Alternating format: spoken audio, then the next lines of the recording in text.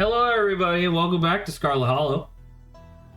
Saba's here, wasting my time as usual. Here we are, everyone, perfectly on time for this game. Yeah, you know what? You're right. 3:36 is perfectly on time because that's how I would schedule this. Is at a non multiple of 5 time.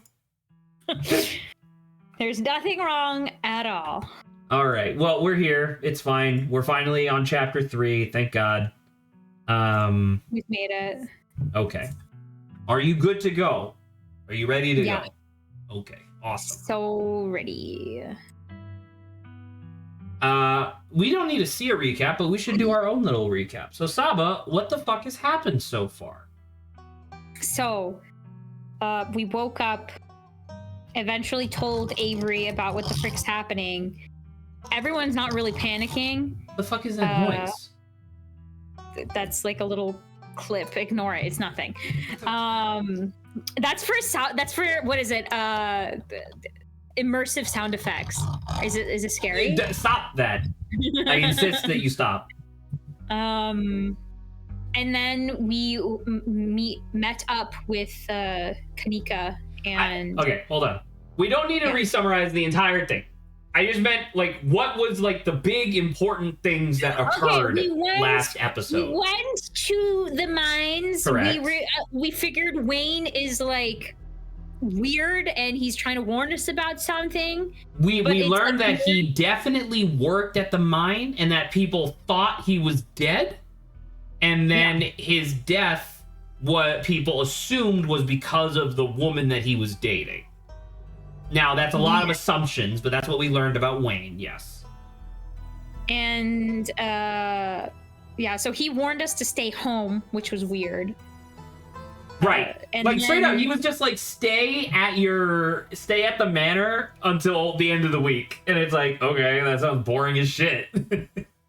Yeah, but it's also like, if a grand disaster was happening, shouldn't we be like, you know, how is staying home going to keep us safe? You know, like if the entire area floods, I don't understand why staying home is like the answer. I mean, hypothetically, if it, like, for the flood specifically, the manor's at the top of a giant hill, so I think it'd be safe.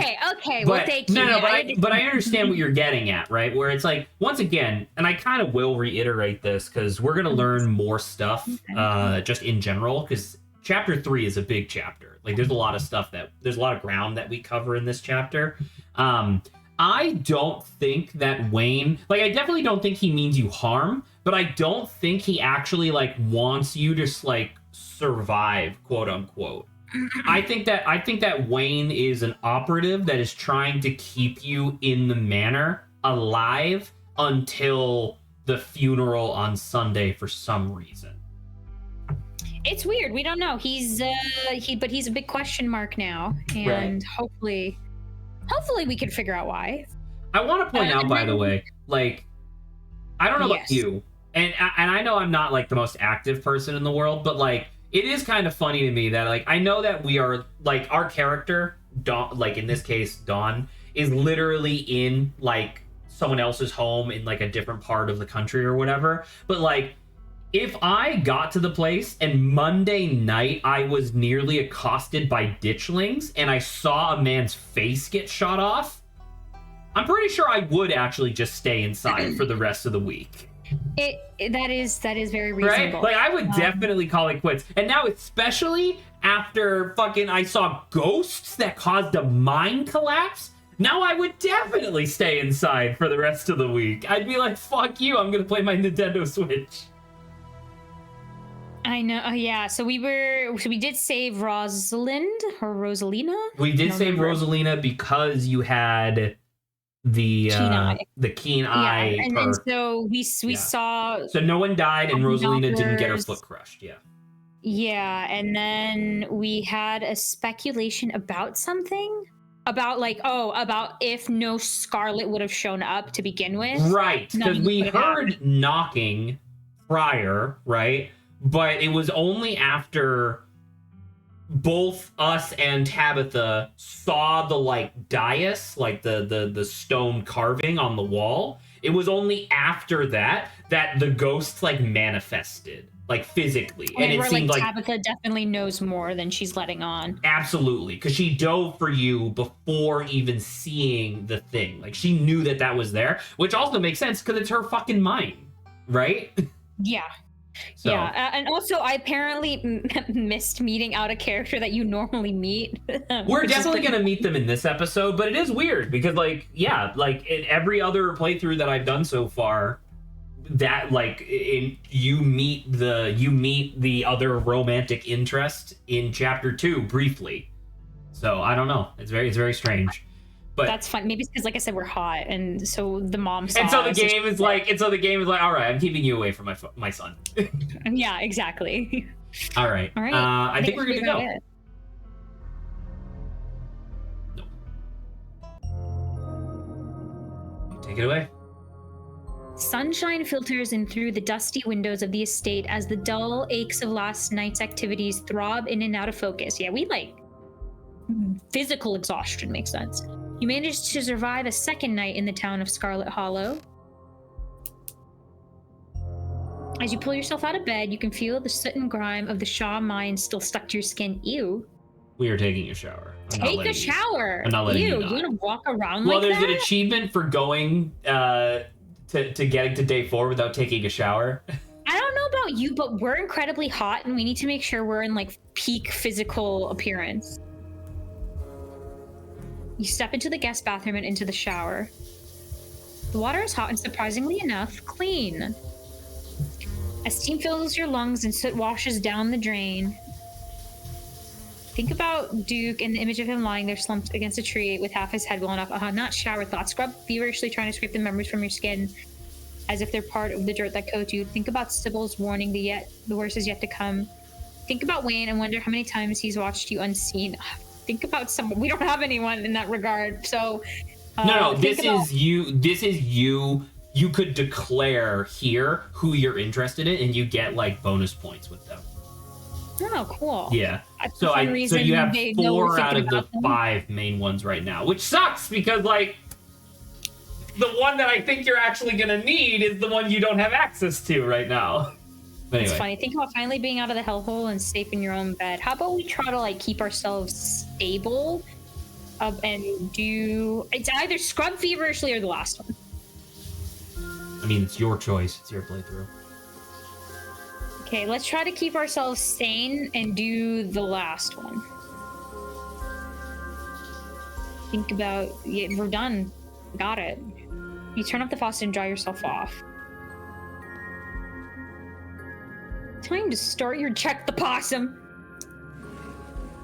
There's 2. Wave at them, please get out of my dresser, pet them, or close the dresser. I just wave at them. You wave down at the possums, they look up at you. We just close it now.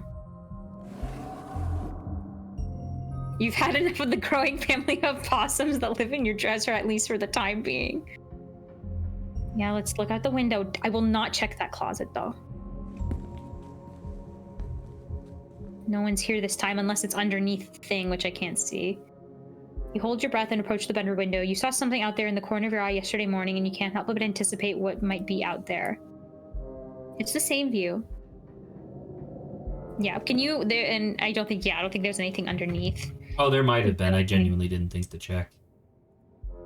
For like the half a second I looked, I didn't see anything. So, message your group chat.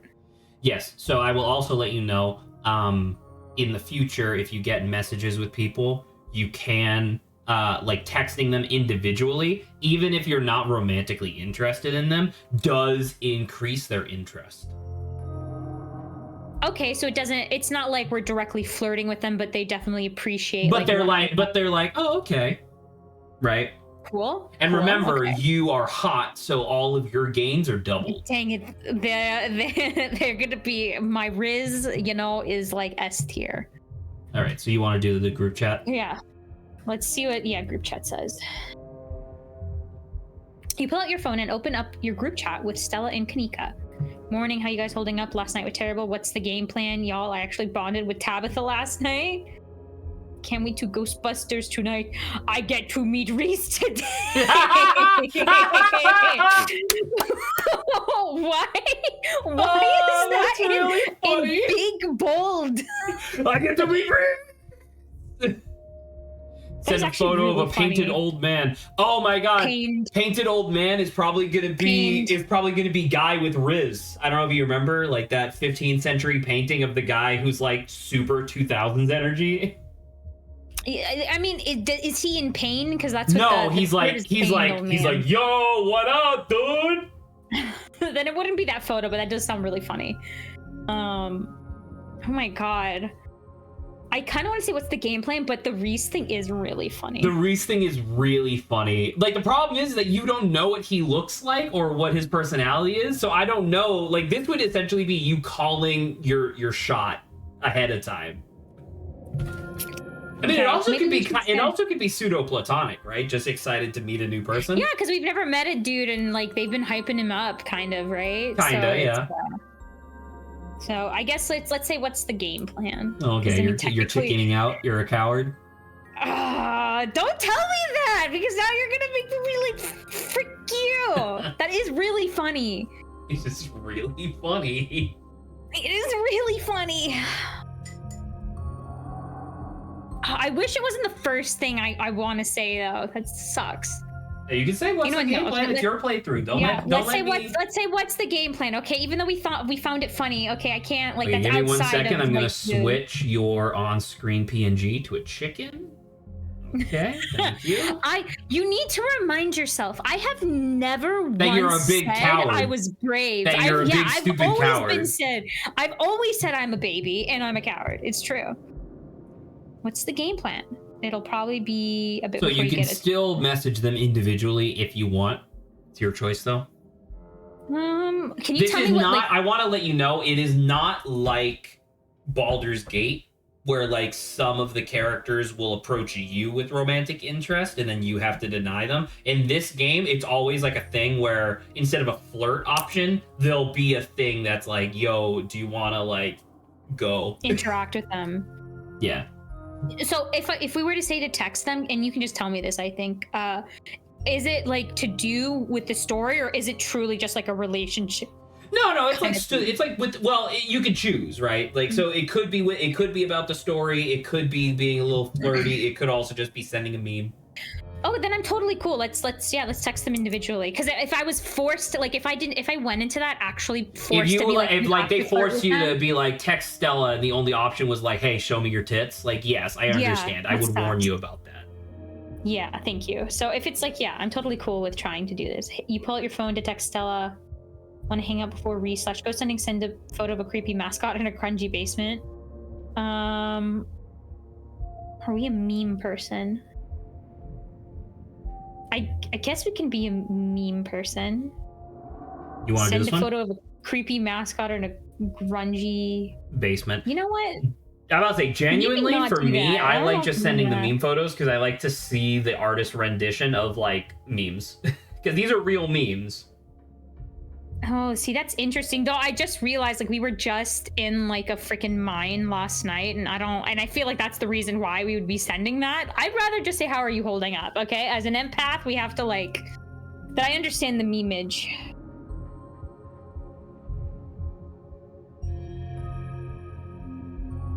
How are things with Miles? Send her a photo of an exhausted Ben Affleck. How are things with Miles? Let's bring up that. Yeah. You say so. All right. Never gonna check that closet. After that first time, we leave that doll alone. You enter the kitchen to find your cousin in the midst of devouring a pint of banana chocolate chunk. She isn't alone. Frou-Frou glares at you from her usual spot on the counter as a red-headed woman busies herself trying to tidy as best as she can. Frou-Frou!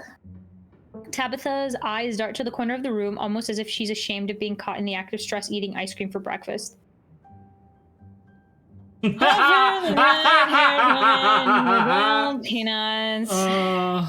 Address the red-haired woman. Hello, hi, I'm Dawn.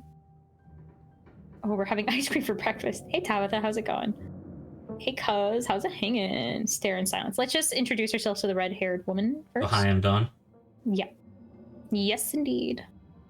Hello, it is Dawn. Hi. Oh, good morning. I'm Janie. Just here to do a little weekly cleaning, whatever cleaning Miss Tabitha will let me do, at least. I could have this place looking brand new, you know. Don't go making any big renovations or moving anything around. I like knowing where my stuff is. Okie dokie. That's so nice to finally meet you, Don, or it's so nice. I guess I did meet you on Monday when you popped into dinner, or into the diner. Janie. But seeing someone somewhere, meeting them face to face are two completely different things, I suppose. It's thanks. Why is it in such a weird, like... Take something. Thanks. All I'm trying to say, the idea is that she's cutting you off because she talks a lot. All okay. I'm trying to say is that, but you were fucking not cooperating, so I couldn't cut you off. Oh. All I'm trying to say is that it's wonderful to finally actually meet you, and I'm so happy I'm so happy part of the family is here to keep Miss Tabitha company with everything that's Janie. Oh, I'm sorry, Miss Tabitha. Am I doing too much again? She talks too much. I remember that. Okay. Tabitha grumbles in acknowledgement. And let's just say, hey, Tabitha, how's it going? Hey, Tabitha, how's it going? There was a massive mine collapse last night that almost got my cousin killed. So I'm a little stressed. Tabitha takes one last spoonful of her ice cream, then chucks the empty container, turning to you with her trademark scowl. Let's get going. I've got an errand to run in town, and every time I left you here alone, something terrible wound up happening. So you're coming with me.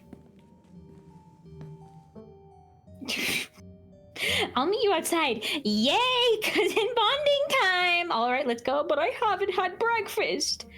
Can't just take away my freedom like that. I don't need a babysitter. Remain silent. Go back up. I'll say, what's the top one again? I'll just say we don't really have anything. Just say, all right, let's go. I'm actually looking forward to spending some time together outside of a life or death situation. Well, okay.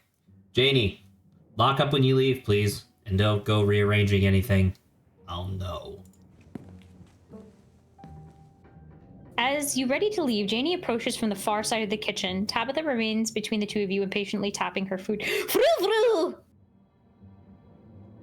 Oh, Dom, before you go, I heard about what happened last night. I mean, I heard about it before Miss Tabitha mentioned it just now, and then I heard it again.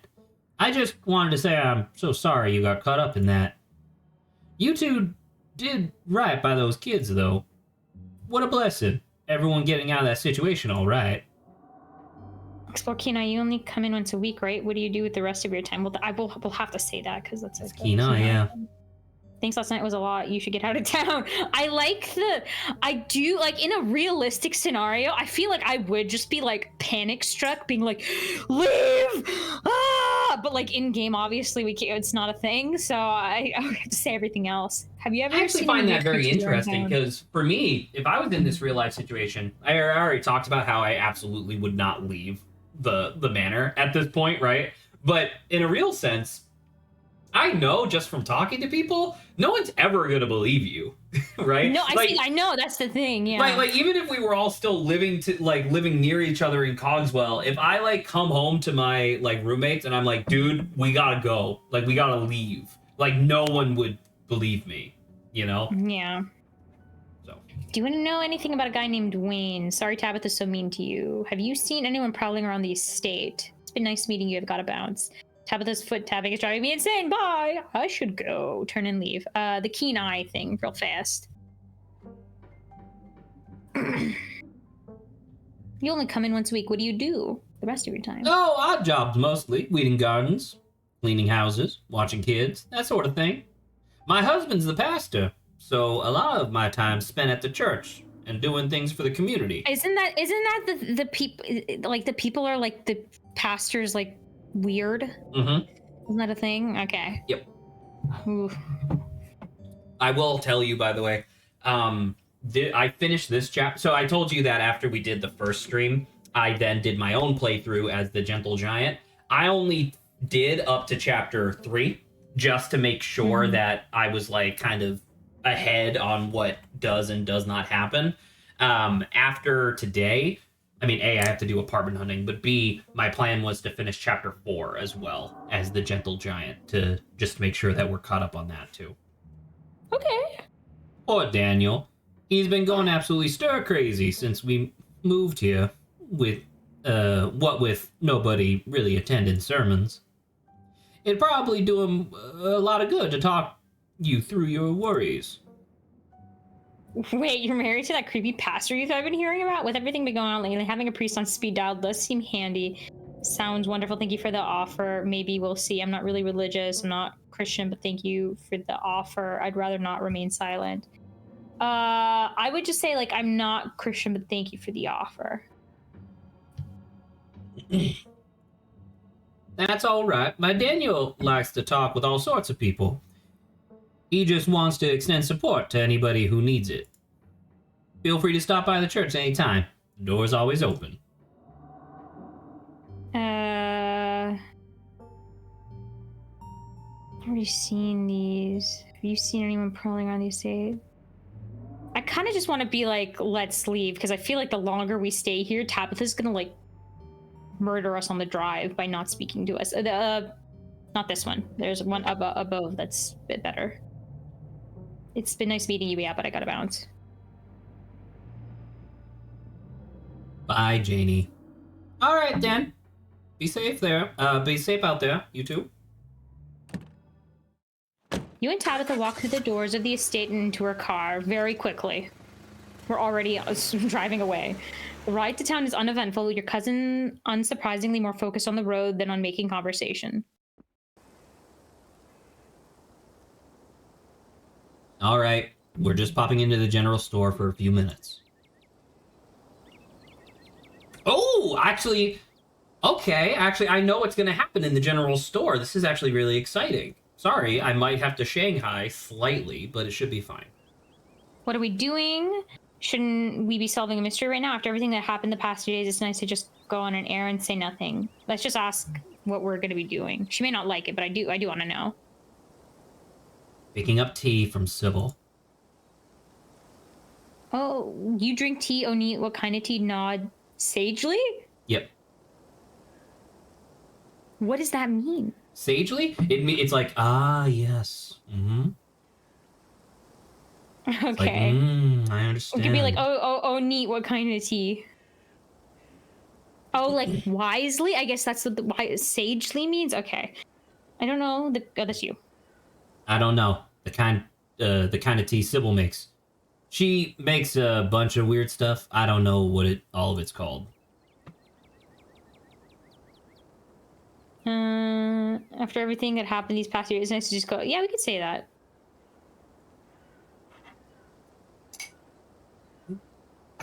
After everything, it's nice to just go on an errand. Exactly.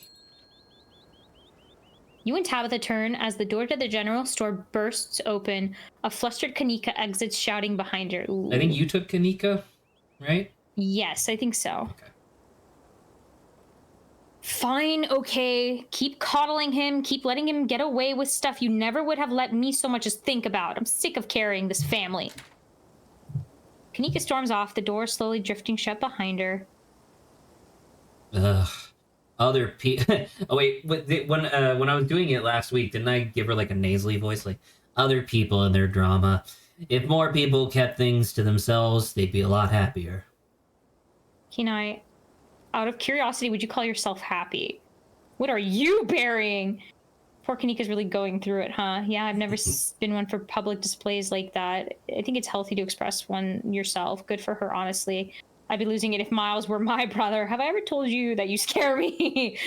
I hope there weren't any customers in there. Let's do that first, Kenai. Oh, new face. Yourself happy. Tabitha pulls back, surprised by your question. The lessons we learn from loss are often more powerful than those we learn from victory. I'm unhappy because I took too long to learn life's difficult truths. We're burning daylight. Come on already. What an interesting notion. The bells of the general store chime as you cross the threshold. The smells of old wood and steamy herbal tea flood your senses, making you feel instantly at home. Good morning, you two. Hope you're doing well after last night's activities. Morning. Is the new blend ready? Of course. Dawn, if you'd like to keep Miles company, Tabitha and I will be just a minute. Sounds like, is Kanika okay? Sounds like your daughter's pretty mad at you, Sybil. Can't I go with you? I like the tea. I do like the tea room, but can I have some tea? Remain silent. Let's just probably do the, I assume the top one. Can you scroll back up?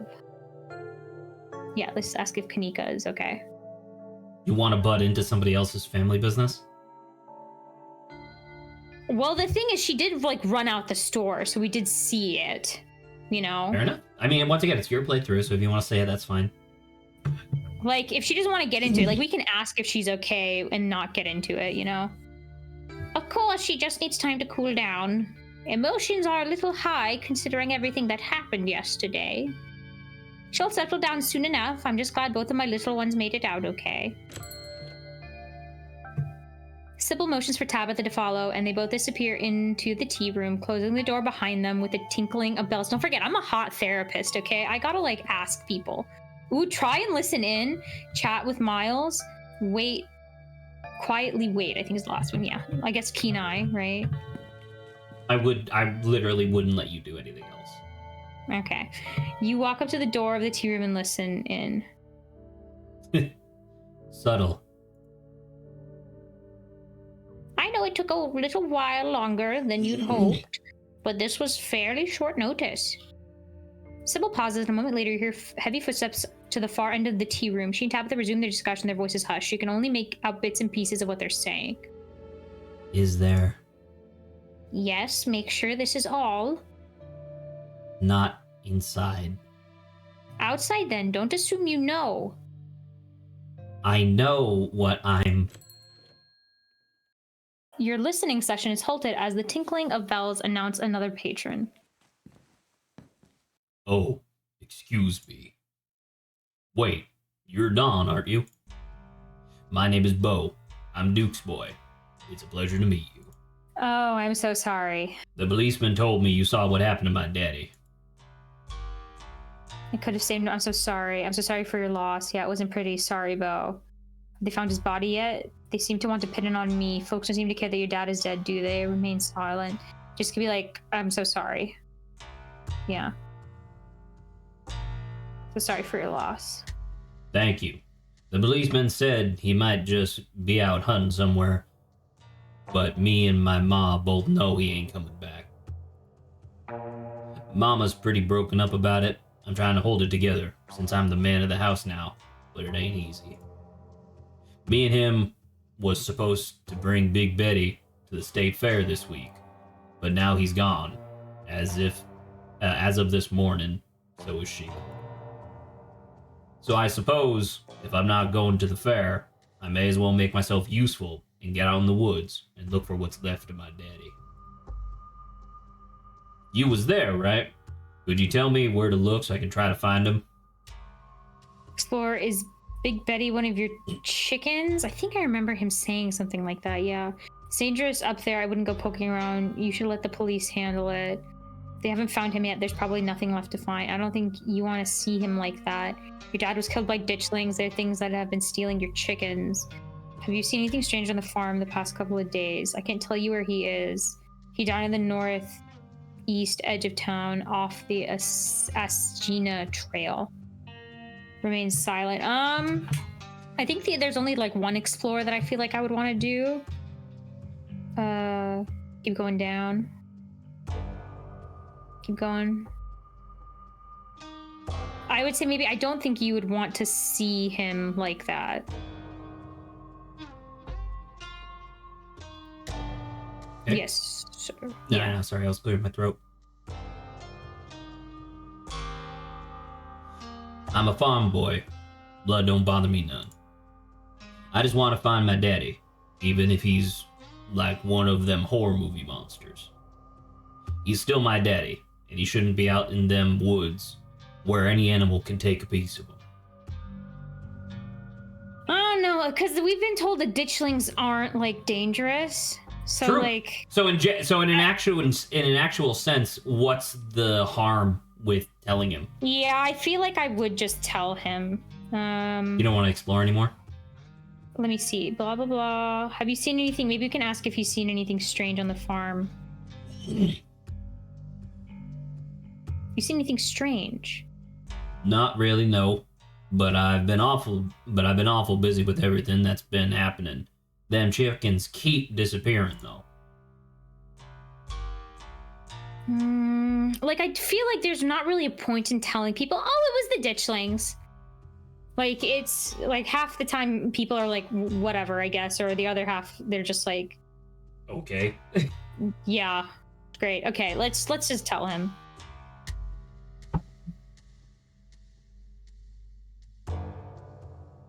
Thank you, Don. I appreciate you trying to help us out.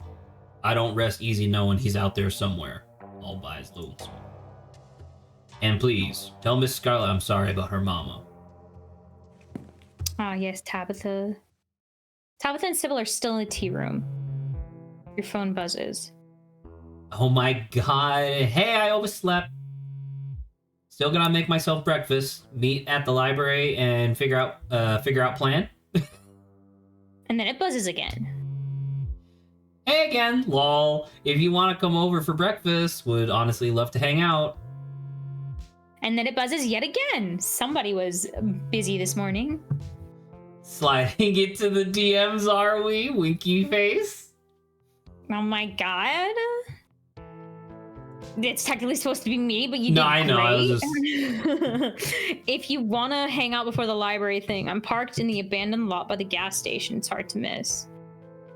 You have plenty of time before dinner at Reese's house. So chicken... Who's Oscar? So this is, hey, romance, personal connection. Which one do you want to have the bonus scene with? All 5 of these are unique scenes, and you only get one. Dang, that does suck. I would say, like, logically speaking, I think Tabitha makes the most sense because we're here, and like, I imagine if you just left, she'd be kind of annoyed, right? She'd be like, why didn't you like wait for me? I think I'm gonna go with Tabitha because it's like, we're already here. We're already doing that. Your cousin will probably be back any second. It's best to just stay put. You and Mal share an uncomfortably long moment of silence as Bo continues to shop. You doing okay, buddy? You and Kanika don't seem to get along, huh? How are your dailies going? Yell into the tea room. Hey, hurry up in there. Read something to seem busy. Wait patiently. Okay, for people, hopefully for teens, I think the second option.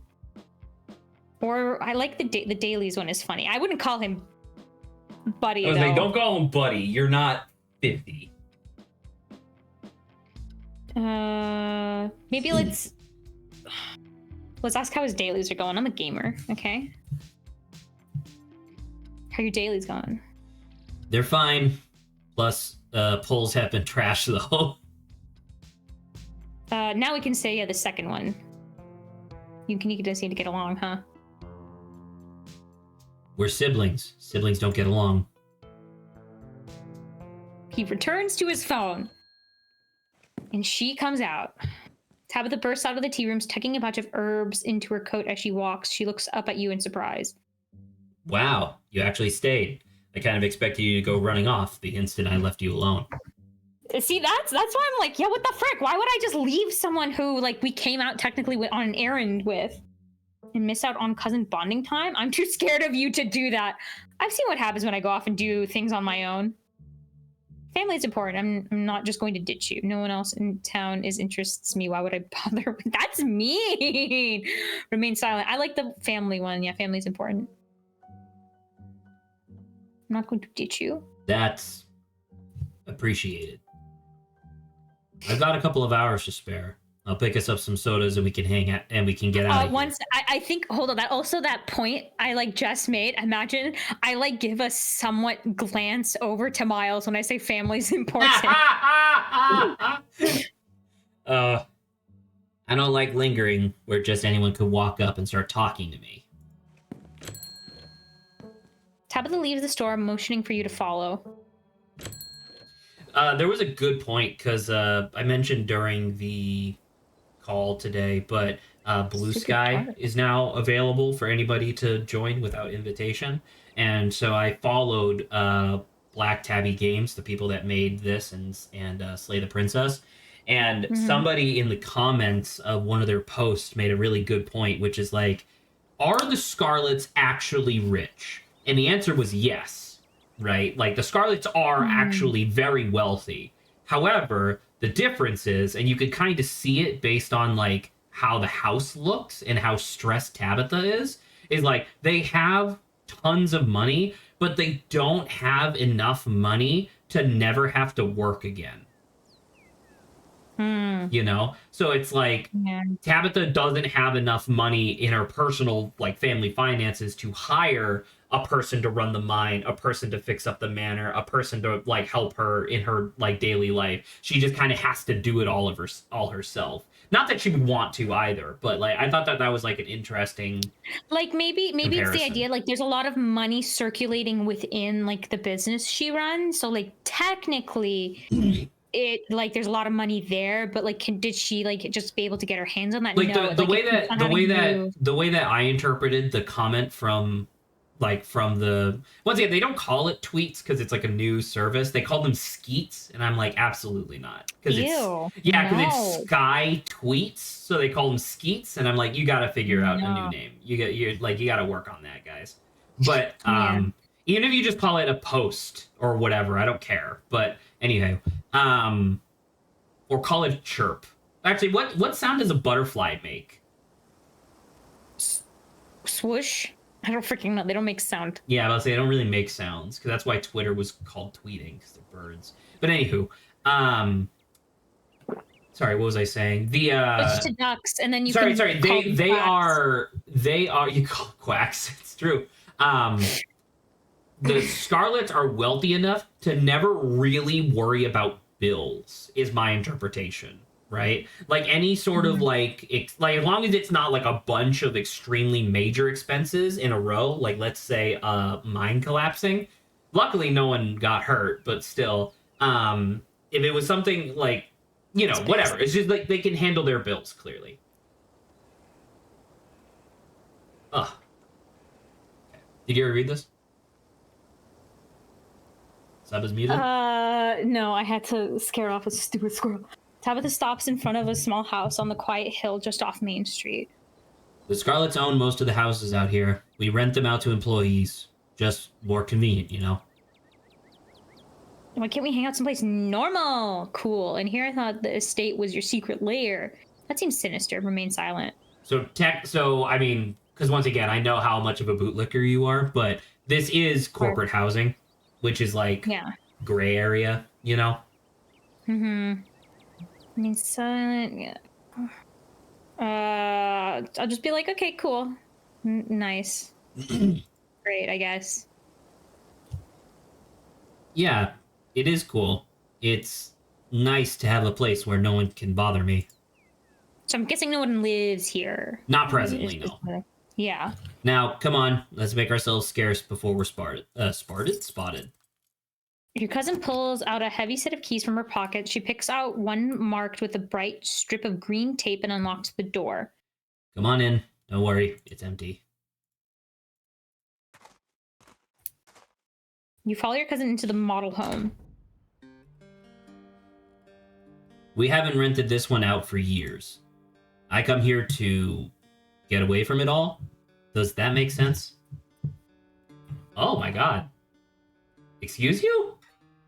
Did I just get a subscription?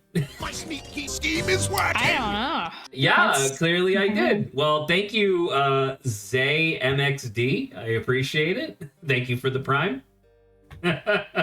Pull up your thing. It's kind of like a vacation home, but I don't have to travel. Anyway, make yourself comfortable and have a soda. Give me soda.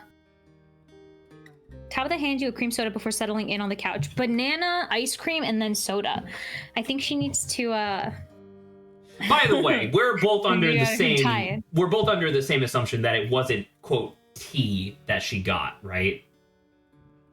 Like it's something. Yeah, there's something up about it. I'm it may be tea, but 99% sure. Maybe it's a soporific tea to like knock someone out. Like, you know. I mean, I was gonna say I thought it was weed or like heroin or something. Okay, well that does. Okay, that's fine as well. That's what I'm saying. Like look at Sybil and tell me that that's not a fucking hippie lady, right?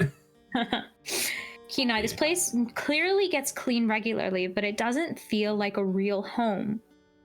It feels like a set piece, like you've both wandered into a play, and if you were to look at the walls from another angle, you'd see them as the two-dimensional illusions they are.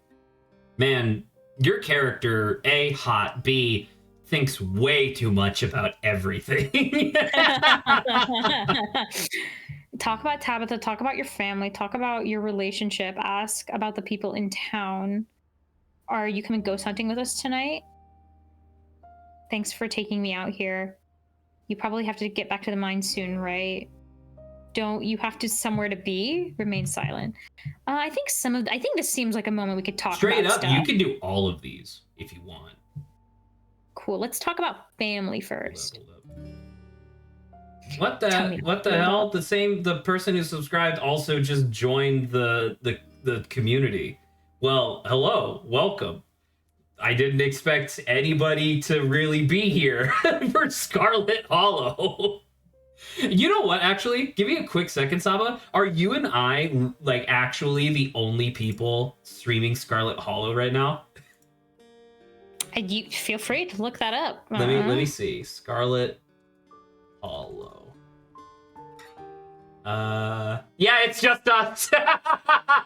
There you go. I guess if anyone wanted to watch Scarlet Hollow, we're and here. Together we have 3 viewers. You're welcome back, Tabby Gaming.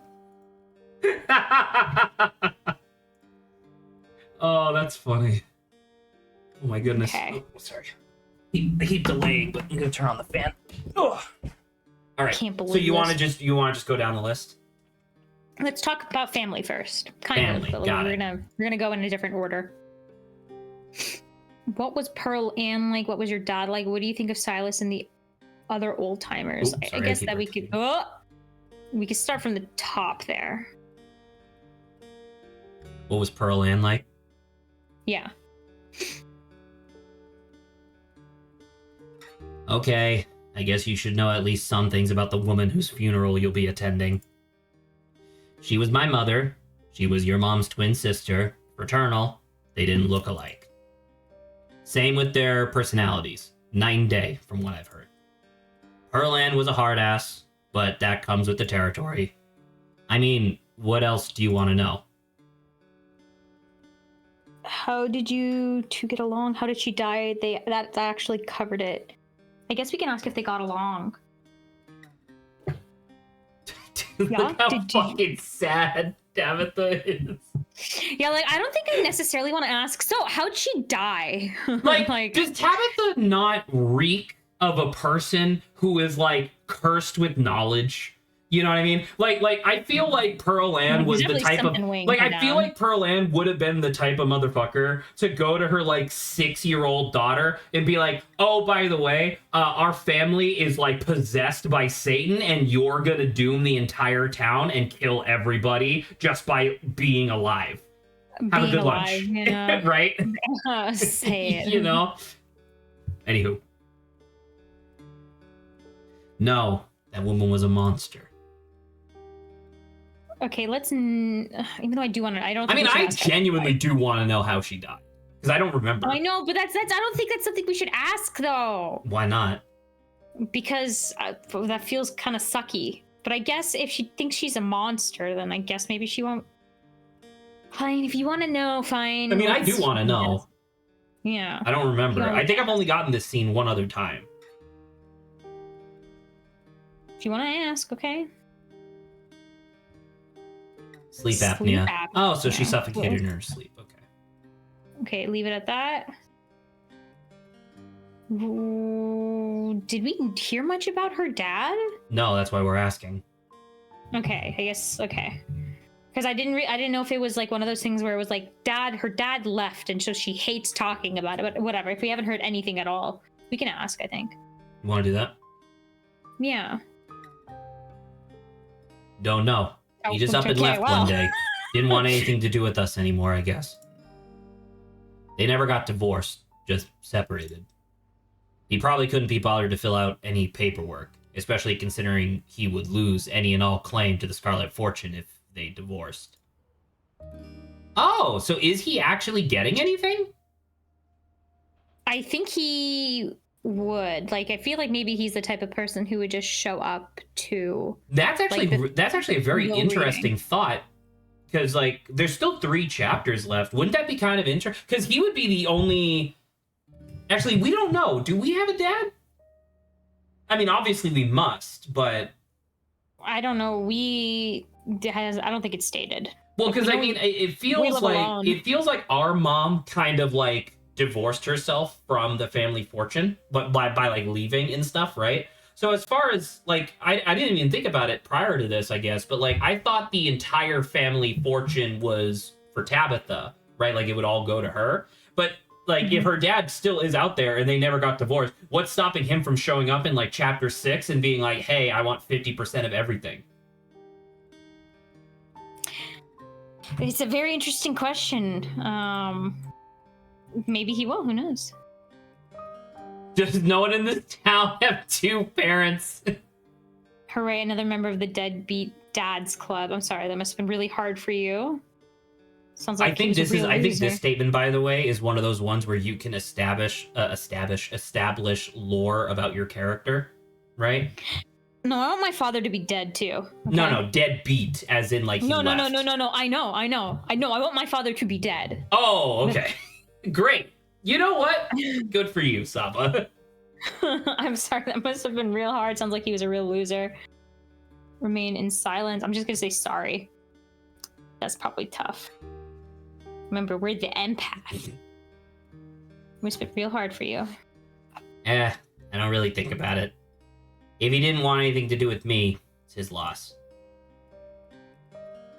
What do you think of Silas and the other old... I need to remind myself, who's Silas? Silas was the original motherfucker from the, like, American Indian War or whatever, or, like, the Mexican-American War. The one we recently the one we read about last week in the library. He was like the founder of Scarlet Hollow. Okay, let's ask her about what she thinks about her history, I guess. It's complicated. They built the town. They built the mine. They're the whole reason you and I are here today. They weren't angels, I know that, but they're dead. They've been dead a long time. So we just didn't get... Well, wasn't there one more? I thought there was, but it was this, right? It was, like, nested in this. So do you want to go back in? Yeah, can we, like, click on it one more time? Oh! There's more? Oh, this must be different. I don't think this was part of this, yeah. This must be different. Is this stifling to you? Is that why you come here? Can we try some of that tea? It smells nice. Do you ever get to travel? Do you like living here? Do you actually like running the mines? If this is true and it actually smells nice, then it's probably not actually weed then. Right? Weed does not smell nice. Yeah, certain people it definitely does. But I would say that weed smells very distinct. Like, when it's weed. Well, we have to do this. Yeah. Kenai. we never use your character's tits for anything, dude. Like, come on. I don't know. Don't blame me for lack of flashing, okay? I'm just saying, like, they need to do something more with the hot trait other than just making it easier to get into these characters' pants. It's fucking irritating. I agree with you. I don't know who you are. I agree with you. Like, why can't I just bat my eyelashes and go like, please? And then it's like, all right, here's my bank security code, right? Exactly. Tabitha sips her soda, her expression suddenly heavy. I guess the estate has a lot of history. This place is so new by comparison. It's like the estate is... It's like the state is full of ghosts, pressing down on me all the time, pressuring me to do what they want. When I'm here, I can imagine a life where I don't have to think about the 200 years of history resting on my shoulders. Dude, that's... She might be a bitch, but she's right. She's got some stuff. This is like, you know, the like Maslow's hierarchy of needs, where it's like, yeah, Tabitha is obviously doing better than like somebody who is literally starving to death, but like she is suffering from like the second to topmost like thing where it's like in her tears she's like, it's bad. Right, like it's really bad for where she is. Like, sure, she's not like literally like malnourished and diseased or whatever, but like in where she is, it's pretty bad. Yeah. I can imagine just living as a bank teller or something, having a simple life. Oh, look at the little smile.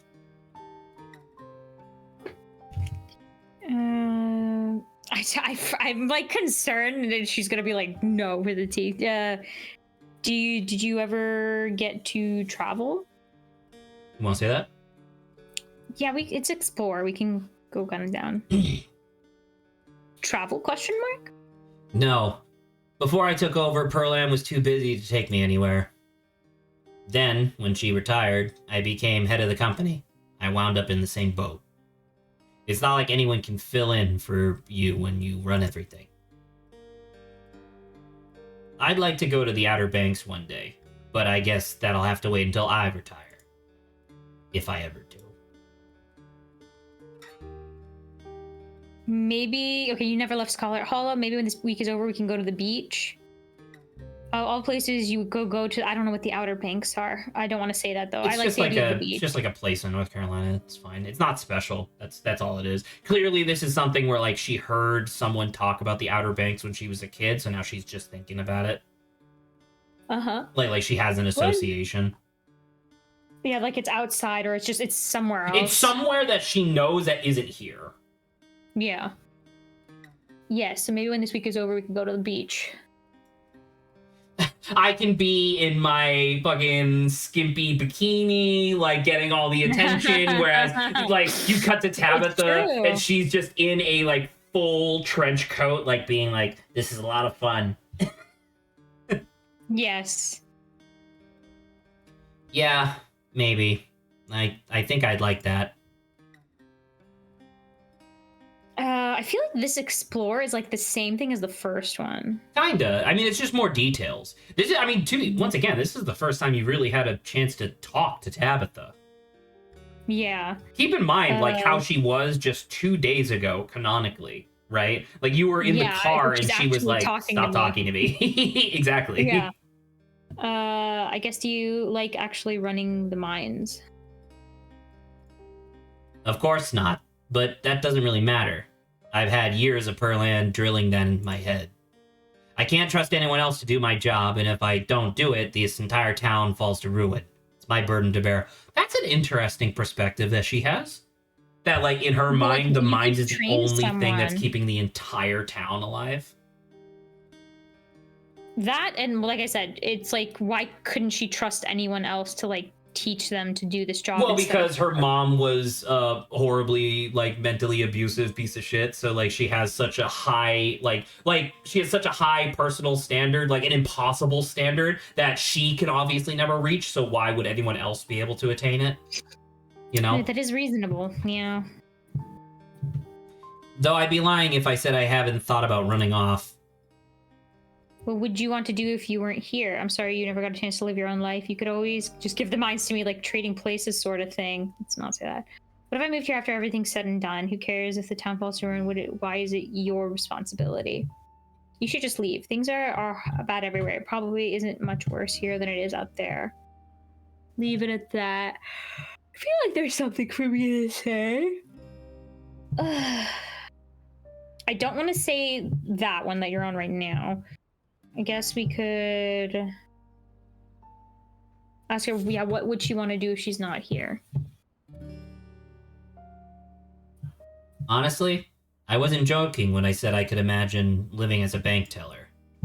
My entire life has been defined by obligations. I'd like nothing more than to go somewhere, do a task, and go home. Straight up, lady, now that I work in corporate America, feel that. You know, like, you realize how nice it is in a lot of ways to just have a list of tasks that you just do every day, and like the task isn't infinitely long. It's just like, this is what I do, and then I go home.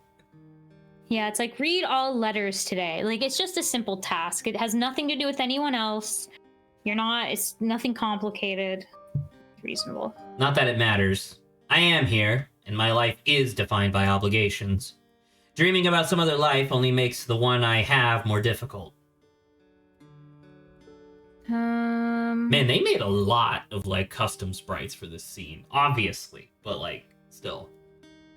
Okay, I don't think I want to ask, do you like living here? Because I feel like we already. I mean, we asked obviously know the answer is no. Yeah. You want to try that tea? No, let's not do the tea. We're already drinking freaking soda. Okay. Can you read this? What does this say? I can't read it. It's like upside down and like my thing is not there. All right, can I? Because he clips it and then rotates it and then zooms in. Just a little bit. I'm just curious. Like, what is it? Right, it's probably just like a generic name. Resize to 200%. And rotate that way. Oh! Ha! Ha! You want to know what the book says? What? Guidebook to the Outer Banks. Oh, that's funny. See? And I thought it was just going to be a generic, like... My content brain... My content brain was like, that's suspicious, because it's like perfectly in frame, like in the corner, you know? Alright, you want to return? Let's return, yeah. Tabitha relationship. Oh, because it was talk about family. That's what it was. Yeah, that disappeared, even though I thought there was more. I guess let's see what the relationship says, because it seems like it'll give us the list of questions before. I can't believe we're actually hanging out. What kind of things did Pearl tell you about me and my mom? That's an interesting question. Indeed. There's more, though, so. Oh, shit, I thought there was only 2. What do you really think of me? Wow, that's rude. Are we really related? Apparently we are, because everyone says, like, instantly recognizes that we're, like, a Scarlet. So once again, I'm pretty sure it's the hair and the eyes. Like we're a fucking Valyrian. Than you let on. Well, that's kind of sweet to say. Maybe later. I'm really glad I came up here. That should be how you end it. Like, you should do some of the explorers and then say that. Okay, let's go back up then. What kind of? Let's start from 2. I don't think I want to say 1. It doesn't matter what she told me about you. She's dead, and in a few days, we're going to bury her in the ground. I guess we can ask what she really thinks of us now that we've like kind of separated ourselves from all that stuff. I think you're a slut. No. It is true. I can't help that everyone just wants me because that's of not my what body. Slut means. I just blame my attractive looks, okay? If you were actually playing the field and like flirting with all of the possible romance options, maybe. Okay, that is that is a reasonable thing to say back to me. I'm glad you're here. Please don't make me say anything more than that. It's degrading for both of us. Okay. Do you want to say this or no? You don't? No, I don't. Like, you know what this feels like? This gives off big, oh, look who finally came out of their cave energy, right? You know, that thing that oblivious parents say to their teenager that's trying to be more social. Yes, so let's just say you're a better person than you let on. Which I think is true. She even just said, like, yeah, I feel obligated to, like, take care of the mines, because if I don't, everybody in this town is out of a job and a home. Mm-hmm. You are a better person than you let on, and she's gonna and like I'm assuming she's the type to be kind of annoyed that people. It's like it's an interesting thing, but yeah, like I'm not a good person, Dawn. Right, but that's not what we said, right? Yeah. That's not what we said. We said you're a better person than you let on, and she's like, "Well, I'm not good." It's like that's not what I said. Yeah. I still think you're a writhing town. bitch, but you're better than you let on. Yeah, like her personal interactions with people are not great, but it's also because like there's a lot of stuff that's like weighing her down. Yeah, let's see what the ask about the people of the town brings up. Let's have dinner at Reese's place. Do you know him? I've got to know what's the deal with you and Stella. Oh, some of these things are. Do you want me to try to get you in with Kanika? You had some really harsh things to say, Oscar, last night. Do you really believe what you said? What did she say? Oh, about like it's the parents' fault for letting the kids yes. do On the that. ride home. Yeah. What do you think about Avery? What's going on with Wayne? Do you know Sybil well? Why did you hire Janie? Janie was the redheaded woman who talked too much this morning. Yes. The police are really on my butt. Okay, so the ones that I feel comfortable are asking about Reese. Do you know this person? Oh yeah, that dude who used to hang out with Kanika and Stella. I kind of remember him. Quiet, smelled kind of weird, stopped coming to school at one point. I guess he got sick or something. I know his mom better than I know him. She's been everybody's doctor for as long as I can remember. She's intimidating, but I always liked her. I guess that's not hereditary, though. Reese always seemed a bit of a wet blanket to me. I don't think I know that idiom. Do you? Wet blanket? Kind of meek, like passe. Okay. Like you just kind of like a social weight on any situation that you're in, kind of. Yeah. Oh shit. Sorry. Scroll down. Wrong stuff. Sorry. Me. So it's Stella, Kanika, Oscar, Avery, Wayne, Sybil, Janie, and okay, let's ask about Oscar. Yeah. I do. Some people shouldn't have kids. Okay. Well, that was very fast. Like I don't think I want to ask. I don't know how much I want to ask about Stella and Kanika. Should we ask about Wayne? I don't see why not. No, because it's like everything aside, technically speaking, he did show up and like say our name, right? So it's like even we could put it from that angle, disregarding what we've heard from technically people at the mines. Right, because I told you that depending on whether or not you actually do it in your own personal playthrough when you eventually get this game, but like she is the one who was dating Wayne. We don't know that though. Like our character doesn't. So that's info. Yeah. If that dialogue option were to show up here, we straight up will not have that information. Yeah. So do you still want to say this? Yeah, let's see if she knows anybody. Right, but I think that, I mean, once again, it's good to just ask in general, but I'm pretty sure that her whole MO is that something happened with Wayne and she's been denying it. Not like to herself, but to other people. And luckily, look at this. Yeah, what's going on with Wayne? He's been following me. I think something's up. What's wrong with him? Wayne, as in Sam Wayne? I don't know who you think is following you, but it can't be him. Perlan Senapakin. Sorry, it's a bit of a sore spot for me. Oh! Perlan only died recently, right? I don't know. We just know the funeral. I don't know if we know the time of when she died. I'm about to say, well, I mean, if the funeral is this week, it must have been like within the last 2 months or so, right? Mm-hmm. So it seems relatively recent. Well, so now it seems like it might be a possibility where it's not actually Tabitha who, like, you know, let's say killed Wayne or whatever. It might have been Perlan because Perlan was like, you're not gonna be dating a lowly minor. Yeah. That's interesting. I'd rather not talk about it. Tabitha Man is stalking me. Come on, you can trust me. At some point this week, you're going to have to stop rushing everything off that's happening. You know. Yes. All right. Fine. Okay. Boundaries respected. Let's say, okay, boundaries respected. We are a hot therapist, okay, right? This is us bringing that into play. We'll see. Okay, so you do want to say this? You just say, okay, yeah. Thanks. So it's Avery, Sybil, Janie. Let's ask about Sybil. And then Janie. Everyone in town knows her. But I don't know if anyone actually knows her well. Then let's ask about Janie. Perlan hired Janie. She was my babysitter before she started cleaning the estate. And there was one about the police being on my butt. Yeah. I wouldn't really worry about them. Our family is the law around these parts. Well, that's good to know, I guess. You say that, but it's just us.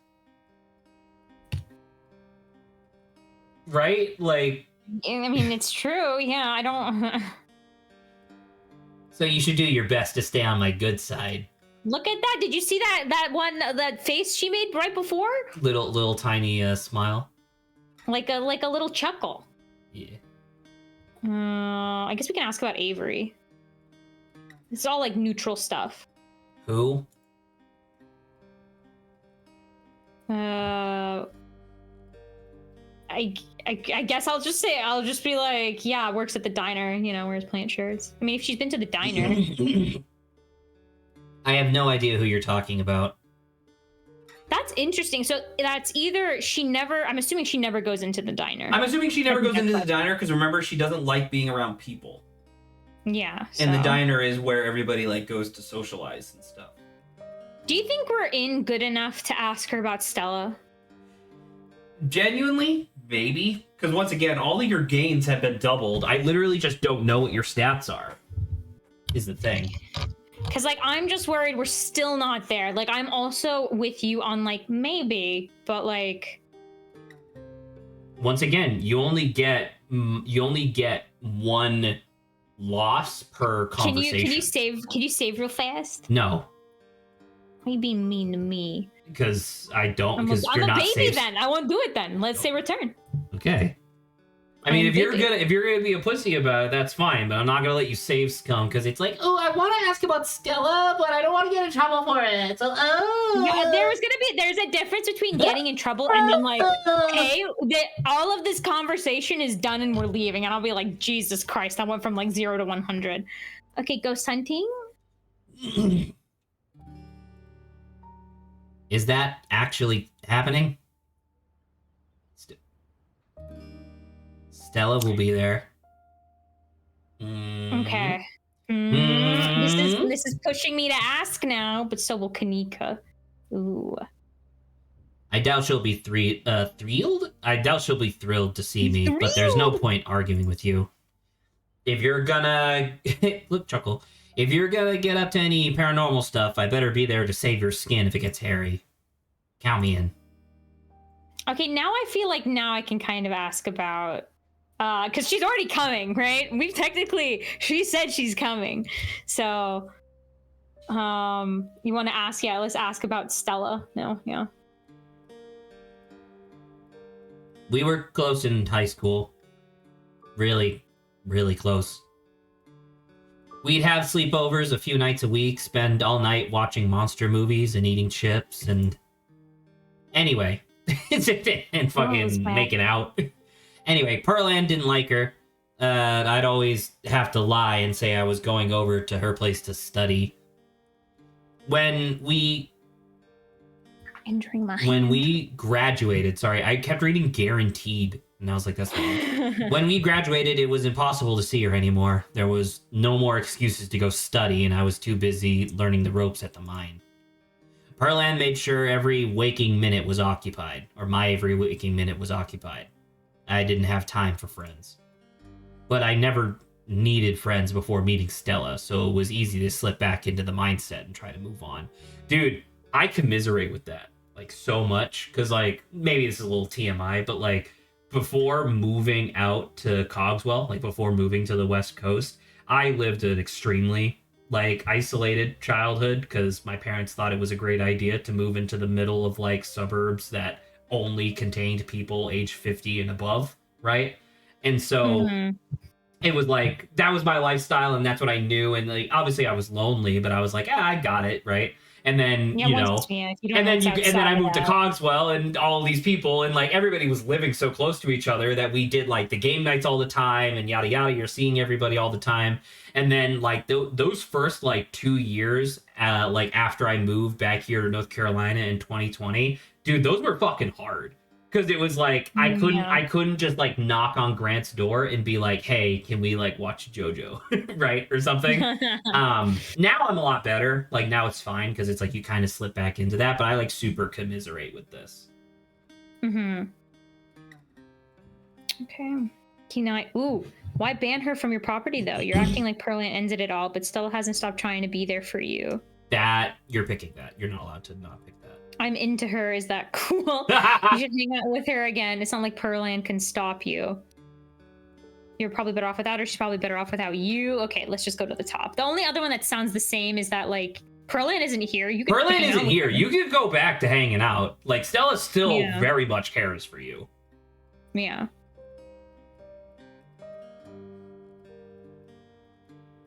I don't know. Pearland made me do it, and she's not even in the ground yet. I haven't had time to figure out how I feel. I guess we can ask about Kanika too, because I still find that like what she's interested like so, like yeah. Do you want us to like try to help bridge the gap between the two of you since you clearly don't like each other? Please, if she's anything like me, that would only make her hate me more. I have dignity, Dawn. Okay. What was this? That was the tea and like living here, yeah. Thanks for taking me out here. You probably should have the mine soon. Don't you have somewhere to be? Remain silent. I just say thanks, I guess. Yeah.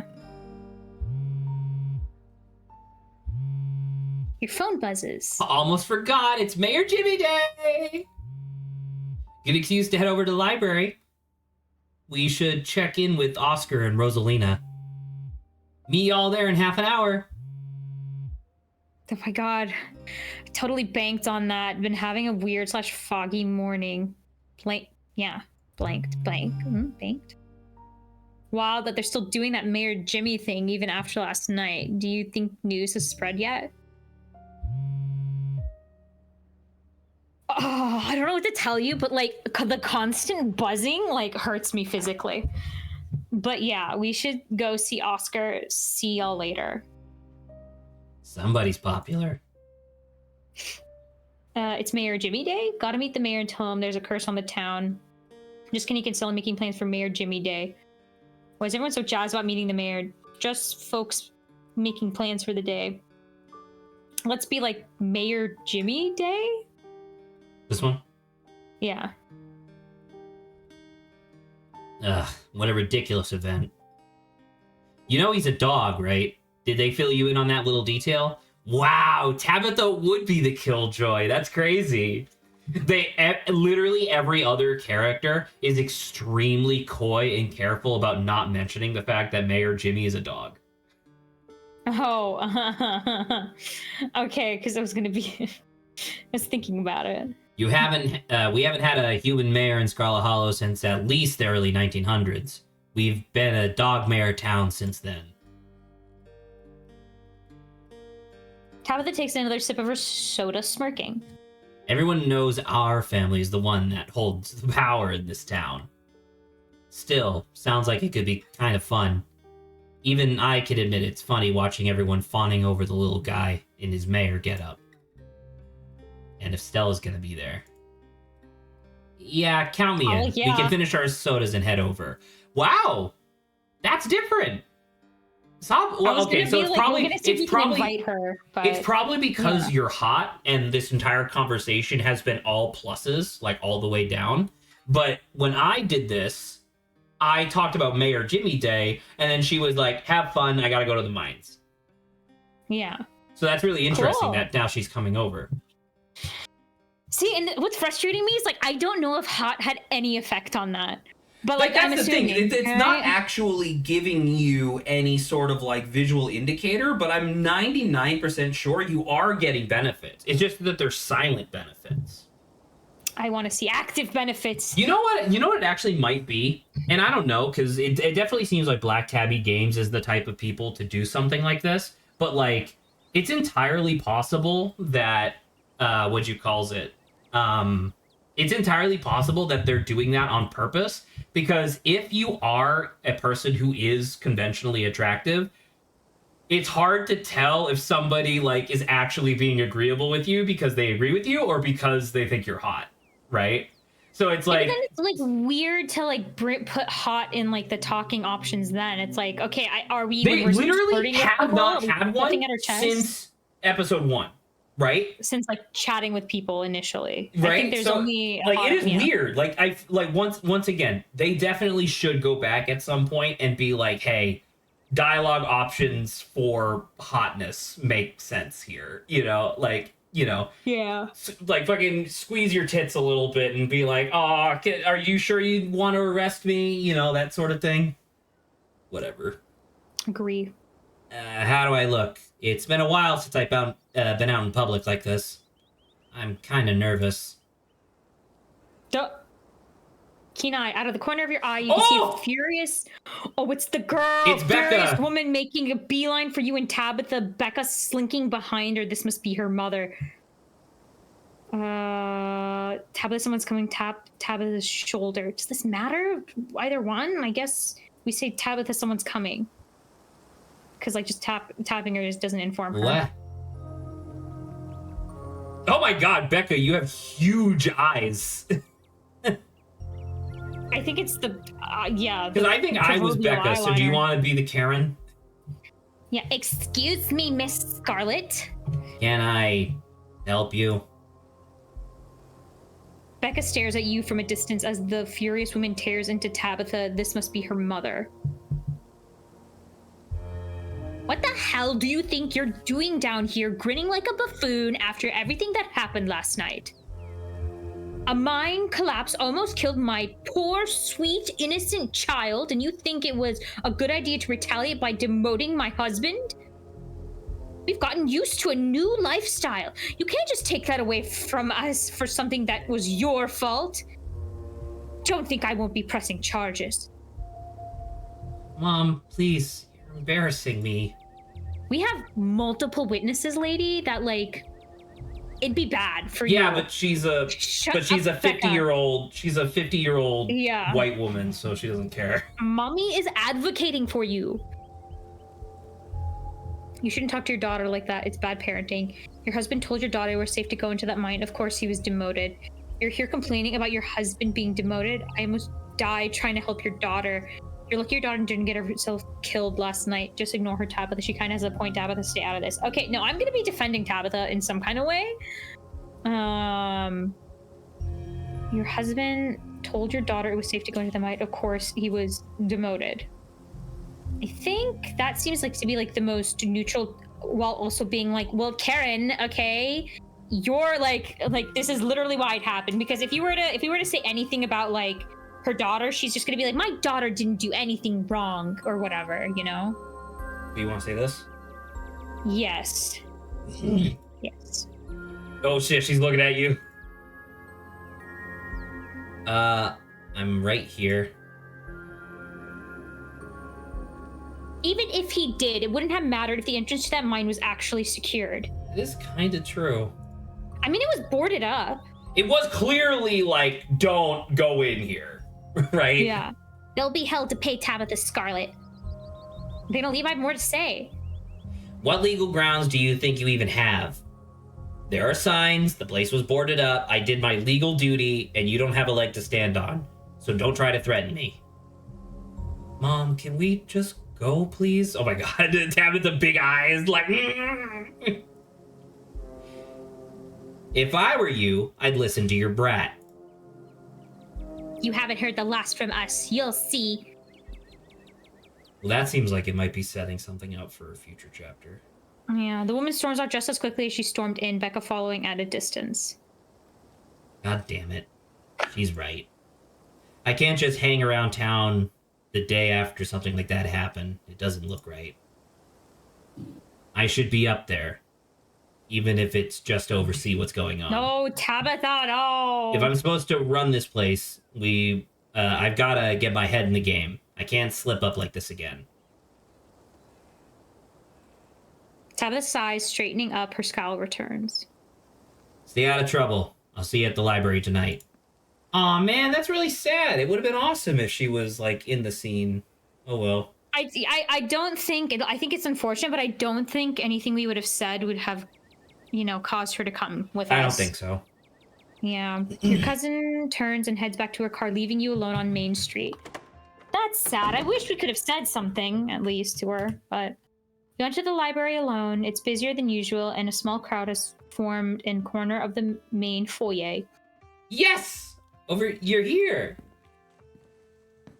Thank God we have something to do this morning. My family's been driving me nuts.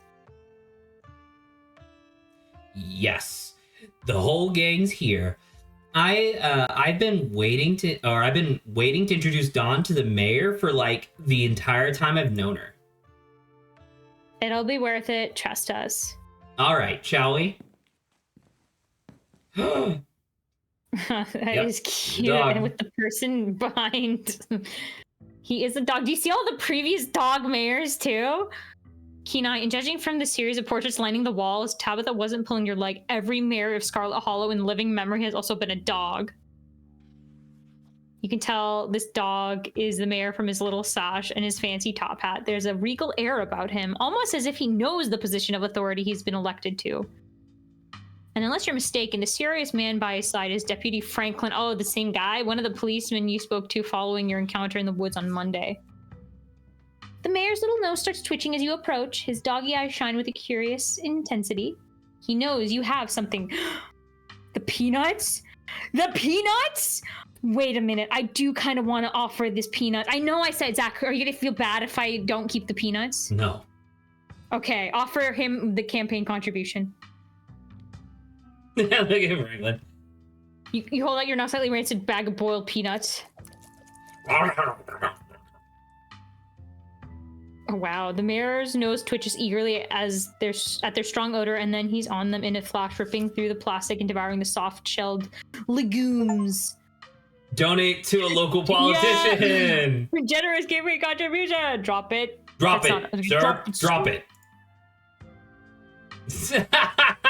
Custom art. The security diesel tries to tear him away, but it's too late. The peanuts are already eaten. Well, I hope we don't accidentally kill him. You'd better hope those peanuts settle well. If the mayor gets a tummy trouble after eating your disgusting pocket peanuts, there'll be hell to pay. He holds out his paw as if to shake your hand. Yeah, I guess we could. I do want to shake his paw, but I think we can explore first, right? Sure. Okay, let's, Hey, aren't you Deputy Franklin? Oh, no, did we miss the handshake? No, when I'm off duty. Shake his paw! Shake his paw! Shake it. You still haven't found Duke's body. What are you even doing here? I don't... let's not ask that. Let's just shake his paw. Like, I'm pissed, but there's not going to be anything to say. It's lovely to meet you, Mr. Mayor. You reach forward to take the mayor's little paw in your hand, but his burly security detail stops you. No paw shaking. Only head pats and ear scratches allowed. Isn't he just the cutest? It's the best part of living in Scarlet Hollow, besides the nature. And all my friends and Winnie's Biscuits. Oh, and the close-knit small town community, of course. But having a dog mayor is a close fifth. No contest. Oh my god, it was way louder than I expected. Gretchen squirms and still his arms straining to get at Mayor Jimmy. Does she dislike Mayor Jimmy? What? I would love to tell you, but you said that you would be doing a Talk to Animals playthrough, so I won't. Oh, okay. Whoa, hey, whoa, Gretchen, calm down, old girl. You're gonna pull a muscle. Miss Richmond, I'm gonna have to ask you and your dog to step away from the mayor. I should have known better. These two have never been able to get along. Stella walks up, struggling to hold Gretchen back. Jesus Christ, she's a pug, okay? She's not like a giant doggo. How hard is it to contain a pug? Hey, you got me an achievement, though. That's pretty cool. Thanks for that. You can go. Looks like everyone else is already talking to Oscar in the next room. Before you could catch up to your companions, you're intercepted by a nervous man with a cross around his neck. Oh, is this the... Sounds like old Gretchen and the mayor have had, may have had some unresolved issues, wouldn't you say? I'm Pastor Daniel. I take it you're Dawn. Everyone's been buzzing, about you. I'm sorry about your aunt, but I'm sure she's in a better place now. So I doubt Pearl Ann is in a better place. It sounds like she was awful. Let's not kid ourselves. We both know Pearl Ann is in hell. Jesus Christ. I don't believe in an afterlife. Oh, thank God. I'm hoping to find a priest. Hey, do you know anything about ghosts? Janie mentioned you this morning. Maybe let's just say, okay, oh, you must be the creepy pastor I've been hearing about. I should go. It was nice meeting you, though. Don't talk to me. Back off, preacher man. I ain't buying what you selling. Let's say Janie mentioned him. That woman is the light of my life. I'm so glad she's there to help your cousin through this rough patch. I kind of just want to be like, I gotta go. Don't go. You straight up just don't want to talk to him? Well, the thing is, like, most of the options are like, hi, you suck, which I just don't want to, like, mention that. I'm just gonna kind of be like, okay. The ghost thing? It's not like... He is a fucking priest, Saba. That's literally what we're doing tonight, is trying to do a paranormal investigation. I was like, that's the thing. I was like, religion and ghosts? I don't know too much about it, so I guess we can Are ask you kidding? that. I don't know too much about it. Like, I'm clearly you're just uninformed, and that's totally fine, because it's not your responsibility to know everything in the world. That's what a fucking exorcism is. It's a priest showing up to exorcise a demon or ghost. Okay, because I knew the demon part. I was like, I don't particularly know the details about, like, ghosts in relation to religion and stuff like that, which I'm like, okay. It's just, I don't know. You don't think that the specter of the, you don't think that the specter of the dead would be closely tied to the idea of an afterlife? It is reasonable. It is reasonable to say, yeah, let's ask about this. I just know the details. It seems generally, like, reasonable. Ghosts? I've never encountered one myself, but I heard stories of folks who have been visited by their loved ones from beyond the grave, and it seems like it provides them with a sort of spiritual healing. Like their beloved relatives are watching over them, even in death. Is this about Pearl Ann, or perhaps your mother? Have you been visited by her? New Oscar's place is haunted. I think we need an exorcism. Dang, I thought you might have some ghost. You know what? Maybe. Ew, no, I mean real ghost stuff, scary stuff. Okay, let's just say the ghost stories one. We have some good ghost stories. I do have the best ghost story of all. The story of the Holy Ghost. Good job, Saba. You're really good at picking them. These dialogue options. I'll just be like, it's okay. I need to go now. Yeah. So this one. Yeah. I should go. It was nice meeting you, though. Of course. And if you find yourself in need of counseling or spiritual guidance, you know where to find me. That sounds lovely. Thank you for the offer, but I'm fine. I guess remain silent. We don't have to say anything. You have nothing more to say to this man.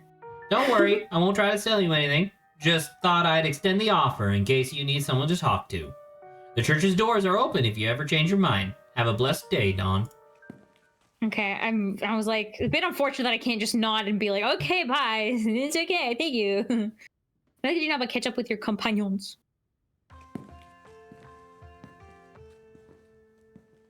He is a romantic interest. Suit, yeah.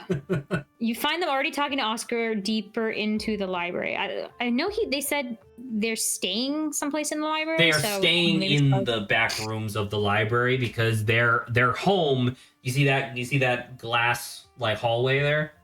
Yeah, the back is their That room, connects maybe? directly to their home. Okay. Yeah. Are you sure we can't just get it over with while the sun is up? I don't know if I can handle getting scared in the dark 2 nights in a row. Good job. I don't know. I can't come up with stuff immediately. Not great. I don't know. I don't remember who this was. Was it me? I think it was me. It was you, because you were mad that I kept giving you women. Despite the fact that I'm voicing most of the women in this fucking game. I wish we could, especially since I'm not particularly excited about going back in there after dark either. And I'm pretty sure it only comes out when the sun goes down. Yeah, there's no way I'm going in until the spirit is at full power. Oh, she has a fucking ghost hunting outfit. Didn't see that? I noticed that from here. I was like, that's fine. I'm sorry, Saba. I was too busy looking at her gorgeous face. All right. Some of us look at women in the face instead of just immediately staring at their tits. All right. Zach, I don't know what to tell you, but every single time I look in the mirror, I'm staring at like a woman's face. So it's like getting old. By Are you this point. I sure have you're to not look looking somewhere at else. some sort of horrible caricature of humanity? It is a thing that's always, questioned. Maybe mirrors are like lies and they always show the worst version of ourselves. So just you normally. It's true. Okay, moving on. Sorry. I want to be sure we get the best evidence possible. This could be my one shot to get real proof of ghosts. I'm not gonna waste it just because I'm impatient. Y'all are gonna be the death of me. I just hope it's possible to get rid of this thing. This is a pretty serious ghost infestation. Is that what you call something like this? I believe it's called a haunting, but ghost infestation also sounds good. I suppose we're the ghost hunters, so we can call it whatever we want. Anyways, I'll be bringing all the ghost hunting supplies anyone could ever need, so we should be set on preparations. The only thing y'all need to bring is an open mind. Don't worry, Oscar, we'll fix this. We have the power of friendship on our side! You want to say that to get in with the anime lover? But that's also just us, though. I still don't think ghosts are real. I'm starting to get cold feet about this ghost hunting. Remain silent. I do I'm a weeb as well, okay? We have the power of friendship and anime on our side. Heck yeah, we do. If anime has taught me anything, it's that the power of friendship is unstoppable. That's a lovely sentiment. I'm sure Rosalina will at least be glad to know you all did your best to help her. Well, if we're not doing the hunt now, I guess we should head over to Reese's. Thought we were invited for dinner. Time is ephemeral. Time is simply Because although we only just woke up, because remember, we woke up, went to the general store, and then hung out with Tabitha. Apparently clearly it's now for, close to dinner. 5 hours. Yeah, apparently. Absolutely. Come on, Don. Time to go bother our friend. I'm gonna get back to it. See y'all tonight. Because I was just thinking about it. It's like we're coming at night. Isn't dinner at night? You know? Well, it's evening. So I finally met Pastor Daniel.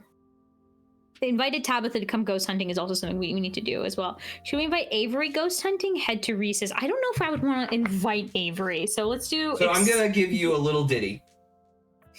You Yeah. should tell them about Tabitha because you did invite her already and you don't want them to be surprised per se. And B, you already invited Zane because that was part of the conversation that you had yesterday. Yeah, I was thinking about it. I was like, didn't we invite the kids? Like, didn't the kids pseudo invite themselves to you ghost you invited hunting thing? Zane, so Zane should be there. The circumstance that occurs... So think of it this way. Every person that you invite to the ghost hunting trip tonight, you could probably already figure out what the fucking thing is going to be for this chapter, obviously, right? Every person that you invite tonight, you will get more information about the situation that's occurring. However, in doing so, will be in danger. Exactly. However, in doing so, you are going to be looping more people into the situation, which might endanger them, depending on your choices. Yeah, like I don't think I feel like we haven't involved Avery that much, so it doesn't seem too reasonable to be like we should invite them ghost hunting as well. You don't remember this because you like we talked with them. You don't remember this because you constantly avoid talking to characters in a visual novel for some reason. Avery has stated in both of the conversations that you've had with them so far, that they want to be involved in more of the stuff around town. Because all Avery does... was that a thing? Okay. Yes. Yeah. I just remember, like, talking about... They're like, Avery would not be opposed to the invitation, is what I'm saying. Okay. Straight up, you don't have to, though. But if you don't do it, that is info that you're just not going to have access to in the second half of this chapter, essentially. Mm-hmm. So let's start from the beginning, though, from here. So you want to do Pastor Daniel? Yeah, okay. Might as well bring it up. It was only a matter of time until he tried to pull you aside about grief counseling. When my dad died, I had to ban him from the general store for a week. He wouldn't stop leaving me these little pamphlets at the checkout. I don't know where he finds so many. We should be nicer to him. Seems like a good man. Y'all are right. He's got bad vibes. He and Janie keep trying to make me go to church. That's all I have to say, really. I met him. He has been met. I have no opinions on the man. I do kind of like that. That's kind of funny. Like, he's just a guy. You want to say that? Yeah. He's just a man. Wow, really? I always thought he makes a memorably skin-crawling first impression. Yeah, he has the tendency to stick in people's minds for one reason or another. Like, he's a spectral entity, and they're almost never good reasons. Okay? The man was grinning through all of my dad's funeral. As far as I'm concerned, he's a ghoul. Okay, that is kind of weird, though. And I don't mean that in a stigmatizing mental illness kind of way. There's just this little siren that goes off every time I see him that tells me to get away from him. So what he's doing is he's summoning Satan in order for people to become believers again and then to come to church. I mean, you're not super far off. That's exactly how I would describe it too. The whole town feels the same way. Now that I think about it, must be pretty lonely. He can look for friends somewhere else. Stella moved, so I saw she was talking. I invited Tabitha. Oh, well, yeah, true. I said that. I still don't get what you see in her, and I don't think I ever will, but I guess she's your family. I thought she was pretty helpful at the mines last night. I don't know, Stella. I think she literally saved us single-handedly from, like, a lot of bad stuff. I mean, I guess. Good call, Dawn. I can't wait to hang out with her more. Kadika sighs. It doesn't matter, though. Dawn already invited her, so I guess we'll just see what happens. If we're lucky, she'll be too busy at the mines to even show. Don't say that, Neeks. If we're lucky, she will show, and the two of you will finally get along. We can ask this, because it's just a question, right? We're not saying we are inviting. We're asking, what about inviting? I think you might be reading a little too much into it, but if you, like if I click on this and it just automatically invites Avery, would you be upset? Not entirely. Now that you've, like, reminded me about, like, Avery asking to, like, do this kind of stuff too, then I'm just like, oh, it's not, like, horrible. Explore. What about inviting Avery? Oh, yeah, totally. I didn't know why I hadn't thought of that. I'm sure he'd really get a hoot at, or sorry, they'd get a hoot. I straight up read this. Like, minus the T. I'm sure he'd get a good hoot out of it. No, like, straight up, like, I just skipped over. I feel so bad anyway. I'm sure they'd get a hoot out of it.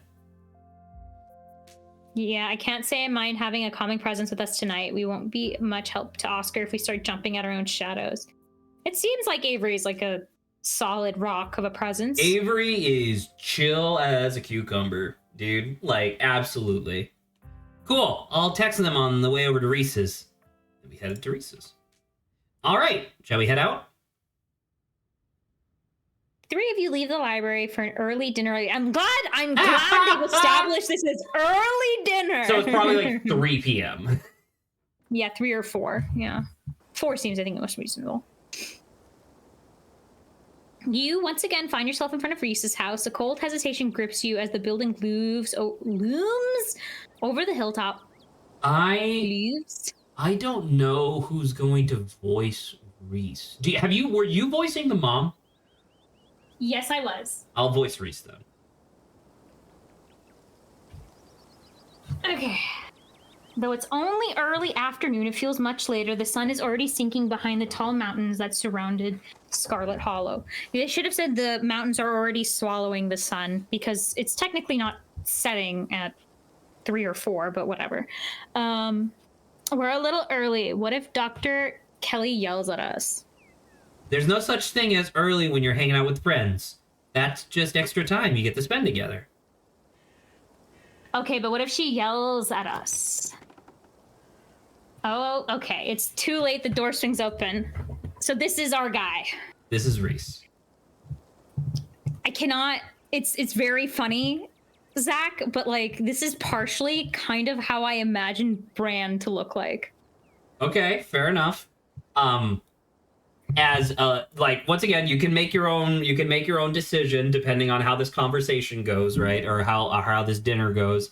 But if I may give Reese a little bit of like a boost moving forward, Adonis belt. Okay. a reasonable. Hey. Reese! Oh my god, dude, it's been ages. You must be Dawn, right? I've heard a lot about you. Stella's been relentless about making sure I got all the Dawn updates. Gretchen starts yelping at Reese, straining against Stella's grip as she tries to get between them. Okay, what's happening here? So... why is Gretchen like this?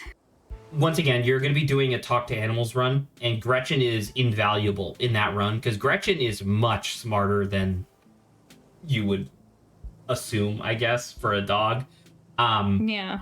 Gretchen doesn't like Reese, not as a person, but she's like, Gretchen sees Reese as a danger. Like, you are bad, go away. Like, Reese has been possessed by something, and that's why he's sick, and... maybe. She can sense that. Maybe. Okay. No, we gotta help this guy out if he's been possessed. Are they here already? I knew you'd show up early, Stella, and you brought the dog. Great. Yeah, I thought she might cheer Reese up. I don't know what's gotten into her all of a sudden. The dog stays outside. But... it's okay, Stella. We can let her chill in my van for a bit. I'll run the AC and leave her some treats.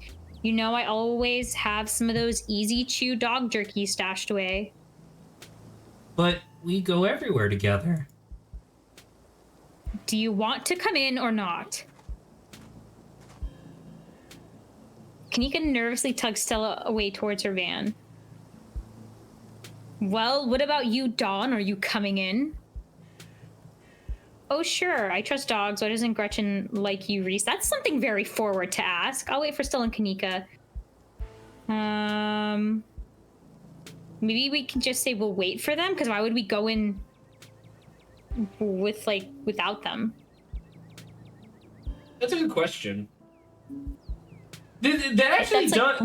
So I mean, if you're like totally fine, I think that this is a fine thing to say, like, oh wait, you know, like why not, right? But at the same time, there is like a little bit of like a social like ultimatum, I guess, being stated here, because technically The mom, who is the strict one, is like, "Are you coming in?" Right, like right now. And so if you say, because it's not you letting yourself in, it is the mom who is clearly the like, you know, alpha of the house saying, "Hey, are you coming in?" Right? Oh, okay, I see. It's a bit of a social dynamic thing. So actually, I don't know. I may like essentially, are you going to say you're intimidating, so I'm gonna wait for my backup? Is what this is saying. Nah, man, we're not intimidated by nobody. Let's say, oh sure, we're getting in there, okay? Can I give you a little ditty as well, just because I think it's funny? Sure. How many romances are there in the game? Did you say 6? Well, so there's Kanika, there's Stella, 2, 3, there's Oscar, there's Avery. 4, 5 with Reese. Right? Well, guess what? There are secret romances as well. Jesus Christ. Are you telling me that, do you want to know who one of the secret romances is? Dr. Kelly? What kind of person are we? Hey, guess what, Saba? In the original, they have since updated it for something that we'll see towards the end of this chapter. But in the original version, Dr. Kelly was only available if you were hot. Oh my god. All right. Okay. So what do you want to say? You want to wait or you want to say, okay, sure? No, we're not intimidated by this woman. We're going to go in. Okay, so, oh, sure? Yeah.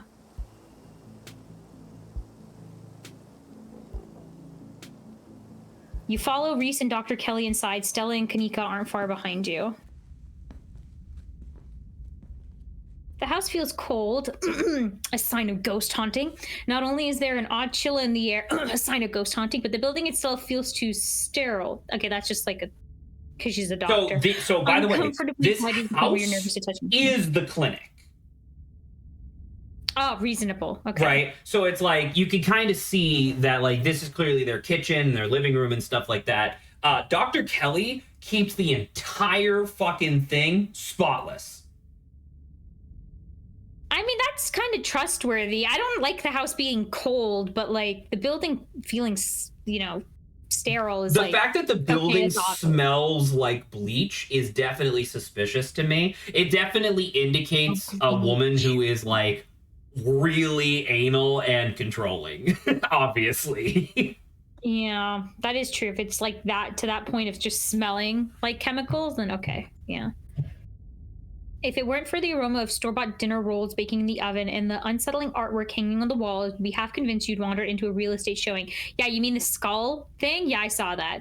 For sure. So, how can I lend a hand? By sitting down at the table and not puttering around in my kitchen. Your 2 characters, my 2 characters. I made sure everything was done well in advance, so the only thing left are the dinner rolls, which shouldn't be too long. Then we can have a quick dinner and you can leave my house and go on about your business. But I was kind of hoping to see Reese's new art. We still have time now, right? You aren't seriously considering subjecting your friends to your disaster of a room, are you? It's not that bad. You can still see the floor. Dr. Kelly raised a single questioning eyebrow. I don't mind a little mess. Yeah, I doubt it could be any worse than the way I keep my room. Yes, okay, fine. As long as you stay out of the kitchen, I don't care what you get up to. Cool. We'll just be downstairs. You won't even know we're here. Not true. You make your way towards the basement stairs. Yeah, this looks like an artist's room. The basement is what you might expect out of a tortured artist who spends all his time confined to his studio. Reasonable. Discarded canvases line its edges while trash and sketches leak out from their piles in the corner of the room, hiding the bare cement floor. ghoulish faces coat the walls in paint, smearing out at their creator. Oh. Yeah. Jason? Just to give you like an idea, just to like how Reese. No, yeah, I see like movie serial killers. It's cool. I'm trying to look to see if there's any details I never noticed. That's a poster. That's not his art. No, I know. And that's a real poster. That's a real one right there. There seemed to be like a burned picture at the bottom left. I don't know. Yeah, I don't know what it could have been. I don't know if it's burned or if he punched it. Maybe it looks more like a punch, yeah. Your mom is so scary. She can be a little intense, kind of overprotective, which I guess makes sense. Anyway, make yourselves comfortable. You'll have to forgive the mess. I've been distracted lately. Haven't been cleaning much. Oh, look, we're back! Explore, hot. Now, if you ever need a model, I'm here till Monday. I got to ask you. Yeah. This part here is where you establish whether or not you want to go for Reese or not.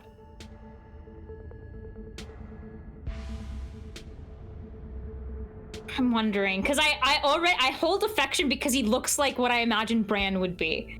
That's, I mean, fair, I guess. Do I? But you did say it was also important to like have like some affection meter with him. No, I'm saying like if you want the best ending of chapter 4, you need to get with him now, or not get with him, but like you need to start now. Establish, yeah. So like you mentioning that, and honestly, Sava's into the Adonis build. Oh, 100%. But honestly, this one's also not even that bad in compare. Like the other ones felt like it was much more like flirting directly. This one's more like cool if you ever want like art help. You're I'm going to assume you're being facetious because you are obviously saying this while like pushing your tits into his face. Okay, let's go down though. I want to see the rest of it. Your mom really looks out for you. Kanika's right. Your mom is scary. So I still told you about everything that's happened the past couple of days. Oh, I want to talk about that though as well. Girl situation's got to be rough. Sorry. What are you sick with? That's not something we ask. Your art, I'm assuming things pop up after. That's quite a movie collection you got. Got any Rex? That's also pretty cool.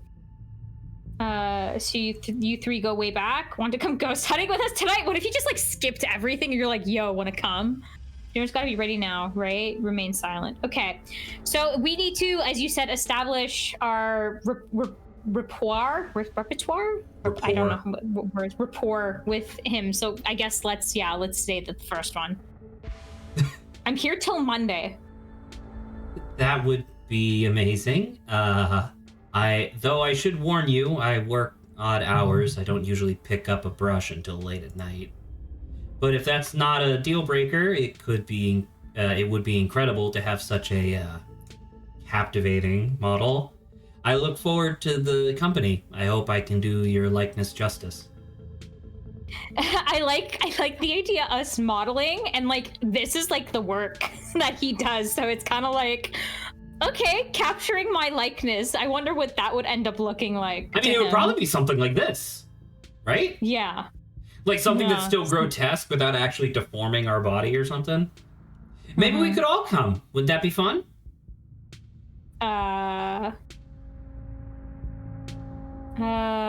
Let's do so. Has Stella told you everything about that's happened? Oh, she told me about what you guys have found out there. I wish I could see it myself, but you know. He gestures in futilely towards the walls of you. Yeah, that's what I thought it was. Yeah, you were right. Okay, towards the walls of the basement. Are you sure you can't sneak out one of these nights? The docks isn't keeping me prisoner here, Sella. I'm sick. You know that. I'm sorry, man. I didn't mean to. There's nothing to apologize for. I appreciate the effort. I really do. There's just nothing you really, you can really rescue me from. That die's already been cast. But we were talking about the past couple of days, weren't we? Do you have any thoughts on the dictions we've been seeing? Do you think the town is doomed? What do you think of my cousin? What do you think is going on with Wayne? This is a lot of good... Okay, let's ask the first one. Yeah, they've been coming up to my window at night. Wait, really? Is that why you texted me? Well, what do the ditchlings mean, Saba? Yeah, that's bad for him. And by the way, more than one coming to his windows, right? Okay, yeah, we really need to, like, figure out really? how we can Is that help why here. you texted me that they looked like something out of your nightmares? Yeah, I thought I was hallucinating. I hadn't put together that they might have been seeing the same thing until just now. I've been sketching them, actually. Tell me what you think. Yeah, the bottom right. Do you see the painting, the bottom right? Like that, I'm like, that looks ditchling. Kinda, yeah, certainly. He pulls out a sketchbook from one of the piles in his room. Okay, that's exactly what I saw on my way home last night. What does it mean that they've been lurking around here, though? I don't know, but I like the company. They're kind of beautiful. No, don't like this company. But they're kind of beautiful in a sad way, if you ask me. Agree to disagree with you there. Those things are going to be stuck in my nightmares until the day I die. Do you think the town is doomed? I think we can ask kind of all this stuff just to get his, like, general ideas. Sure, so you want to just do this? Yeah, just kind of go through. Yeah, do you think the town is doomed? I think everything is probably doomed at some point, but I guess that's answering a different question. Do I think the town of Scarlet Hollow is on the brink of collapse? Probably not, but it's not like I have a lot of perspective on what it's like out there. There could be rioting on Main Street, and if Stella or the doc didn't tell me, I just wouldn't know. I would totally tell you if there was a riot. Would Dr. Kelly tell you, though? I mean, yeah, I hope so. But the point I'm trying to make is that other people are my eyes out there. What do you think about my cousin? Yeah. She was always so distant and mean. I probably would have thought she had it out for me personally if she wasn't like that towards everyone. Or if I thought she even knew my name. But people change. Maybe she's nicer now. Her situation hasn't changed, so I don't think so. She's still terrible. You guys just never took the chance to get to know her. She's actually really funny and sweet.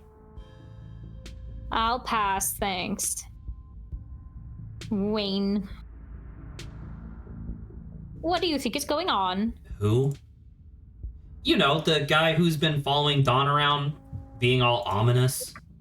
Oh yeah, that slasher creep. I appreciate the classic Jason vibe he has going on. Jason! Here's hoping he doesn't live up to the look, for all our sakes. Your mom, whole situation's gotta be rough. What are you sick with? Your art, quite a movie collection. Let's do the movie collection. That's something I know I wanted to say. Let me think. Oh, have you heard of Shinochi Death Blood? I saw that for the first time recently and it blew me away. Excellent example of both Japanese horror and found footage done right. That's a real movie, by the way. Obviously. I was just about to ask. Yeah, it is a real movie. We could even put it on after dinner if you guys are interested. Dang, I would usually be down for that, but we gotta head over to Oscar's after this. We promised we'd ghost bust his place. He's apparently been dealing with a bad haunting. And I feel like we should really be there for him tonight, considering everything that's happened. He and Rosalina both need our support right now. I'll take a rain check on that movie, though. We could always ditch this movie. Sounds good. I don't like horror movies anyway. Yeah, the first one. So, for something that happens in Chapter 4, you need to have an excuse to go over. But because you already offered to be his model, You can do both of these. That's just a thing, right? Yeah. That's pretty good. Because like the thing is that if you're not like, oh, I want to be your nude model, if you're not the type of character that would say that, like you could just say this, and you still have an excuse to go over early, which is great. Okay. Yes, even though I can't handle scary movies, doesn't mean my character can't in here. Yeah, we'll definitely come by for movie night this week. I'm free tomorrow night. Same goes for Dawn. I should probably work tomorrow, but I can close up early. What about your art?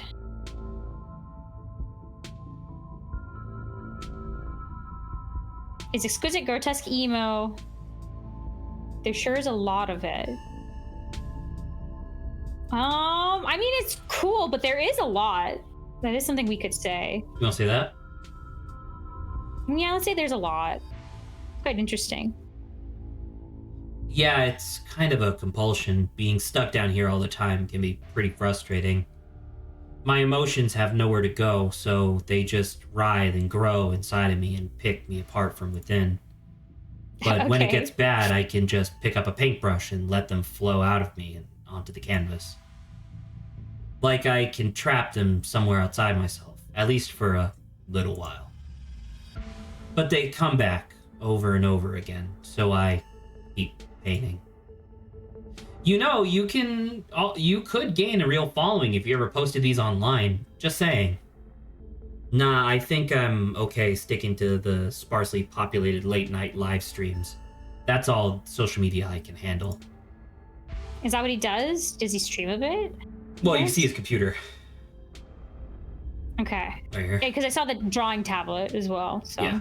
So he does do digital art, and he streams to like literally 2 viewers, I think, one of which is Stella.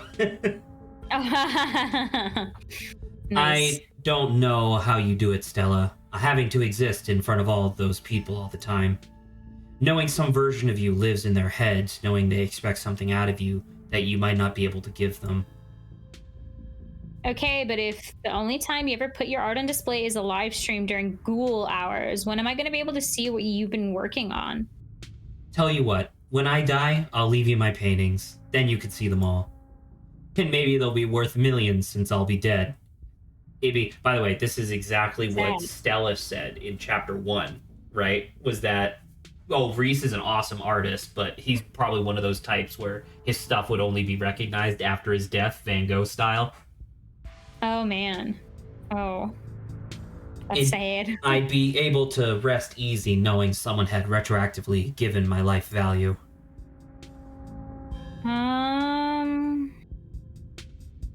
So you 3 go way back? I'm okay with doing this, obviously, because it's your playthrough, but I want you to know this is not what you think it is. Okay, because I was concerned about that because I want you to tell me, what do you assume he's sick with? I got like no clue. I mean, in the sense we were talking about before, I think he's haunted by something, and that's what's making him sick. But like from a realistic standpoint, I have no idea what could be like affecting this guy. I'm just here to say, I don't think like you should avoid this question. Like we're obviously okay with doing this, but like I'm just saying, don't avoid this question just because you think it might be some sort of faux pas. Okay. Well, that does make me a little more comfortable because. What was it? He himself was like, I'm sick. And it's like, okay, if he kind of talks about it this like nonchalantly, then I feel like it's not a horrible thing to ask what you're sick with. Almost to the womb. The school here is a tiny K through 12. Not exactly one-room schoolhouse, but not far from it. We're lucky we all get along as much as we did. Some kids weren't able to make any friends their own age. They just happened to be born around the same time as some real jerks, and were stuck with them through their whole school career. Poor kids. Not that we were free from dealing with jerks, like a certain Scarlet I could... Okay, we get it. Thank you, Kanika. Okay, she was a little rough around the edges, but she was pretty friendly when you got past that. Maybe to you, the way she used to look at me, you'd think I rolled in something foul every morning before school. Same here, though to be fair, the feeling was more mutual between us. She deserved it though. I wonder if like she's like able to like sense ghost stuff too.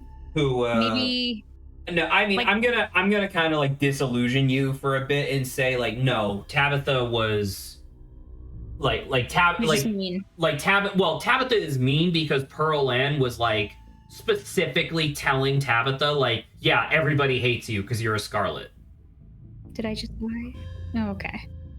Spoon feeding her something. Okay.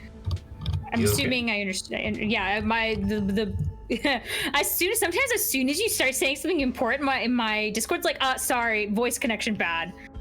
So, okay. Well, you get the gist. I think I understand what you said. Yeah. Okay, I said this line. So I guess, what are you sick with? And we could maybe later say your whole situation's got to be rough. Sorry. So. You want to say this? Let's do that. Yeah. It's not bad. What are you sick with? Sorry, Reese. Donna's pretty direct. We don't have to talk about your illness. It's okay. I've come to terms with it the way the rest of my life, with the way the rest of my life is going to be. You're so macabre, Reese. You make it sound like you've been sentenced to death. That's pretty okay. You haven't, right? Not exactly. No one really knows what's wrong with me, but it's been getting worse. It's the demons! I can barely keep most food down. My skin always itches like there are worms crawling underneath it. I could live for a long time or a short time, no one's sure. But I'm definitely not going to get better. Whatever time I have left is going to be miserable. So I've done my mourning. My best years are behind me. My future is unknowable. But one day I'll wind up in a pine box just like everyone else. And I'm okay with that. Dang, Reese, I may be goth, but that's some real nihilistic stuff. We'll make sure to come by more often from here on out. Friendship heals all wounds, right? Thanks, guys, but you really shouldn't worry about me. I have my art. I'm doing fine, really. Surely this be something the doctors can do for you. True, we'll all join the worms one day. We've just got to make the best of what we got. Not about the diagnosis. That seems unreasonable. Let's just say the middle one, I guess. You want to say this macabre shit? You know, the first part's fine. Like, first part's like, but like, we've just got to make the best of like the time we have is like reasonable, I would say. Okay, we'll say it then. Yeah. Dawn gets me. This is a cat I can jive with. I am a cat. How did he know? Zach, that's weird. Stella, maybe it was a mistake to get these two together. Okay, so I'm gonna let you know. You didn't pick the dialogue option. If you picked diagnosis, I'm gonna tell you what would have happened. Okay. He obviously says they don't know, but because he goes in for so much testing, they've discovered a lot of very weird things about his body. Number one, his organs will sporadically just shut off with no adverse side effects. Ooh. With no adverse side effects? Like his pancreas, his liver, like whatever, like they will just stop working, but he will be fine. And then they'll just come back online and it's like, what the fuck was that, right? Yeah, that's weird. Number two, he is perpetually exhausted as if he has like insomnia, but he doesn't actually need to sleep. He sleeps mostly because he's like used to it or whatever, like, you know, whatever. But as he's gotten older, he's realized that if he really wants to, he could just stay up 24/7 and he's totally fine. He doesn't. This sounds like he's like turning into like a monster creature, like werewolf transformation style. Number 3. Oh, his God. skin is hyper elastic, and he would have shown you that he pulls on the bottom of his think of his body, right? So obviously like hyper skinny, whatever, right? Imagine his arm, he pulls his skin, and his skin is so elastic it pulls out to his waist. Okay, well, I'm glad I didn't see that, but before he releases crazy. it, and it snaps back with no damage. Well, I don't know of any cryptid that's like this, so I guess I'm just kind of spooked. So I'm letting you know that, but your character doesn't know that. So you want to do ghost hunting? Yeah. As well. Oh, wow. Do you think you'd be down for that? We'd love to have you. Yeah, it'd be great to have you along. That would be so amazing, but I haven't had the best luck leaving the house lately. Even just walking to town is enough to put me in bed for a week. It sucks. But make sure you bring your camera, Stella. I want to see everything that happens. Okay, dinner's gotta be ready. Yeah, I have no opinion on the mom. I don't know whether or not she's helping or not. I mean... I would hope that she's helping, but like... If you were to make assumptions, which the game clearly wants you to be doing, right? Whether to subvert them or to play off of those assumptions or whatever, there is a trope here, right?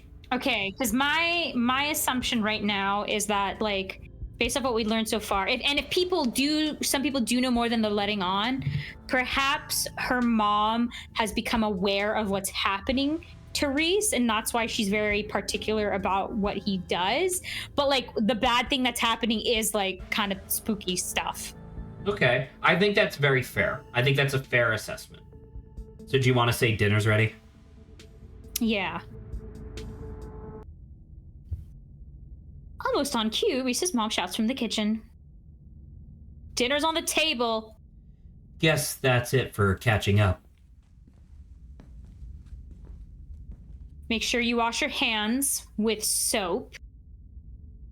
I don't want anyone sharing their germs at the dinner table. Sure thing, Doc. I'm allergic to soap and can't wash my hands. My hands are already clean. Just say go wash your hands. No use saying anything here. It's probably better just to simply comply. You make your way towards the sink, but are stopped in your tracks by the pull of an odd door at the end of the hallway. It feels out of place, like you've accidentally wandered into a different, older house. But more than that, you feel something radiating out from behind it, something dark and cold. That's suspicious! Something that reminds you of the dusty tunnels you narrowly escaped last night. An oppressive hum just beyond your hearing fills the air. You feel strange. Oh, you are compelled to approach the door, drawn in as if hypnotized. Open the door, open the door, open the door, open the door, open the door. No, you keep scrolling. I want to see. Open the door, open the door, open the door, open the door, open the door, open the door. Okay, I'm glad they don't give us any other option. Okay, yeah, you could say, I guess, yeah, open the door, Zach. Before you know it, the doorknob is turning in your hand, your heart full of both deep dread and a compulsive need to know what might be on the other side. What do you think you're doing? So, by the way, she actively slapped you. That is what that was. Slapped your hand, I think, on the doorknob. So there's something compelling about this door. I need to see what's behind the door. Looking for the No, it's the bathroom is like to the right. Okay. Return to the is return to the door mean just like the door you're trying to open? Return to the door is straight up ignore her and go back to opening the door. I'm kind of tempted to just say return to the door because we are in a kind of like compelled state. This one I will save for you. Okay. You won't let her interrupt you. You need to know what's behind the door. Oh, no, you don't. Come on, wash your hands and sit down. Okay, that's interesting. I saved because I was worried that she would be like, that's it, you're out of my house. Yeah, get out of my... This is weird though. Like clearly. Do you remember like, what they told you the unusual- clinic used to be? No. The clinic used to be the town hospital. And a lot of the people from the mine collapse were brought here before they died. So like ghosts appear. Okay. Well, clearly there is an evil. Well, you know, there was something else in the tunnel that was a lot more compelling to you. Whew. Sorry, I just had a sneeze. So clearly it's like a, I wouldn't say cryptid per se, but like there's something off. There's clearly something off. She grabs you by the shoulders, yanking you away. Yeah. You do what she says. And this is why I'm saying she knows. She knows what's happening. And she's just like, I don't know why, but she's just letting it go on. I mean, on one hand, it makes sense that she would be watching you like a hawk, because that's the type of person that she is. But on the other hand, it is weird that she, like, gotcha. Like, just as you were about to open the door. But it's also like, I was like mindless drone going back to the door, and it was almost like she's like, okay, I know this is a weird entity that's like enthralling you. Let's just go over and wash our hands. You know? So we wash our hands under her watchful eye. Dinner is already laid out. Dinner rolls, spaghetti, and light salad. Kanika anxiously picks at her food. Stella is nervously talkative, and Reese is suddenly quiet and tense, his shoulders tight as his mother perches on the chair next to his. Dr. Kelly's eyes are all on you with a sharp, fierce gaze. So I'd be like, so what's behind in that room? So that is keen here to note that she is just staring daggers at you specifically, right? Now, other thing of note, you know, regular food, no sauce, no bread. Just pasta, no salad, yeah. Just the pasta, because his stomach can't handle anything else. Poor dude. She sits opposite you at the far end head of the table, her features silhouetted against the light of the setting sun in the window behind her. Pills. She slides a few tablets towards Reese. He obediently swallows them. I hope that, like, his mom isn't making him actively sick, but that's, like, unfortunate. This is excellent, Dr. Kelly. Is this pasta sauce homemade? No, it's from a jar. I worked too many hours to make my own pasta sauce. Well, you have excellent taste in breads, and if you ever want any tips on easy home-cooked pasta sauces, I know I... No thanks, Stella. I have the internet if I need recipes. Thanks again for having us, Dr. Kelly. We really appreciate it. No, I think I saw a video online about a family like yours. Turns out her mom was poisoning her kid. Woof. Okay. For 18 years.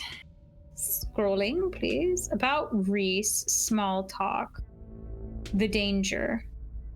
Remains silent. So, I'm going to give you a little ditty. I'm going to give you two little ditties, because one of these is information that you technically could have just had going in, because I did, right? And not about the game, just about, like, real world stuff. And then the first ditty I'm going to give you, though, is that this conversation is essentially a slightly expanded version of the types of conversations you were having with the miners. You have a limited number of questions, and she has a limited amount of patience. So, depending on what questions you ask and what kind of responses you give, her patience will run out, and she will just boot you from dinner. So, sorry. The other ditty. Okay. Tell me, I know I gave you a bunch of weird shit, right? That's happening to Reese, right? Temporary harmless organ failure, perpetual insomnia with no adverse side effects, and hyperelastic skin. But there's other stuff that is clearly wrong with him as well. There's 3 in particular. I want you to I want you to see if you can identify what those 3 symptoms are.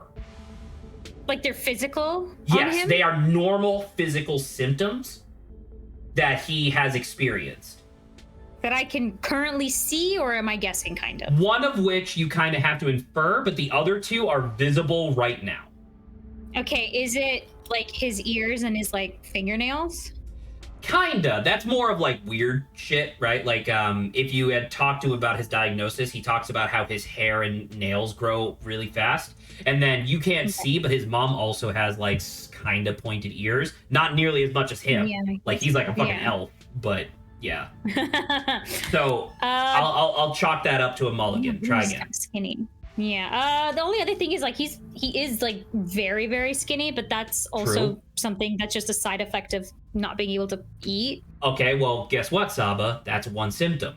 He's not able to eat much, right? So that's one. Yeah. Can you figure out the other two? He looks like he hasn't seen the sun for about like 5 years. Extremely pale. Okay, number 2. Yeah. And 3.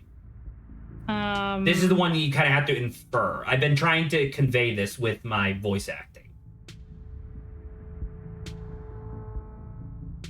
Like he's low energy, but perfect. Yes. Okay. Constant chronic low energy, right? Now these 3 symptoms are all very generic, right? But a very keen part of this is that all 3 of these things, when taken in concert, are actually symptoms of, and this is why I'm telling you this, because I knew this prior to this scene even happening. All 3 of these symptoms, the low energy, the pale skin, and like digestive troubles, are all symptoms of low-level, long-term nightshade poisoning. Oh, wow. That might be a factor, that might not. I might be misleading you entirely. But I just wanted to bring that up because when I got to this scene, that is immediately what I thought of. Because I was like, I recognize this specifically. Okay. So, anywho, what do you want to do? Oh, man. So it's like, obviously we can't say the top one. If you say the first one, she's going to kick you in the ass. She's going to kick you in your fucking bubble butt right out the door. Mike, no, wrong. Thank you for that. Because what I was about to mention too is that like I agree those symptoms are that's cool, but like the other stuff, I don't think like elastic skin and organ failure, but it's fine. And like growing fingernails, like the hyper fast like growth of keratin. That is not that. Yeah, that is not that. Yeah, right. Ain't no one beating you. Well, Mike, if you want to go up against the doctor, feel free to try. Let's. Is this one of those things where it'll give us like questions? Yes, you'll talk about it, and then it will be multiple. Okay, let's ask. Let's do small talk first. Why the food's really good. Thanks for putting this together, Dr. Kelly. Why didn't you want me poking around the? What were Stella and Kanika like as kids? I don't know if she cares. You're a doctor. Have you ever seen a dead body? I have. You have. You saw a man get shot in the face. I know. My cousin says she admires you. How well do you know Tabitha? I mean, 2 of these are actually quite nice. Thank you for putting this together, and my cousin admires you. Yeah, how about we say, yeah, let's say why do you, yeah, thanks. Sorry, I was reading the one below it. Thank you. I don't usually have to cook for so many people. I'm just glad there's enough for everyone. I'm having pasta again tonight. Of course. It reminded me of what it used to be like when these 2 would come over, hungry teenagers eating me out of house and home. But she gave like a nostalgic, reminiscent, somewhat smile face. I should have charged your parents for all the food you kids went through. Honestly, it was like running a restaurant, not a doctor's office. Yeah, see, that's the face. You could say my cousin says she admires you. Yeah. Really? I didn't think Tabitha would look up to anyone who isn't a Scarlet. You just didn't get to know her. She has tons of inspirations. Rockefeller, really Carnegie, and Ford. You mean 3 hyper controversial like capitalists that would have fucking cored out the planet if it meant that they could have made an extra dime? Oh, that's really funny. Yikes. Oh Yikes, god. yeah. That's even worse. If she admires me so much, she shouldn't be afraid to come in for her yearly physical. Especially since her aunt and now her mother both passed away at such relatively young ages. And I think the women in the previous generation fared even worse than that. Our mom did die. Hey, you gotta love them though. I can't remember the last time I saw her in my office. She should get her priorities straight. You can tell her I said that, and maybe she'll listen to family. Let's go back. You don't want to talk about Stella Kanika's kids? I mean, we kind of got information already about that. If you want to go back, you can go back. By the way, I Because want to repeat, we still haven't even gotten to the... Like, we are 2 hours into a hypothetically 3-hour stream, and we're not even at the ghost hunt yet. I know. This was a big fucking episode. I may come back to here. I just want to see what the other options are. Let's go about Reese next. Does anyone Does no one understand? have 2.5 hours. Yeah, we haven't hit 3 yet. What exactly does he have? It must break your heart trying to isolate your son from the world like this. Ouch. Do you think Reese might feel better if he got to go see people more often? That's somewhat reasonable. Why are you so hell-bent on keeping your son from seeing his friends? That's not as reasonable. Reese is a talented artist. You must be very proud of him. That's... Don't you find your son's art concerningly macabre? Okay, we can say he's a talented artist.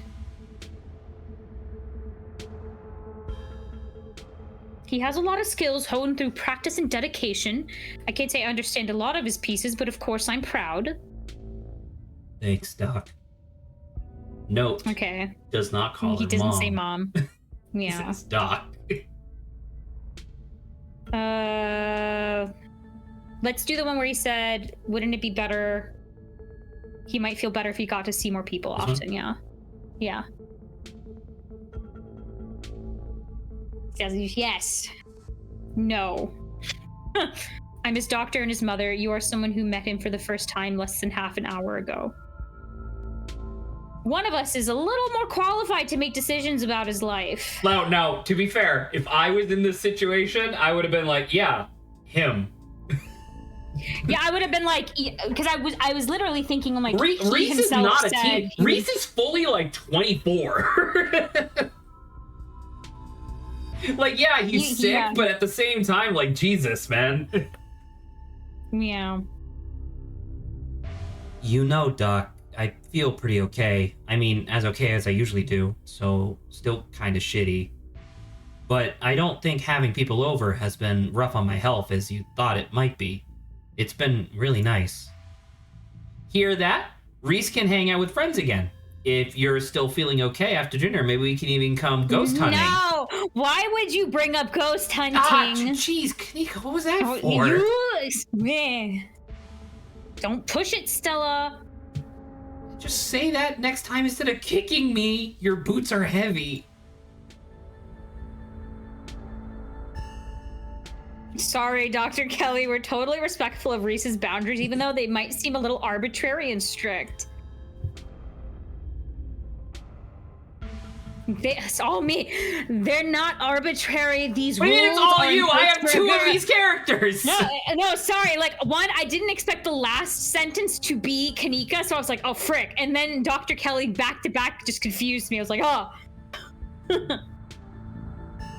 Tell me how great you feel in an hour when the exhaustion catches up to you, Reese. You'll be knocked out all evening, regretting every minute of this, let me assure you. But let him decide.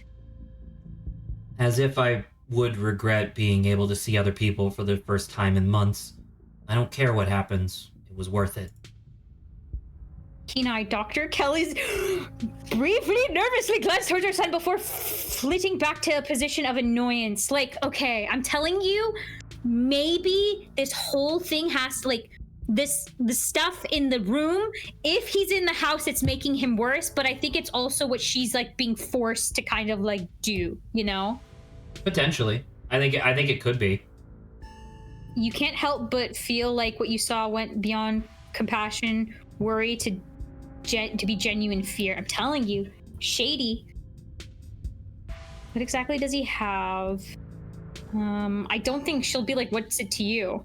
Yeah, I'll say she'll be like, she's a doctor. She'll be like, I can't share that information. Hippocratic oath, right? Or whatever. No, yeah, sorry, doctor-patient confidentiality. Yeah, yeah. The only thing you haven't looked at is the danger. Yeah. Well, I think we'll do some more small talk, but let me see this. Have the police contacted you by Duke's body yet? Last I heard, they still haven't found it. See any weird hairless creatures scurrying around the woods? Has anyone come in suffering from hallucinations? Have you seen any sick animals lately? Have there been any strange illnesses spread around town? Do you know Sam Wayne? Okay, let's go back to small talk. I feel like this is the place I'll have like somewhat limited stuff. Oh wait, I did kind of say. We can say what are Stella and Kanika like as kids, but I am tempted to kind of say that top one. This one? You'd be like, why didn't you let me in the back room? Bold. Huh? Very bold of you. Huh?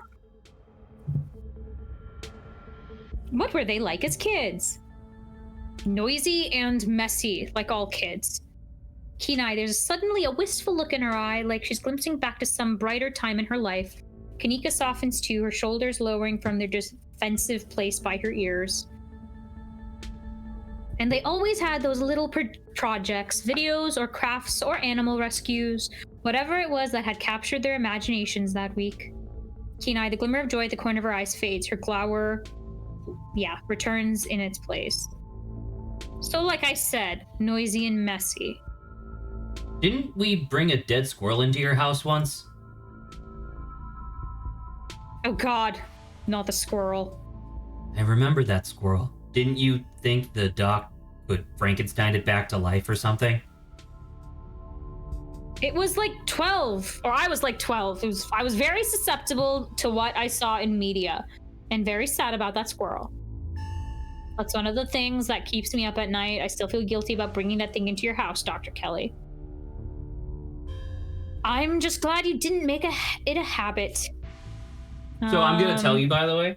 Obviously, there's been certain circumstances over the past 2 episodes where some of your choices have been less than optimal. This is by far the most conversations I've been able to have when doing this dinner scene. Okay. So you're making a lot of very good choices. Because every time, I mean, I'm going to kind of spoil it, I guess. Every time she has like that wistful look on her face, she is regaining patience. Oh, dope. We hit that a couple of times, yeah. So let's return. I guess we should go to the danger now. Yeah, we could say explore the first one, yeah. You want to do this? About Duke. Yeah, ask about Duke. Because she is the doctor, she should know, right? If they did find him. Body. I was under the impression he was just missing. No, Duke, he definitely died. I saw the footage. And I saw it for myself in person. So did Dawn, so he's not missing. How the hell did that happen? Stella said it was those things in the woods, the ditchlings. They made him misfire. Oh, I see. This was one of your videos, huh?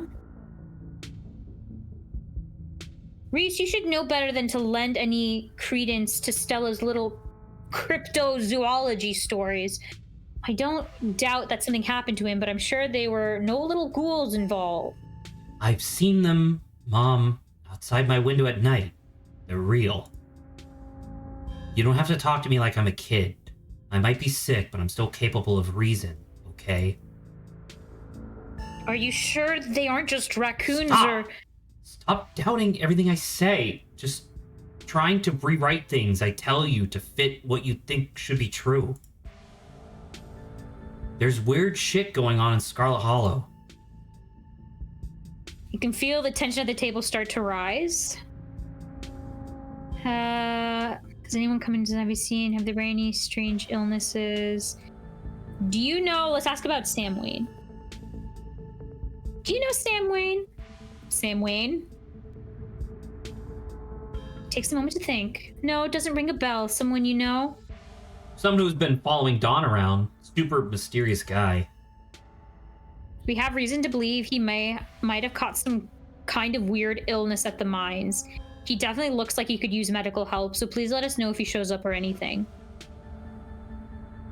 If there's someone harassing you, you should get the police involved.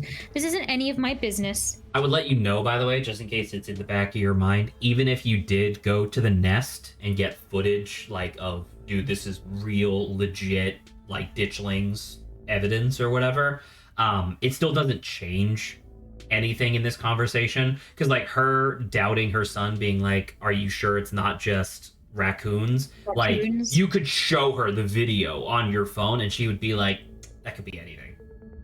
That could be anything, and that could have been edited. Which is frustrating, but I get it. Yeah. Has anyone come in suffering hallucinations? Have you seen any sick animals around? You can also just end the conversation, right? Like, you don't have to keep going. Yeah, like, I don't think she'll tell us really anything. Like, we don't need to talk about sick animals because we know what's already happening. You know what I just noticed that I absolutely adore? And I totally forgive them for doing this. She's wearing a plaid shirt, right? It's not actually, like, it's not real. Like obviously they didn't render the whole thing. It's literally just they, like, chroma keyed out her thing and just put the texture there. Yeah, that's what I've seen that, like, for a couple different things, so yeah. That's cool. I just thought it was funny. I guess we could return. I don't think, like, I feel like there would be news, you know, if any of these other things were happening. Are you sure? There's no I guess newspaper. if anything, let's ask about the strange illness. What? No. Are you sure you haven't met with any miners who had unusual symptoms? Anyone who seems sort of drippy or strangely ominous when they talked? Sorry to pry, just doing my due diligence. Absolutely not. I've barely seen so much as a runny nose, which is a good thing. If you're so concerned about the mine, why don't you just have Dawn ask Tabitha? I have no interest in violating HIPAA for your weird little investigation into nothing. Okay, like, that's what I'm expecting. So I guess return. I don't think there's anything else. There's no need for everyone to be so tense. Everything's okay. We're all here to that's pretty cool. This is your character being hot, being able to just, like, hey, free reduction of tension. Yeah, that's cool. I think we should gotta pick that. That's awesome. This is what I was wanting out of hot, you know? Right? Diffuse the situation because we're charming. Okay. So don't need for everyone to be so tense. Everything's okay. We're all just here to have dinner. Speak for yourself. Are you not here to have dinner? Doc, really, it's fine. You're right. I haven't been giving this a chance. Okay. Yeah, and then ruin it immediately. Yeah. I mean, there's not really much else we can ask, because, like, can you click through the stuff again? So, like, go through about Reese. What exactly does he have? I mean, you could, but she's not going to tell you. Yeah, she's not in, like, two parents stupid. Well, you did say this. Oh, I know. I mean, she's just gonna say, like, it's my office. You're not allowed in my office. And, right? Like I can see it now. Yeah, I can see it. So there's no need. If you're the medical examiner, do you know how? Was that there before? I don't remember that. I don't think so. I swear there was, like, hey, have you seen a dead body? Because I have. Oh yeah, you're super right. I mean, we gotta click this then, right? Yeah, let's look at that. If you're the medical examiner, do you know how my aunt died? She suffocated. Tabitha says she suffered from sleep apnea at your late aunt's age. It could be deadly. She should have come in more often. If she'd let me know she was having trouble sleeping, we could have worked on a solution, and who knows, maybe she'd still be here. No one in the holler thinks they need a doctor until they're 6 feet under, I swear. Okay, let's return. Well, that was interesting, right? Yeah. Have you seen? Yeah. Okay. Let's just end conversation. By the way, then. do you want to know who at this table is the most qualified to tell you if an animal is sick with what? Don't think so. So you haven't been spending a lot of time with her. I'm telling you that in my Gentle Giant playthrough I have. It's Kanika. Kanika was going to veterinary school when her dad died. And then she came back to Scarlet Hollow to help out at the shop. Okay, cool. Yeah, just a little detail. You remain silent, quietly picking at store-bought spaghetti and dinner rolls. This makes it sound sad. Like, that's fine. Like, I'm here to tell you, as a person who is a prodigious... As a person who had a prodigious, or who eats a prodigious amount of pasta, store-bought is totally fine. Like, yes, it is true that, like, homemade pasta is literally better, but it's, like, 10% better for 500% the work. Yeah. You know? Yeah. So, we were talking about maybe watching a movie sometime this week, while Dawn is still in town. We'll have to see how you're feeling. I can handle a movie, Doc. Yeah, we'll just sit downstairs in the dark. Reese is used to that. I'm sure he'll be okay. You're always overestimating how much you're able to do, Reese. This is why you keep getting sick. If I get sick, so what? It's not like that's ever gonna change. I'm sick every day, and I'm not getting better. I don't want to spend the last few miserable years of my life holed up in a basement alone just because seeing my friends has been deemed too strenuous. I'm an adult, for God's sake. I can't believe I have to ask permission from my mom just to have friends. Ooh, Reese stops mid-sentence, wincing in pain, and wraps himself in his arms. Don't say anything like that. I'm doing everything I can to try and fix you. Silence as Dr. Kelly's eyes shoot open. Reese? Reese abruptly pulls himself from the table and leaves. Dang it, I knew it. I knew this would be too much. But, like, this is the thing, right? So it's like, in the scenario, like, to her, like, I want you to point to her got him stressed out. That's the thing, like, right? So, like, obviously, the thing that there, because literally the first dialogue that you could choose. Wait, pause. If she's gonna leave, can we sneak into the back room? I genuinely don't think so. I think she ushers you out of the house before she leaves. Frick, I wanted to. Hey, Zaba, you gotta have something to do for chapter 4. That's all I'm saying.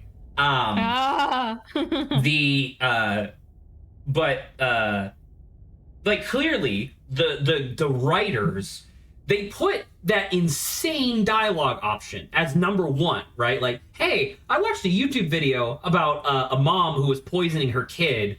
Isn't that interesting? Right? They put that there not because they expect you to pick it, because typically that's what they do, right? Typically they put the thought in your mind, just in case you hadn't connected those dots yet. Yeah, exactly, right? Because that's clearly the trope that they're trying to lean on here. And in that same exact vein, it's like, this is her, right? She's saying, like, see, I told you this would be too strenuous. And it's like, no, like, he was totally fine until you, like, started, like, making him isolated, you know? And he's, like, fucking pissed about it. So. Yeah. Everyone, get out of my house, please. Just leave us alone. Stop trying to interfere with his life. All it does is hurt him more. I don't know. I think you're prescribing this to the wrong thing, but we can't just leave him like this. What is that? Oh, ditchling. Oh. Well, kinda. It has, like, arms and legs proper and stuff, but it is a ditchling face, definitely. Yeah. Oh, hey, that's the hallway. Yeah. Because it has the skull painting. Oh, that's a really excellent, like, continuity detail. That's cool. Now is when he needs friends the most. No, now is when he needs me the most. I am his doctor and his mother. I'm gonna close my door. I mean, that's not helping with, like, the whole, like, if clearly, like Zach was saying, that the writers want like you to think about like what is it, Munchausen syndrome by proxy or whatever it's called. That's definitely lending into that. No, he needs me, his mom, and his doctor. I know you care about him, I know that, and he knows it too, but all any of you would do is get in the way. One of my things that I think is really brilliant about this in general is she's like one of the only like capital P professionals in the entire town, right? Like Dr. Kelly is a doctor. She went to 10 plus years of medical school, right? Or whatever. So it's like, not only is she his mom, right? Which means like you can't really argue with her to begin with, but also like you can't argue with her on an intellectual level either, because you certainly don't know more about medicine than she does. That's true, but I am hot, so that should count for something. I'm about to say, lady, my tits are huge. You gotta listen to me. That's all I'm saying. Exactly. So just leave, please. Don't think I don't know something is up here. Don't think we don't know something is up here. What? But I versus we. We have stuff to do anyways. He seemed fine before dinner. Sorry, we'll get out of your way. Quietly leave. Does it matter if the person who is poisoning their kid knows that you're suspicious? Or does that just mean that they're going to prevent you from ever seeing their kid ever again? Yeah, I was about to say, if we accuse her of anything, she'll just be like, you're crazy and you don't get to be around me at all. It's always best to lay low and try to get evidence first before like confronting. I don't even think saying he seemed fine before dinner will do anything, and she'll just be like, well, he's not now. Exactly. You know? So yeah, we'll just say, sorry, we'll get out of your way. Like, I wish we could have, like, followed Reese instead to just be like, hey, we're here for you, but... We'll be back, Reese. Yeah. Hope you feel better soon. Dr. Kelly shuts the door in your faces. The click of a lock signals the end of your dinner at Reese's. Something weird happened when I went to wash my hands. It was like I was forced to try to break into the clinic. That's, Well, keep going, sir. I get it. I understand. Kenai, did either of you get the impression that Dr. Kelly's afraid of Reese? Ooh, that's new. Ooh. That's new to me. But that's not explore, right? So yeah, so you would have to do this and then that. But yeah. There's something seriously wrong with that dynamic. I didn't even get to finish my food. Oh, Dr. Kelly's hiding something, but a lovely dinner. Wow. Let's just do the explore first. It's like I was forced to try and break into the clinic. Forced how? It was like something was making me go there. I wonder, was it like that carving in the pit last night? Piss? In the pit? Before you had that seizure, it was kind of like you were hypnotized. I wasn't there, but I guess I'll take your word on it. Hypnotism seems like a setup for what we've been dealing with, though. I don't think we've been hypnotized. I mean, I don't know. A lot happened last night. Maybe the whole thing... but the whole thing was very trance-like. I guess it was kind of similar. No, this is something. This is definitely something, and we should definitely look at it. What if there's another carving in there? That'd be so weird. If there is, I wonder if it'd give you another vision. Maybe these things have something to do with the ditchlings? You're not suggesting we go poke around in there, are you? Of course I am. Maybe tomorrow.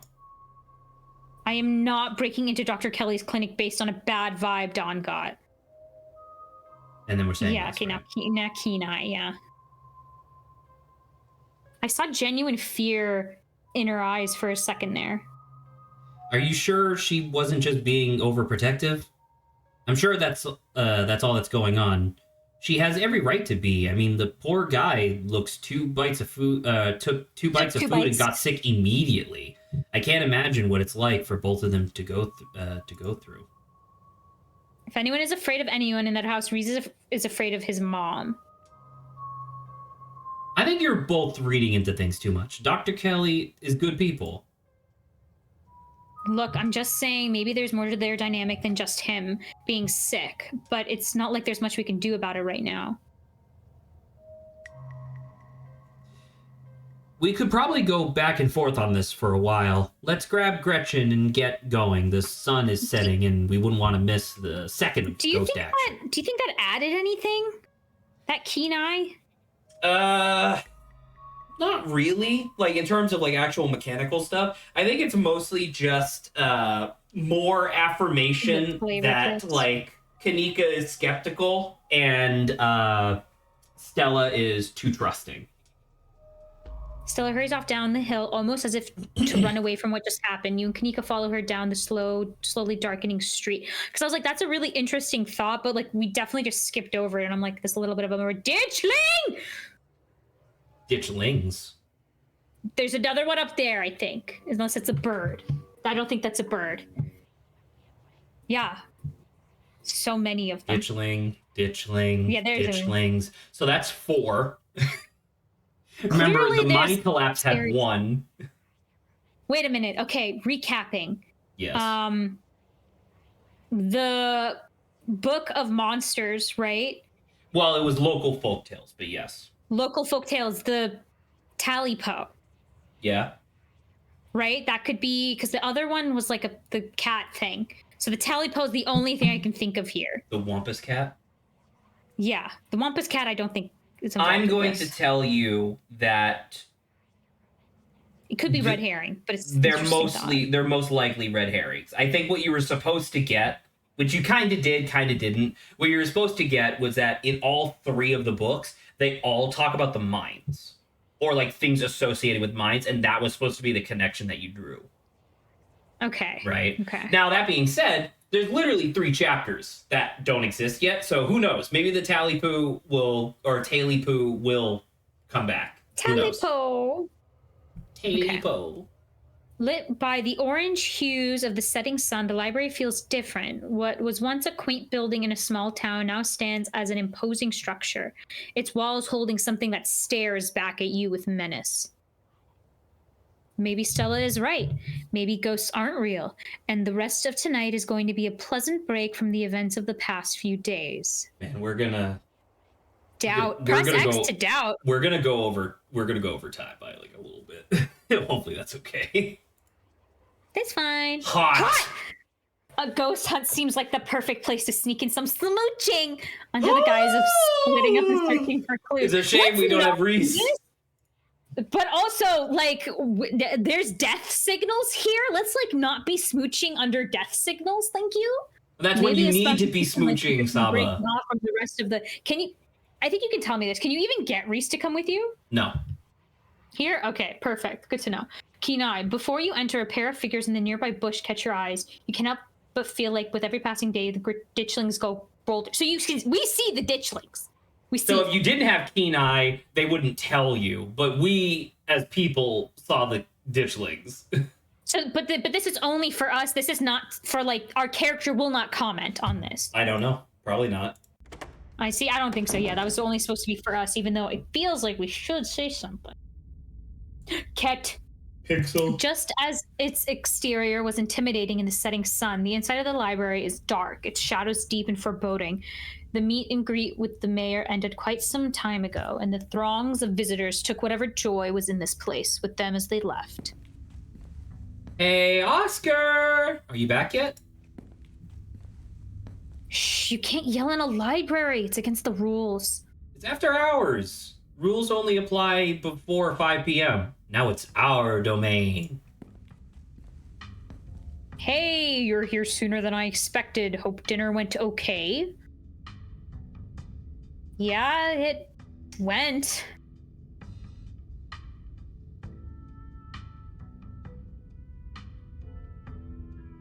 That was the end of my statement.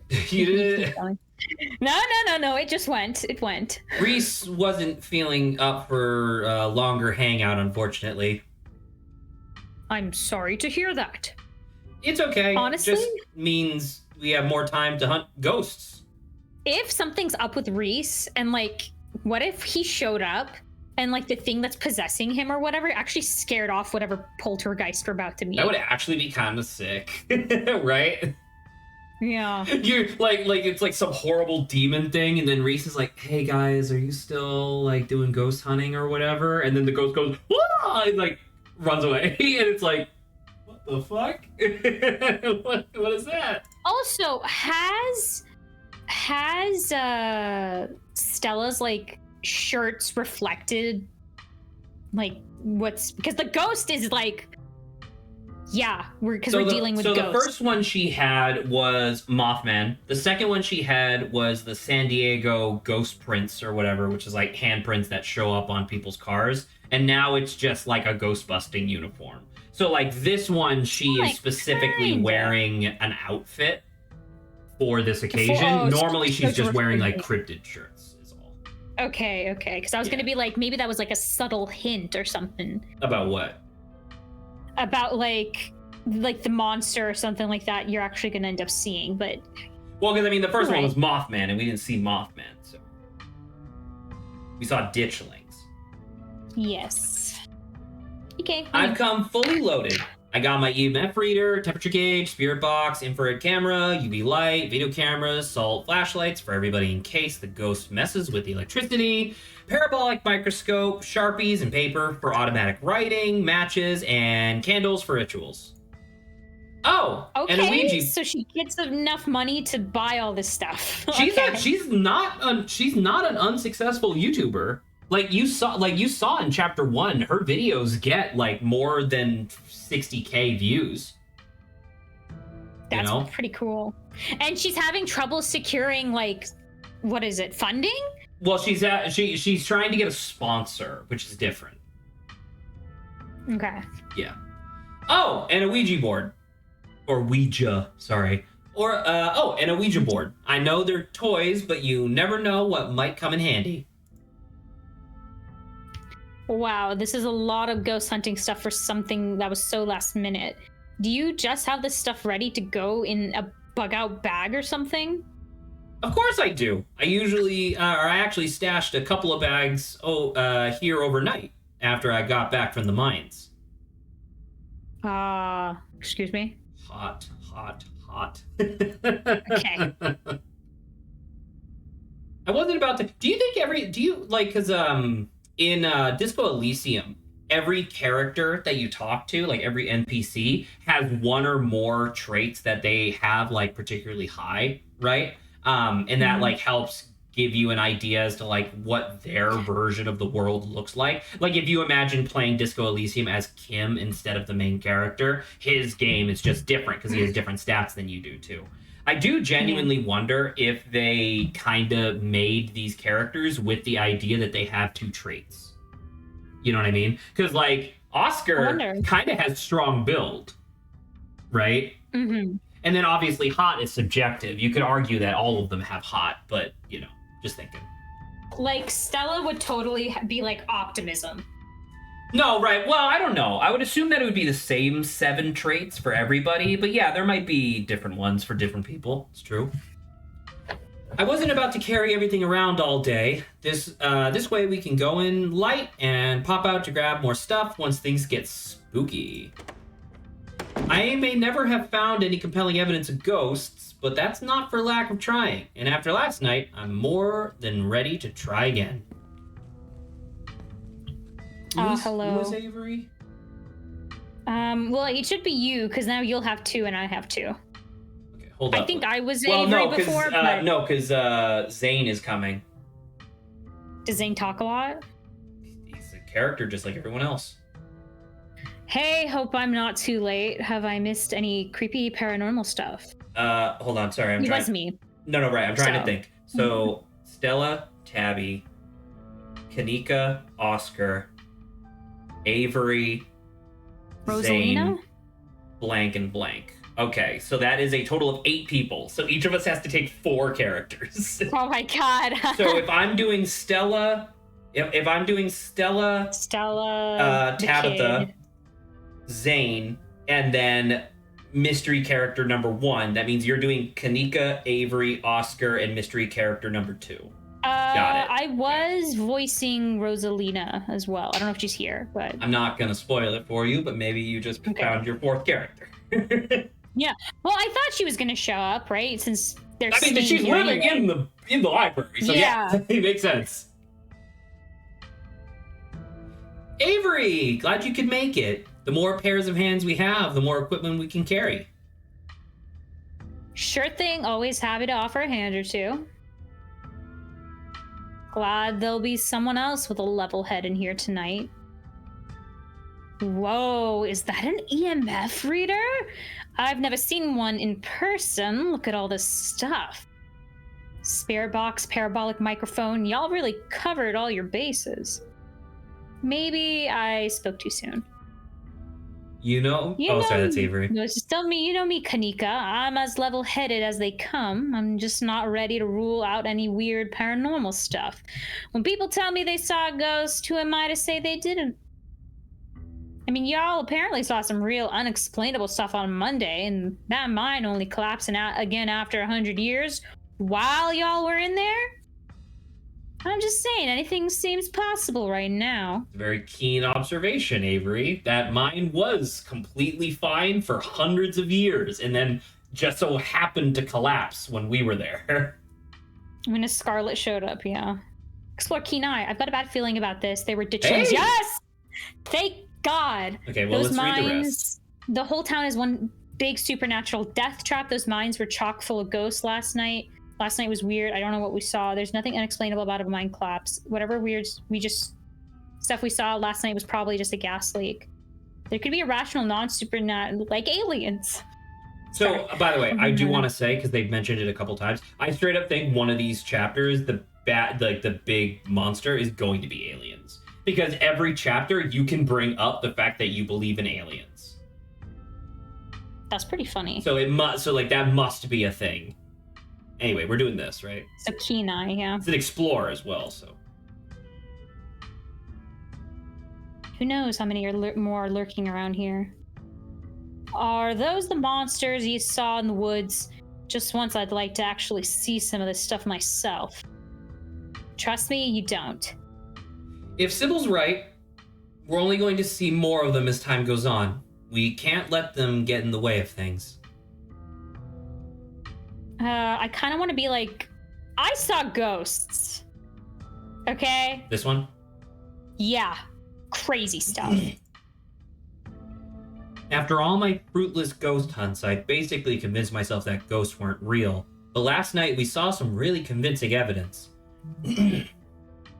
Especially those figures you mentioned. Though I'm still 50-50 on whether they were cryptids or ghosts. Hopefully, whatever happens tonight will clear that up. I can't wait to wander through Oscar's house for a few uneventful hours before getting Rosalina tucked into bed. I could use a nice quiet night after everything we went through. Not gonna happen. That'd be too bad. I was kind of hoping to see a ghost. Maybe it'll be a happy medium between no ghost and deadly spirit of vengeance. A Casper situation might be nice. I envy your pessimism here, but I suppose it won't be long until we get to the bottom of things. Yo, don't rush off ghost hunting without Zane. No way I was gonna forget our promise, Stella, or your promise, Stella. Zane is tall. I am a tall teenager. Zane, glad you could make it. I was confronted with my own mortality for the first time yesterday, so I'm desperate for answers about the afterlife to ease my troubled mind.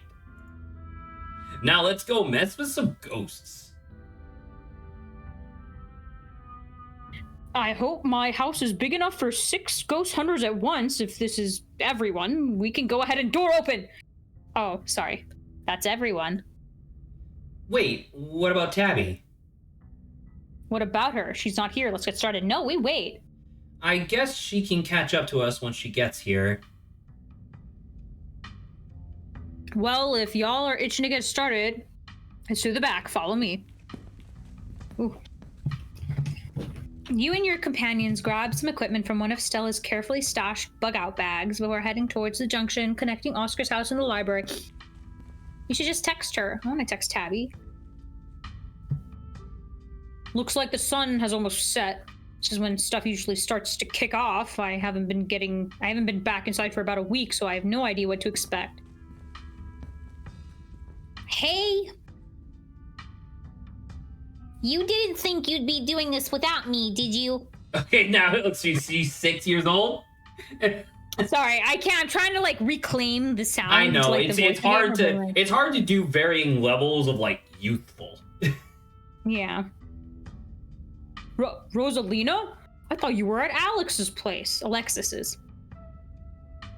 Sorry, Mr. Gutierrez. She's really convincing. Oh, hey Zane, what's up? Yo.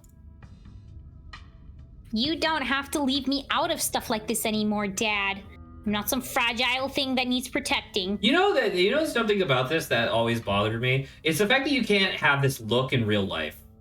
Yeah, the right? eyes Like, covered. you can't literally have your eyes covered. Otherwise, I absolutely would. I think that would definitely be, like, I would definitely be the type of person to just wear a full blank mask if I could.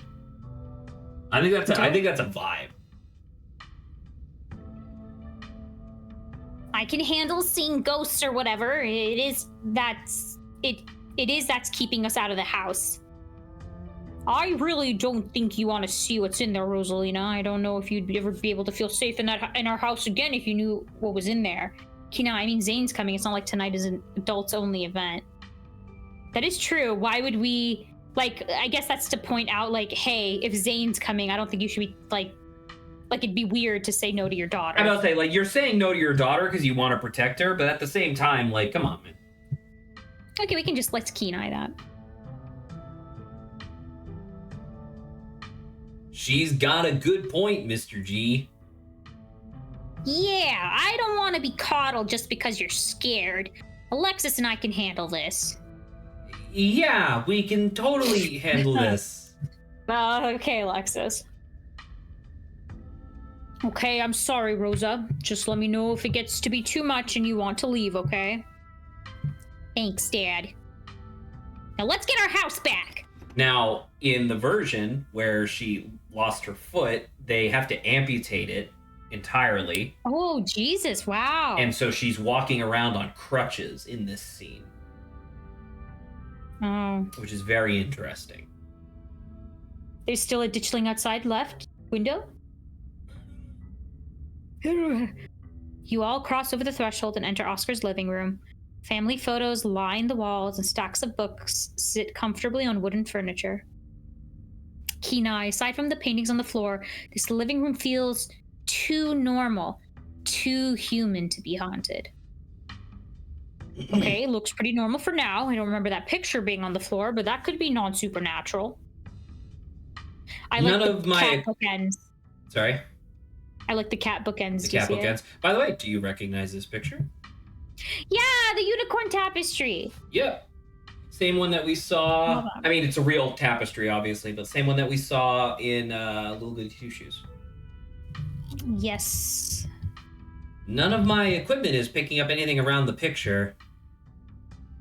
But I'll set up a camera in case it falls again. Could be important evidence. You might want to save your cameras for Rosalina's room. That's where I've seen the ghost manifest. In her room. It's just down the hall. Oscar and Kanika startle as the door swings open. Oh, Tabitha.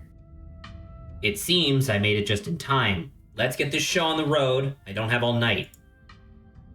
Tabby! Great, she's here.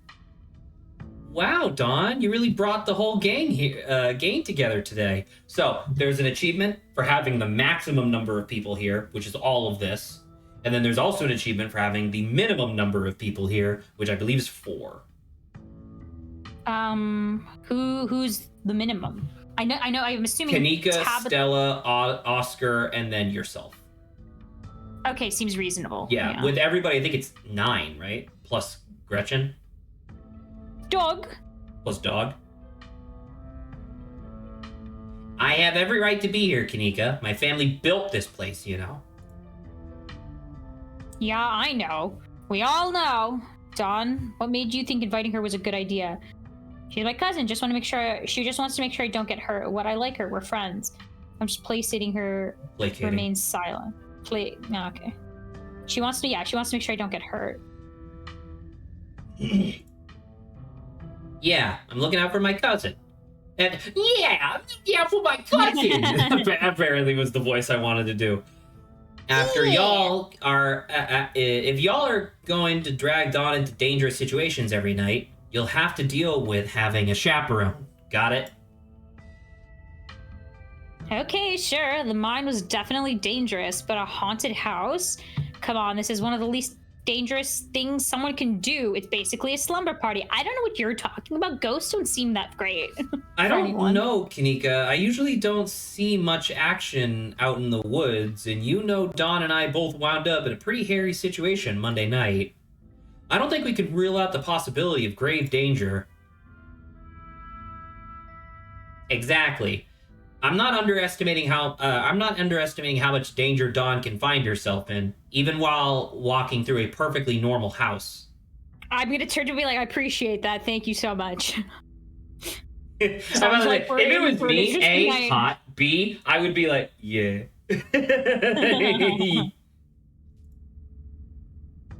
I'm glad I didn't stay in the same town with the people I went to high school with. No wonder small towns have so much drama. It's so, man, we really aren't like, now listen, I watch like Critical Role and stuff and like other podcasts by like voice actors and stuff. They do the same thing, right? Where they talk about like settling into a voice or whatever. But dude, I love like how we have hours and hours of recording of both you, who's a much better voice actress than I am, but we both do the same thing of like, here's the voice. I don't remember what it was. I'm just gonna make something up.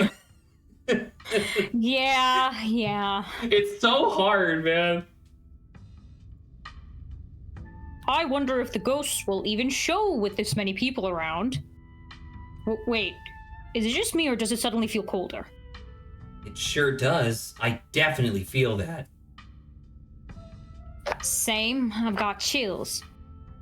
The temperature gun says it's actually a couple degrees colder, but that's normal. Rooms and hallways are sometimes colder than other parts of the house. Whoa, a genuine cold spot. I gotta snap a pic for posterity. He took a picture of literally the air. Is that it?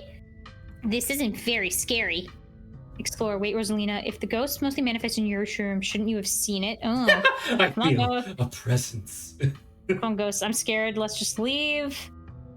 All right, gang. I think we'll cover more ground if you split up and search for clues. You gotta say that, man. Come on. No, we can't. Maybe it's just shy. Oscar, are you sure there's really a ghost? We're wasting time. Oscar said the ghost is in Rosalie. Let's ask the... Great, we found the ghost. Case closed. We're done. Good job. Okay, let's do this explore. I want to see if she's seen anything. I've only seen the stain. Dad made me switch rooms with him before we moved out. I wasn't about to let my daughter sleep in a haunted bedroom. I spent most of my nights on the couch before we set up shop in the library. Even if there is something back there, I'm not scared of it. I'm mad at it. Y'all are so brave. I'd be terrified sleeping somewhere that might have a ghost.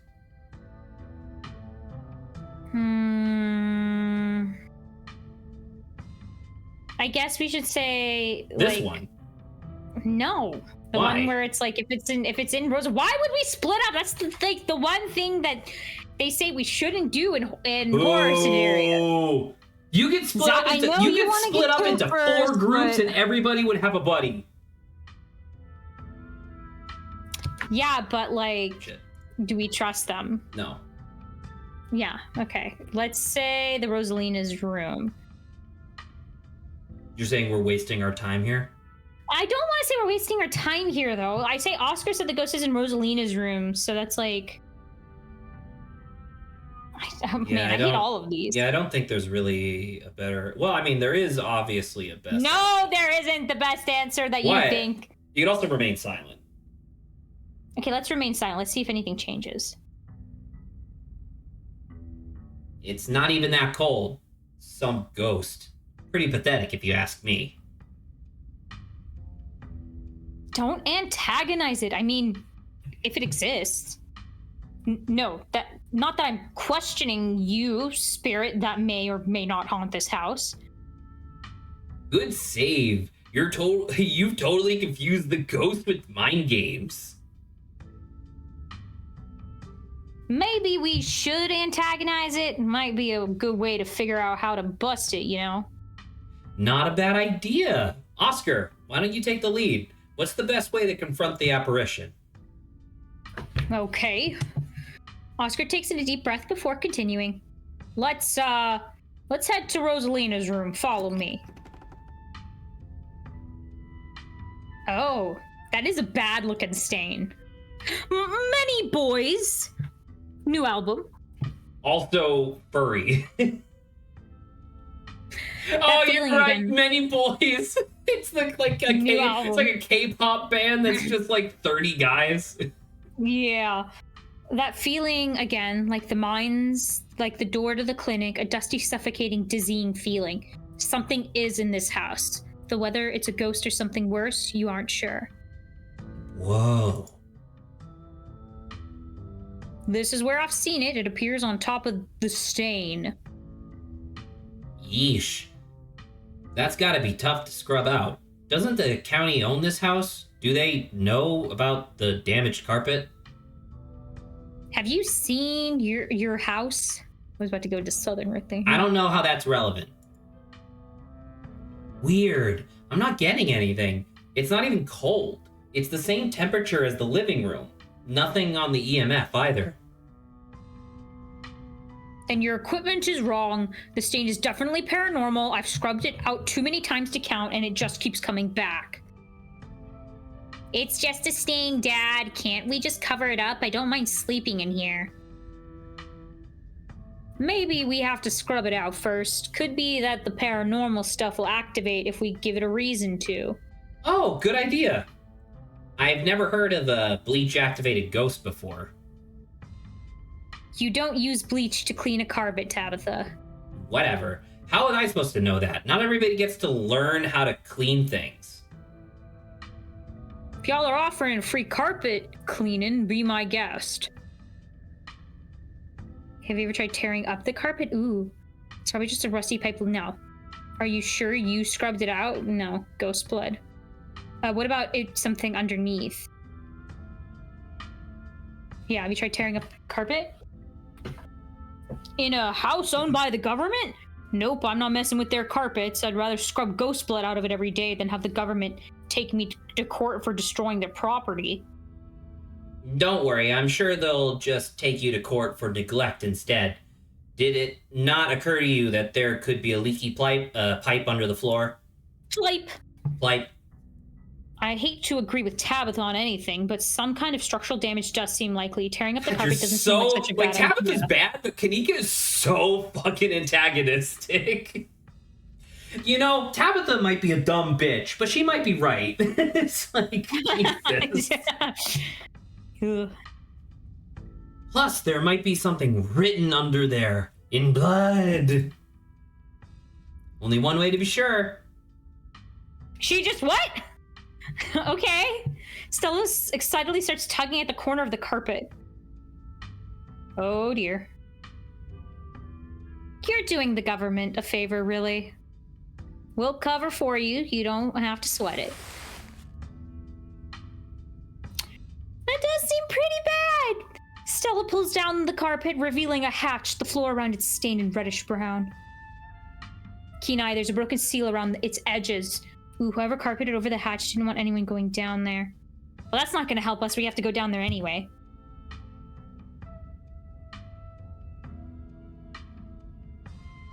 What if there isn't a ghost after all? What if somebody lives down there? Okay, maybe I don't want to sleep in here. You know, there's a broken seal around your chest. Okay, yes, presumably. A hatch? Nope. We're going down there, right? We're not going down there, right? The first one.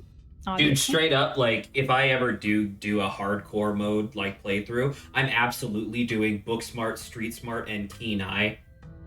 Because, like, just having... Let me know how that works out. Like, having your character just have the ability to just know shit is crazy. By the way, I swear to Christ, when the full game comes out, if they don't have a mode that just gives you all 7 traits, I'm going to have a conniption. I'm gonna be cry.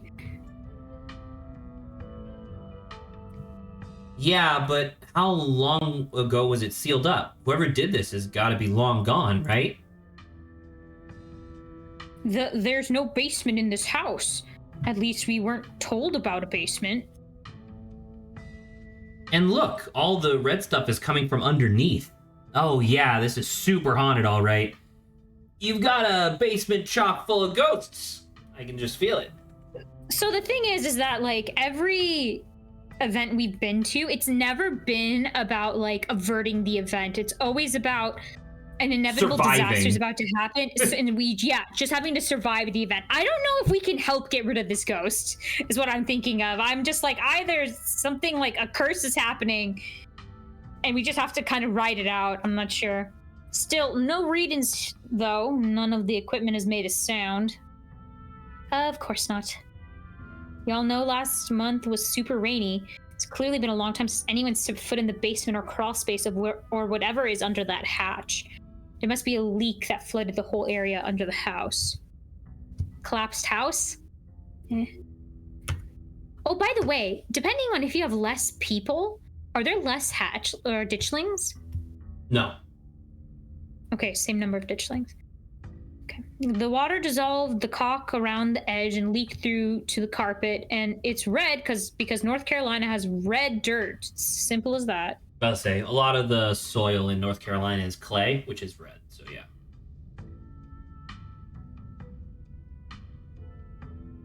It's not mud, it's blood. Human blood. I've tested it. Okay, well.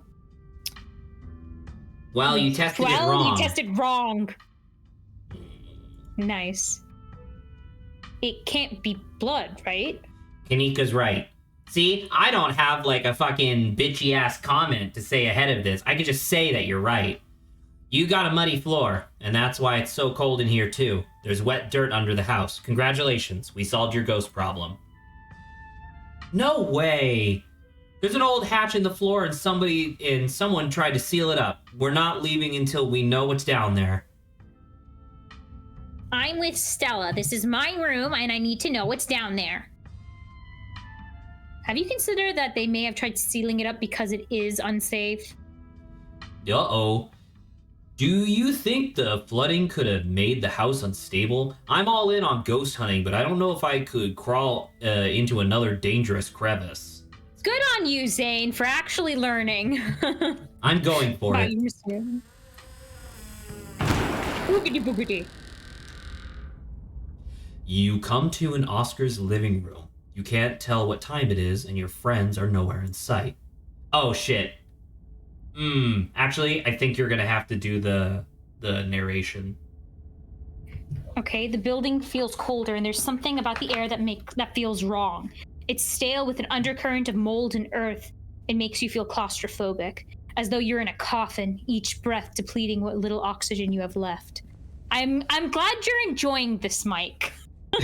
Is Mike enjoying this? That's great if they are. I'm having so much fun watching this. Hey, that's great. I'm about to say, Scarlet Hall is a fantastic game. Black Tabby, if you need an evangelist with literally no following, you got me.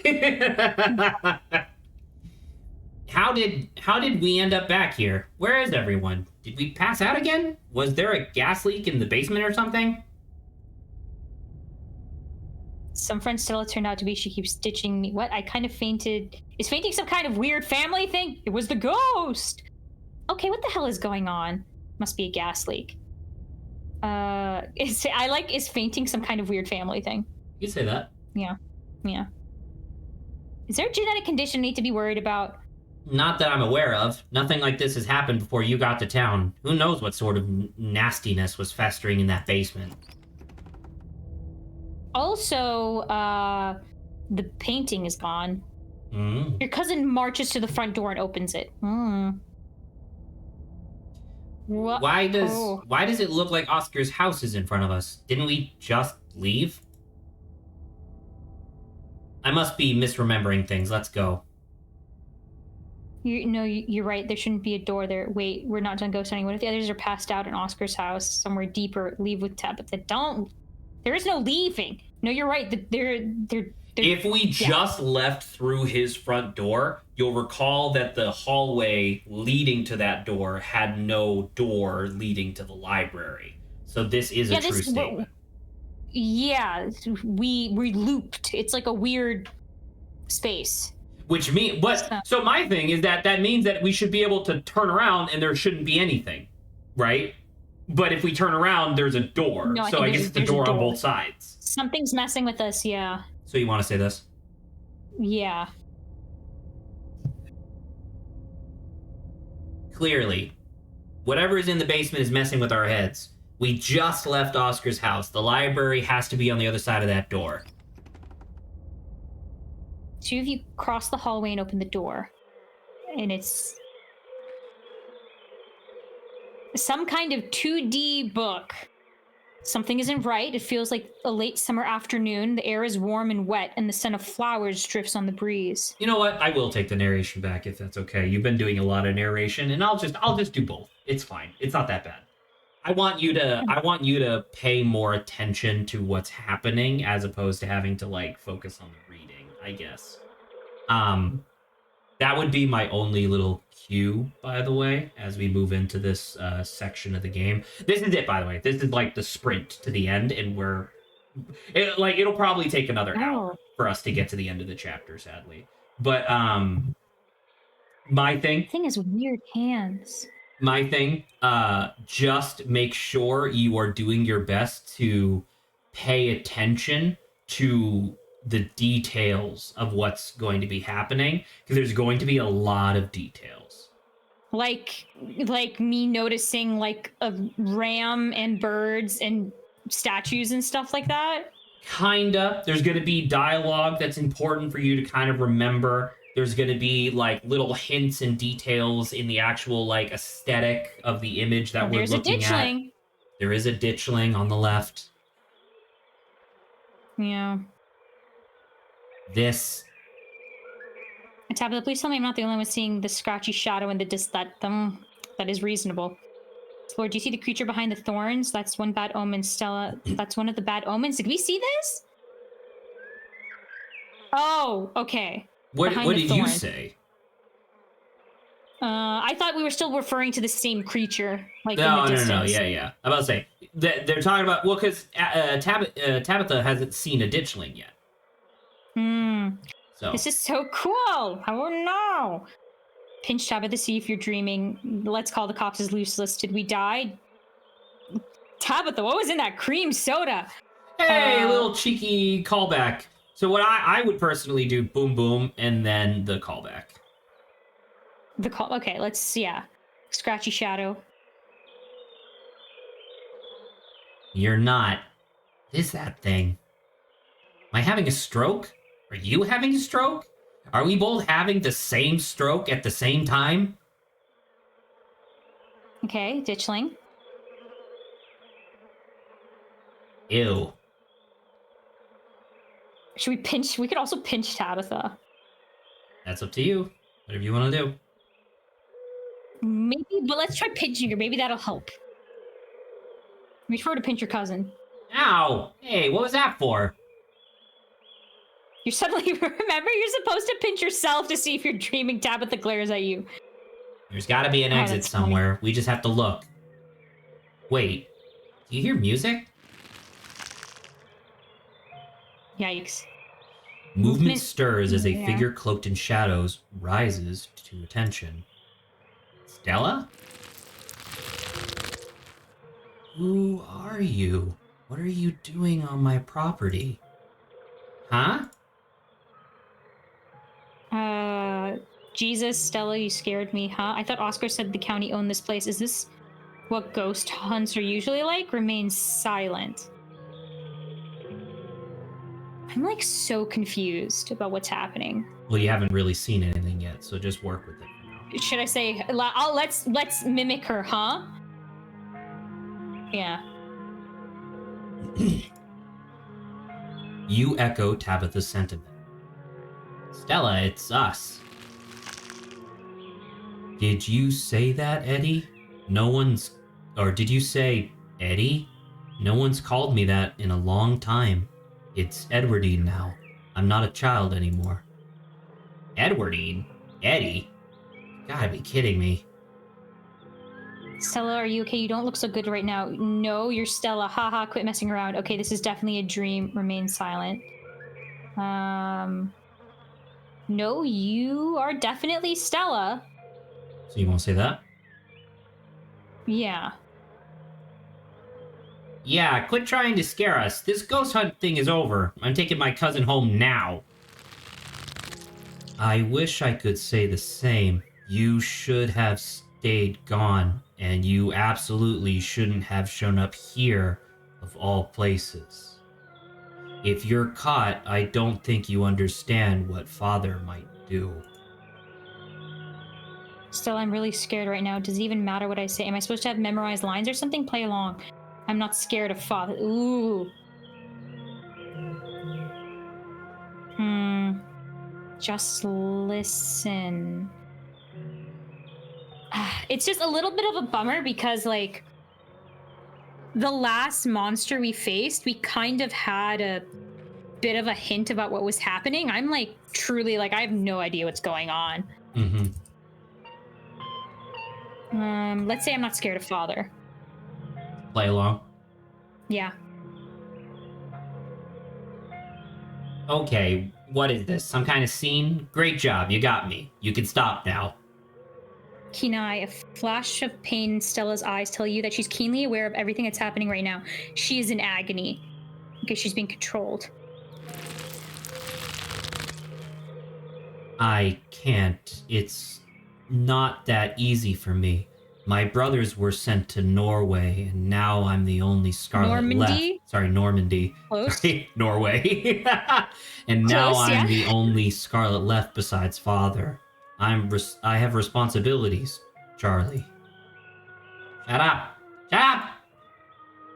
She can't. She's clearly possessed. How do we snap her out of this? Is Stella the ghost? Have we been talking to a ghost this whole time playing along? I think I do like that, but I'm wondering if the way we get, like, anti-possession is to kind of, like, be like, no, you don't have this responsibility. You can leave now. But let's just say she's clearly possessed, I guess. I mean, you can say whatever you want to say.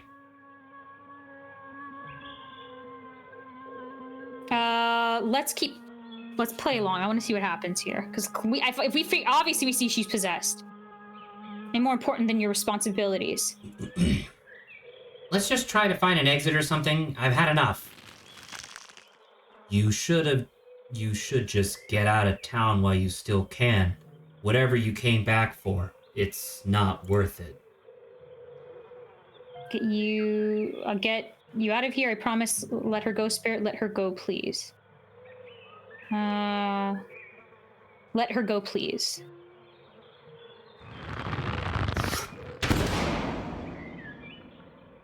Okay, she's gone, along with the shadow in the corner of the room. Ooh, come like on, a puppeteer. we must have taken a wrong door out of the annex. We're getting out of here before anything else happens. We have to after Stella. I don't think we're in the woods. Hell no, I'm not going back in that house. Do you need to hold my hand? Are you scared? Hold my hand, Tabby. I'm scared. We should hold hands for safety, not because either of us is scared. Yeah, let's get the hell out of here. I would say let's hold hands for safety. Actually, that might be a good idea, only because I don't want us getting separated. She takes your hand, it trembles slightly in yours. Let's go back, all right? The two of you turn back to the way you came. Where did the annex go?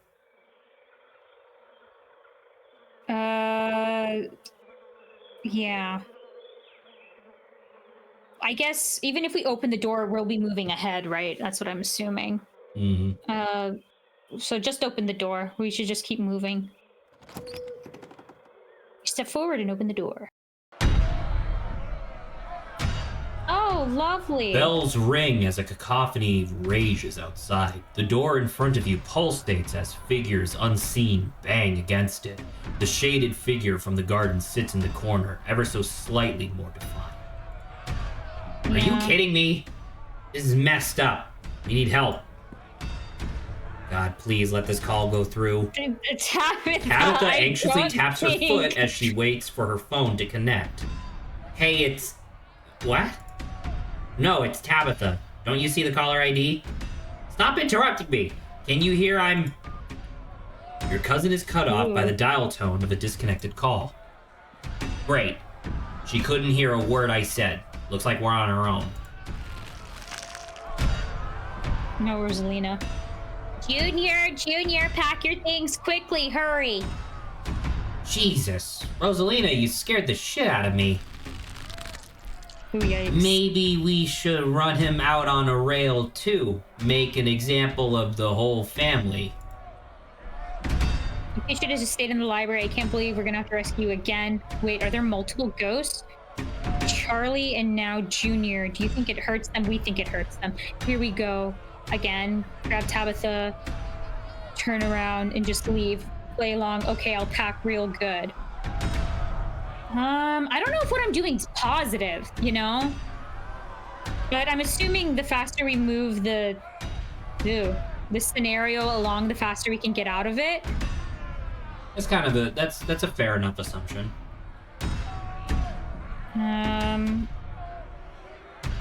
Can we do the Charlie and now Junior? Yeah. Your guess is as good as mine. Maybe they're the same person.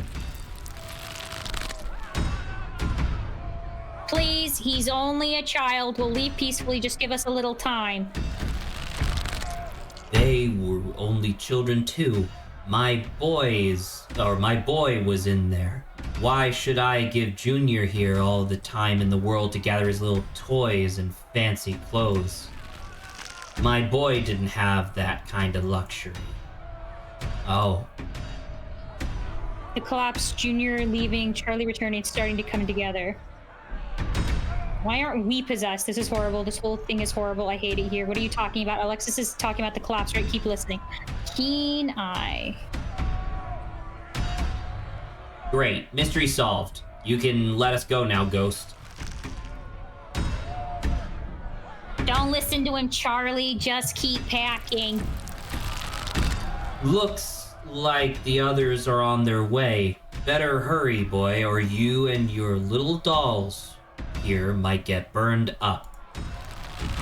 And as for you, lady, what makes you think you're gonna be keeping any of those valuables you're packing in that fine suitcase of yours?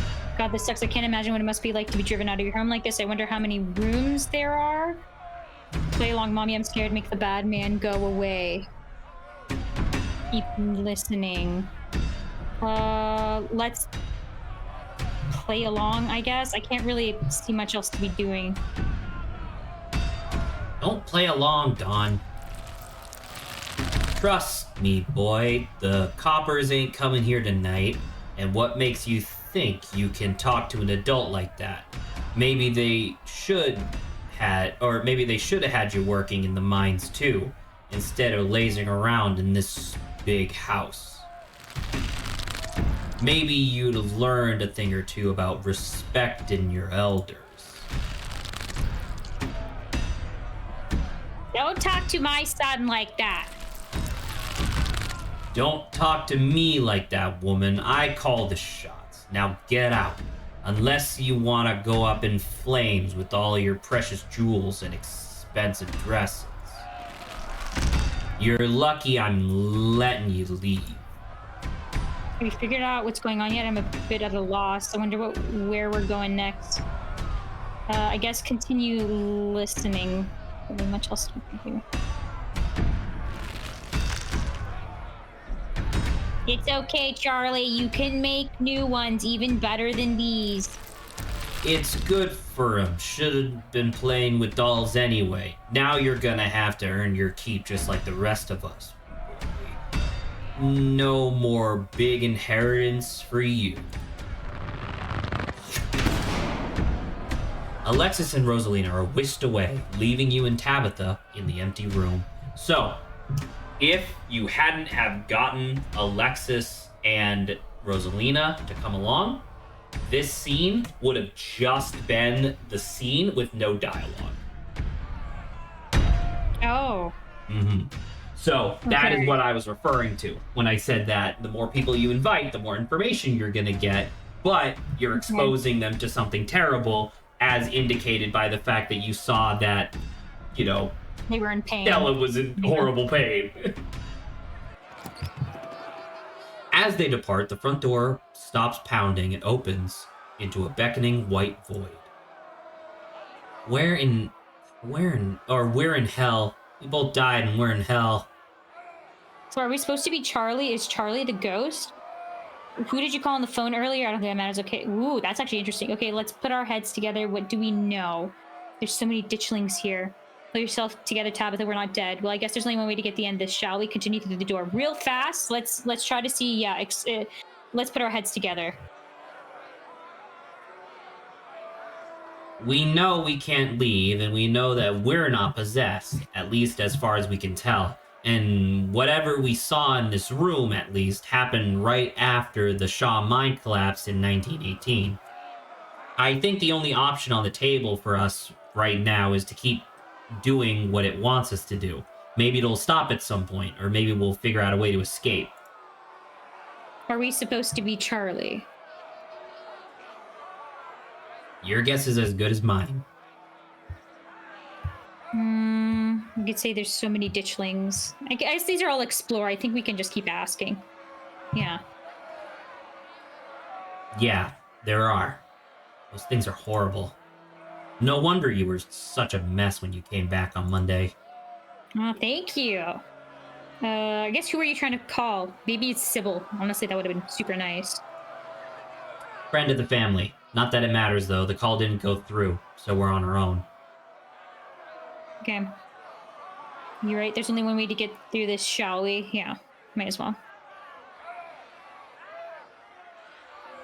Yeah, let's get this over with. You and Tabitha walk up to where the pounding door used to stand and step into the void. You're outside, and it's night, a false moon looming massive in the painted sky. The night feels thick and warm, the insects lively, their calls unnaturally tinny. Everything feels warped and wrong, like you're listening to a record fished out from the bottom of a pond. Yeah, what magic words do we have to say to let us go, dude? Whatever, fucking sentence. We're sorry, okay? Whatever our family did to piss you off so much, we're sorry. Oh. You poor dear. I've been keeping track of you scuttling around town like a tomcat. You've fallen hard for Miss Edwardine, haven't you? Is it just me or does the shadows keep getting closer? Oh god. Kanika, I'll get you out of here, I promise. I want to get off the ride now. Okay, fine, I'll watch another little play. Who's this supposed to be? These scenes are all scattered. You're trying to scare me, it's not working. Listen to the figure. Play along. Dang, how'd you know I'd have the hots for Edwardine? I want to see these scenes are all scattered. Seems like the last one was some kind of childhood memory, and this one must be after he met back up with Edwardine. Wait, what am I doing? I refuse to get invested in figuring out this weird little puzzle. Invested! There's no need to be embarrassed. Your secret is safe with me. You know, I never did approve of what the Scarlets did to your family and what it did to the two of you youngins. Oh! I think I just figured out who this... Whoa! Okay. Okay, sorry. I think I just figured out who this character is supposed to be. That's crazy.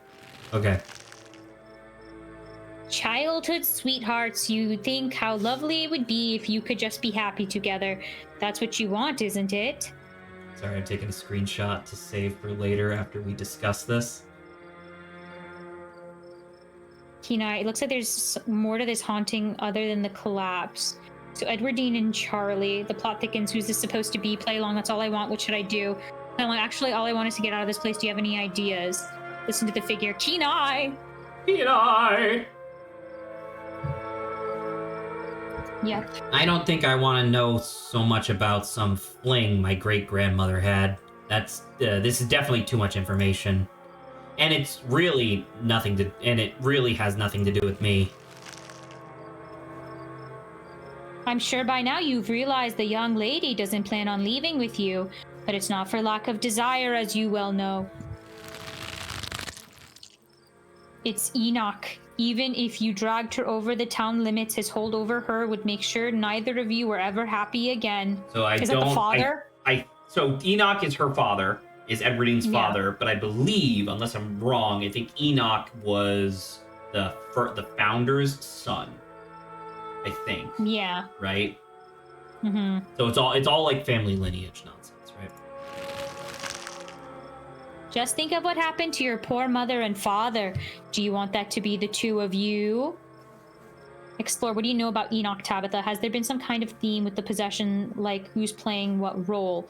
Wow, that's actually a really based on the thing that I just thought of. That's a crazy observation for them to just give you. That's awesome. Another keen eye. Is the ghost mad because Edwardine and Charlie's romance didn't work out? What happened to our parents? Aw, cute. A secret romance? Play along. Why wouldn't I want to be like my parents? What do you even know about my parents? So that top keen eye is probably pretty good, right? Because we're trying to figure out how to get out of here. So this has to be some kind of clue. Makes sense. So you want to do this one? Yeah. Like, who's playing what role? Stella was Edwardine. Rosalina seemed to be playing the guy's mom. Alexis was some angry townsperson. And Kanika is some nosy old lady. If there's a pattern here, I'm not seeing it. Maybe it's just pulling the closest matches it can find. Maybe it'll be clear once we've seen the full ensemble. You're starting to get into the puzzle, aren't you? Listen to the figurine. That's really funny. That is kind of funny. That is really funny. You want to say that, or you want to do? What do you want to say? Like none of the other ones is like it's. I don't think I'm like picking up on anything. So yeah, let's just say this. You're starting to get into the puzzle. What? No, I'm just concerned about us getting out of here.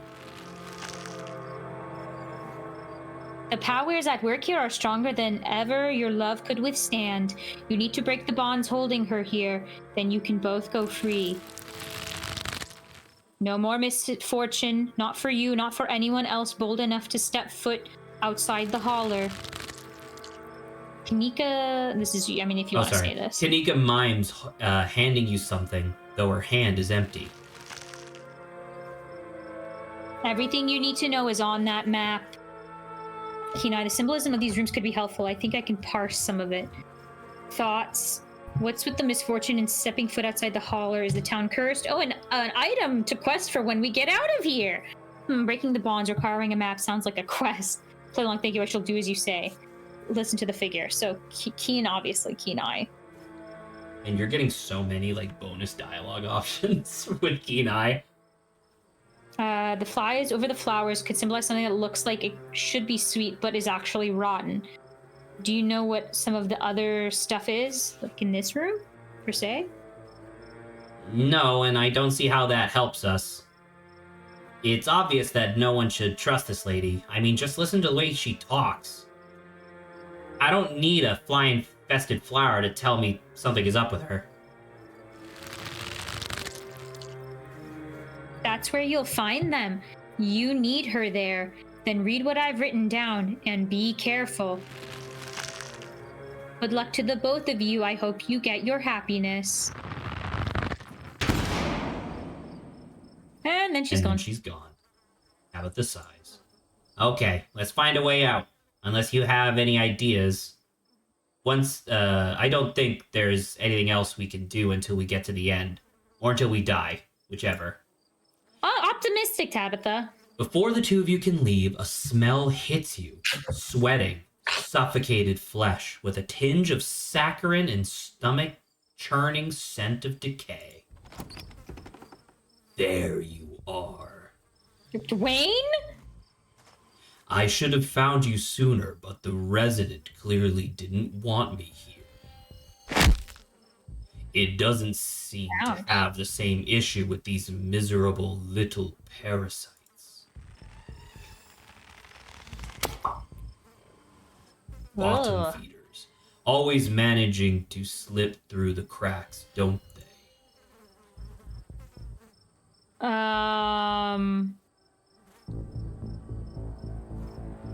I guess I'd rather, because he hasn't really. I'd rather talk real fast and then run. Maybe he knows how to get out. Nope. How did you get in here? Quick, Tabitha, let's team up against him. Hey, Wayne, you want to figure this out with us? Remain silent. What was that? Go up again? How did you get in here? I'll say that. He literally opened the moon. It is true. I mean, this would be a quick reaction that I think would be reasonable to be like, what the frick? How did you get in here? Okay, just tell me and I'll click it.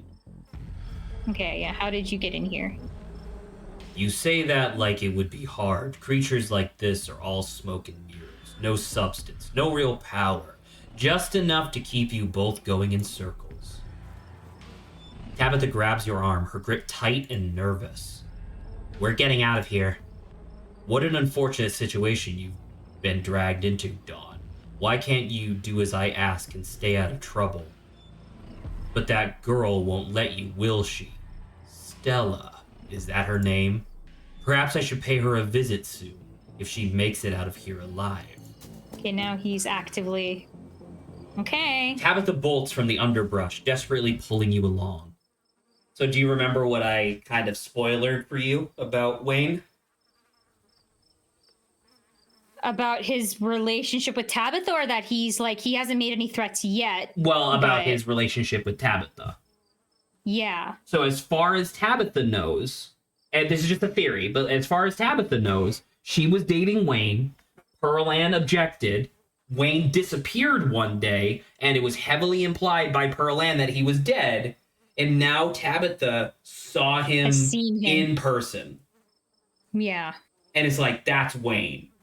Right? And he's clearly fucked up, like, right? Like, his shirt is so covered in blood. And by the way, every time you see him, it's more red. Yeah, he does seem, like, more messed up. Yes, Stella.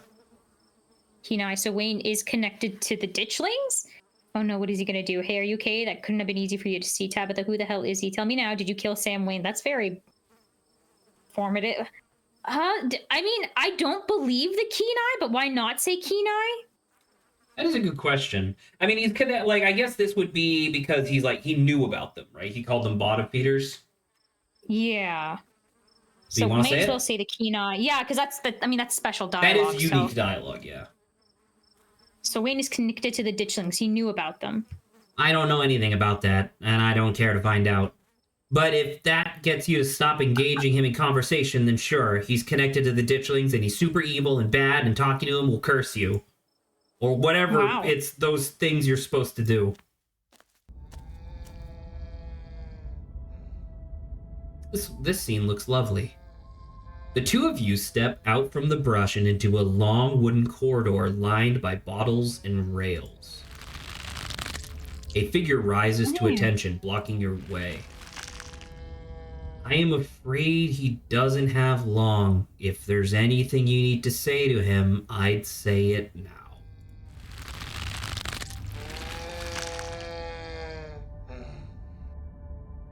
As Zane is swept away, the room pulls itself to you and you find yourself looming over a deathbed. Oscar lies in its center, looking pitifully small. So keep that in mind, right? This is the third of 3 scenes that you are guaranteed to see. All other scenes we have gotten or will get are completely optional. Like, you just wouldn't have gotten dialogue if you didn't take the person. Yeah, if we didn't have the people. Yeah. Right, because it's always Oscar, Kanika, and Stella. Mm-hmm. I'm sorry, boy. Sorry I let my troubles drive your mama away. And sorry those troubles mean I'm leaving you all alone now. So Oscar is Charlie Sr. So this is the dad played by a dad. Oscar, I'm so sorry. Play along, it's okay, I forgive you. It'll all be over soon. Let the spirit talk. Keen eye, obviously. Yeah, Charles Shaw Sr. You should probably know about him by now. Everyone in Scarlet Hollow knows about him. But they don't know about his son. Seems like a bad guy. What do you know about Charles Jr.? What happened to Charles Shaw Sr.? Our family did this to him. Leave it at that. What happened to... What do you know about Charles Jr.? As much as you do? I don't even know there was a Charles Jr. until tonight. Besides, the ghost is filling us in on more and more of his life story. I'm sure we'll both be experts on everything Charles Jr. by the time this is over, if it ever ends.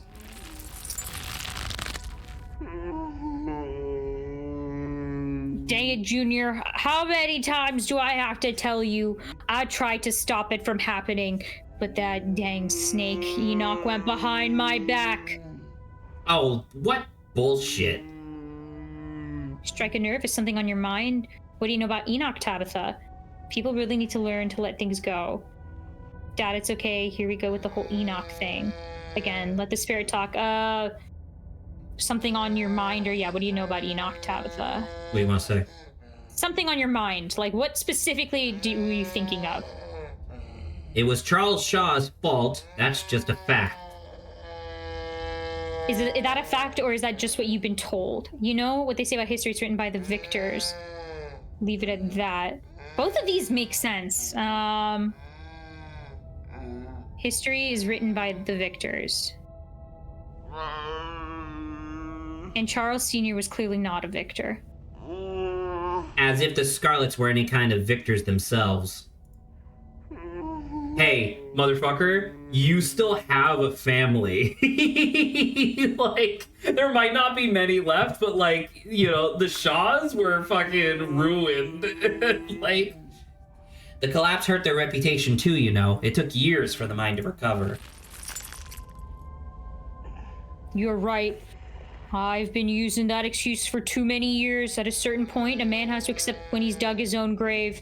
They may have run me out, but they didn't put the bottle in my hand. Still, they destroyed our legacy, boy. Both our names are cursed with that history. I'll be dead and gone soon, but I won't be able to rest. Not until our name is cleared, not until you can pass on this with pride.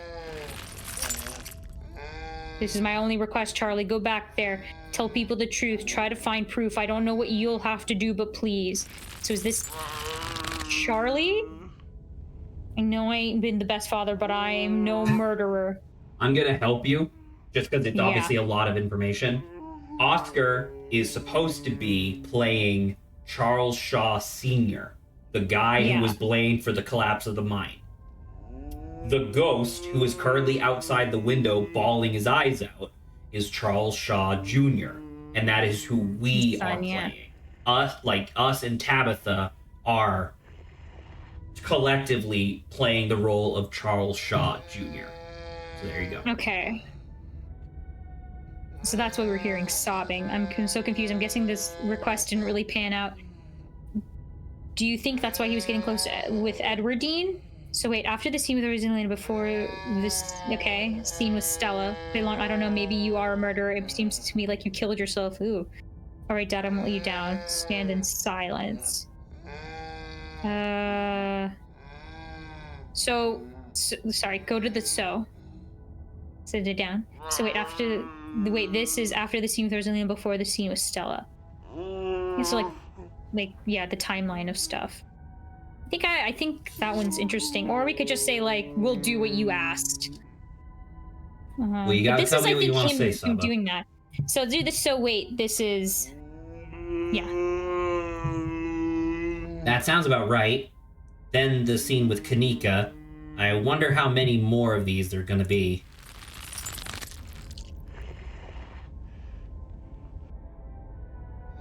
Dang it, boy, I may not have till the morning. Promise me. Promise you'll go back at the very least. Show that Enoch bastard what for. I promise. No, stand in silence. We need to say, let's say I promise.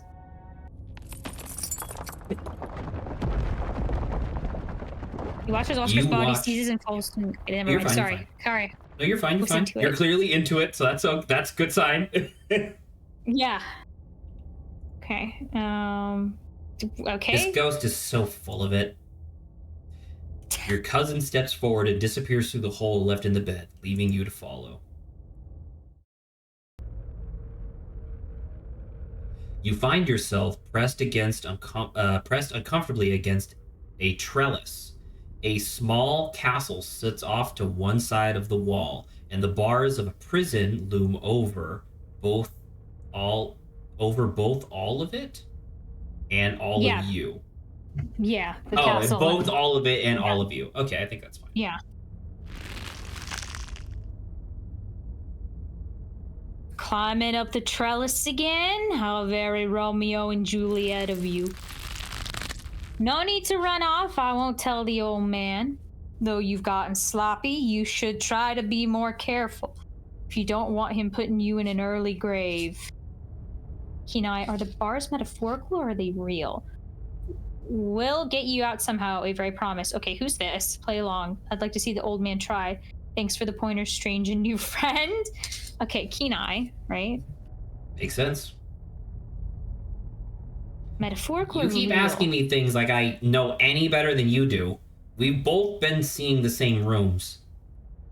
Don't you know better than me? You're the one who grew up here. I just thought you might recognize stuff. Question. Yeah, the second one. It's not like it's exactly what the real world looks like. How am I supposed to recognize anything when it's all messed up like this? For all I know, none of this even happened. Even if any of this did happen, who's to say this is even close to an accurate interpretation? We're watching the memories of a dead man. No, not one of her brothers. I'm a prisoner. Another victim of the Scarlet's lie like you, Charles Shaw. Tabitha, does our rich family have a history of locking folks up in some sort of rich people dungeon? Is this what's in the Forbidden Wing? Play along. I too hate the Scarlets. So we didn't visit it because you were being, you were following Tabitha's instructions, which is totally fine. There is, if on day one you choose to go to the Forbidden Wing, it's this big fuck you door that's bolted shut and you cannot go through, but it's like, it's pretty indicative of what's through there, right? So just giving you that. Not good. Play along. I too hate the Scarlets except for lovely Edwardine. Please do tell me of their secrets and lies. Play along. Charles was my father's name. I'm Charlie.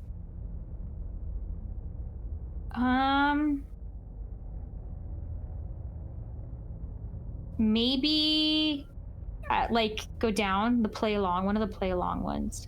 Please do tell me their secrets and lies. Yeah. Don't go into acting, okay? Okay, I tried my best. A mere generation makes no difference. His blood runs in your veins, does it not? And now it runs in hers.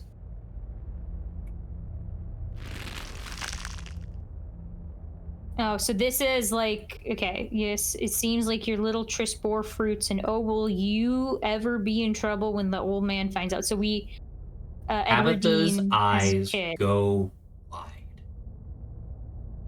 So, that's a big deal.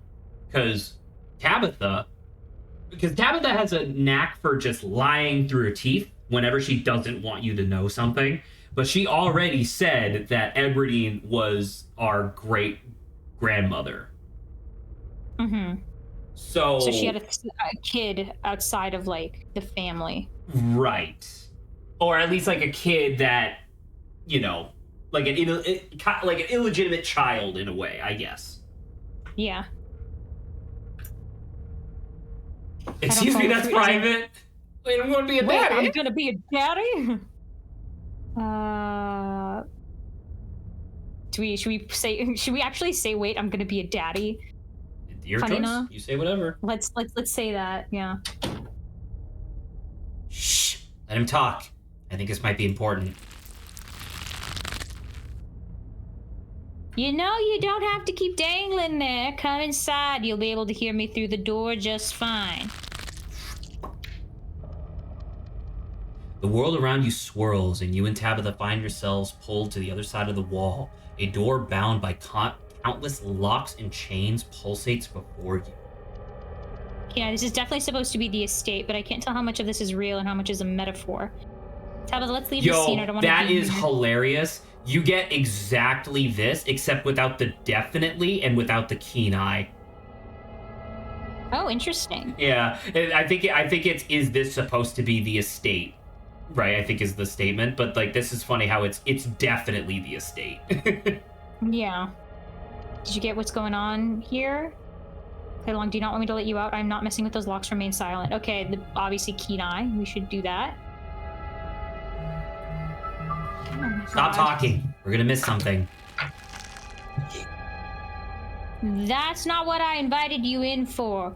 I couldn't escape even with your help. I merely wanted to offer a warning. Leave town now. Well, Tabitha, you heard it. I better leave town. I wish I could.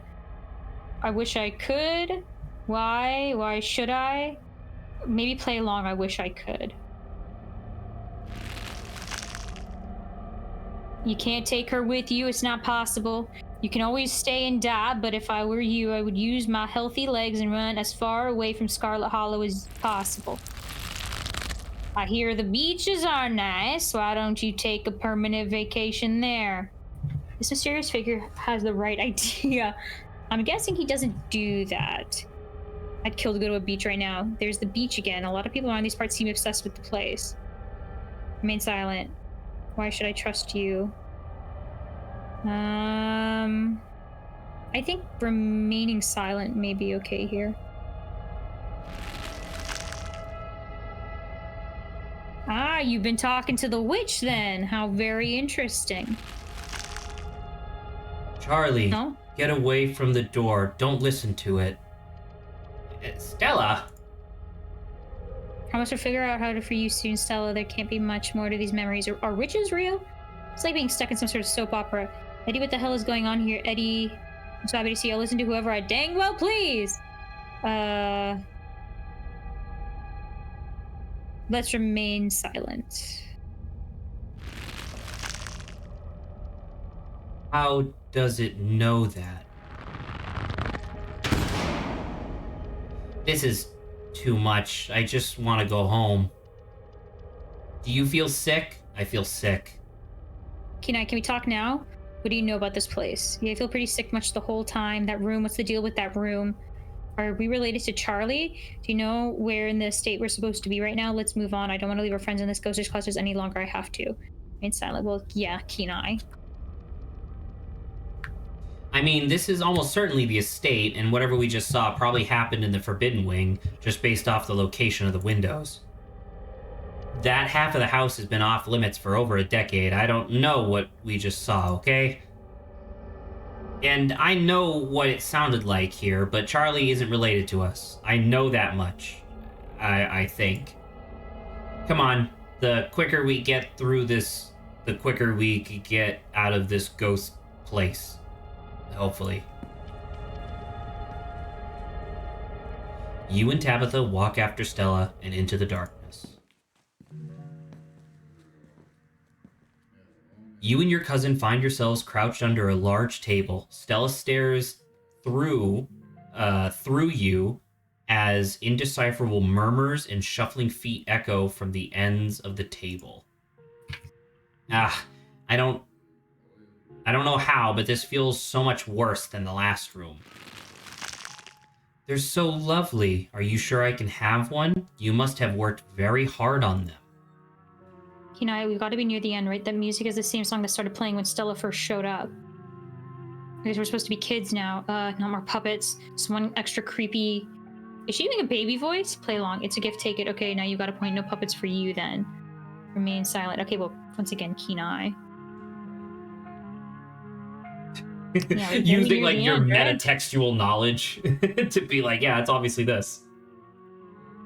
Yeah, I think you're right. What a creepy scene to end things on. I can't believe the ghost is making Stella humiliate herself like this by doing a baby voice. It's embarrassing. I'm not doing the baby voice. You can't make me. Yeah, it's fine. I'll try to keep it away from my brothers so they don't smash it, though I wish I could make it move like you can. And you can even do the voices. You know, you can probably make real money if you put on a show for people. Oh, so that's why everyone's been moving so weirdly. Oh, they got a thing for puppets. Yeah, that seems reasonable. They even possess Stella's out here trying to monetize hobbies. If we're nearing the end of things, do we have a plan yet? Play along. It's not in the money. These wooden dolls are merely stepping stones to the real deal. People. Ooh. That's the plan, or maybe you can come with me and we can both avoid the horrible things that are going to happen in this town. We should do keen eye, because once again, it's like one thing we're not going to get in other playthroughs. He sure does. A traveling show, and you want me to be there too? Oh, could we go to towns along the beach? I heard the Outer Banks are the most beautiful place in the world. We should go back in time all those years ago and tell them what we know. Again with the beach. Remain silent. Again with the beach, yeah. ... Look, we live in a state with some of the most gorgeous beaches. We're stuck up in the hills. And we're stuck up in the hills. I know the mountains are pretty, but of course folks who live up here want to get away to someplace that's the complete opposite, right? Thank you, Charlie. I've always wanted to see the ocean.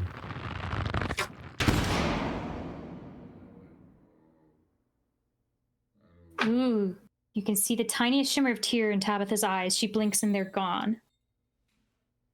There. Are you done now, Charlie? Can we leave? Everything crashes in a thunderous black before you or Tabitha can get in another world.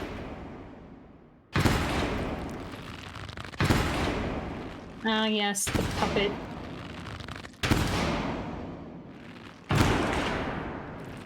Poor Gretchen. A single spotlight remains, illuminating a trapdoor in the center of the stage. You feel drawn to it. Trapdoor, are we back in Rosalina's room? Do you think it's over? You should open it. I'm opening it. Open the trapdoor, remain silent. We can do an explore thing. Trapdoor. Yeah, we could just do both, I think. We must be. Which one of us is going to open it?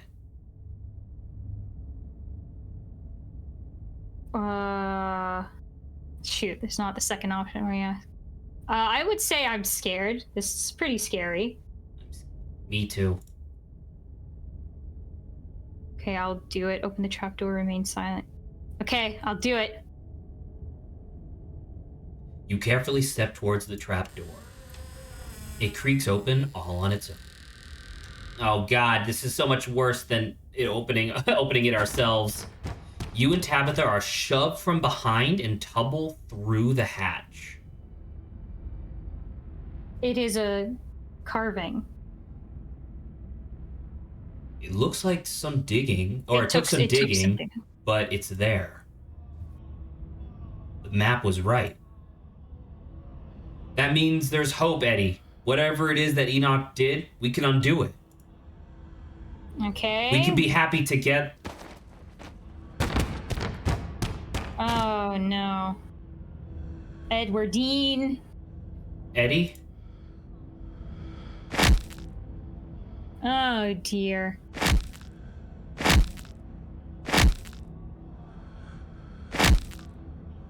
It's okay, our Edwardine is a, yeah. God, I'm so sorry. Your cousin violently heaves into the void, but nothing comes up. There's nothing here. This place is completely empty. Okay, now did you see the tear running down her cheek at the end? She was conflicted. So Edwardine was murdered.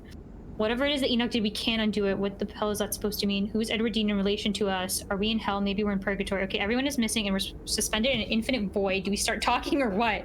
How do you know we're not related to Charlie? So we should do the keen eye, obviously.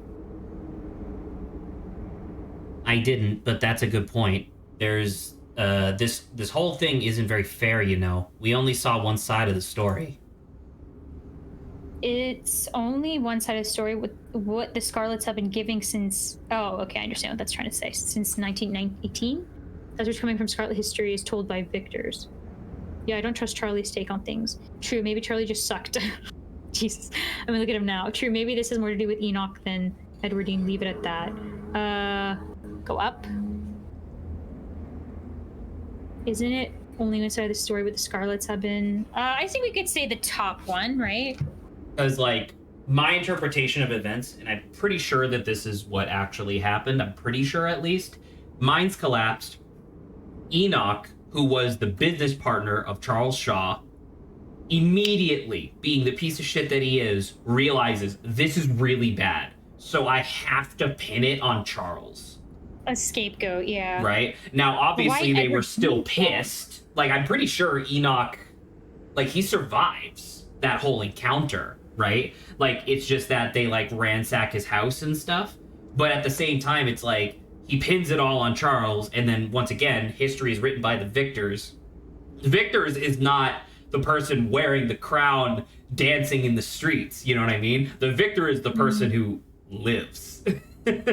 Yeah. So we So want the top one. You want to say this? Yeah. Shut up. What now? We're on trial. Do you repent? Do you repent for your crimes? Tabitha's the one. Jesus. Okay, are you talking about? I haven't even stepped foot in this town for a couple of days. Why should I be? I'm not responsible for any of this. Yes. No. I'm sorry you died. You gotta let this go, man. Get over it. Let it continue. I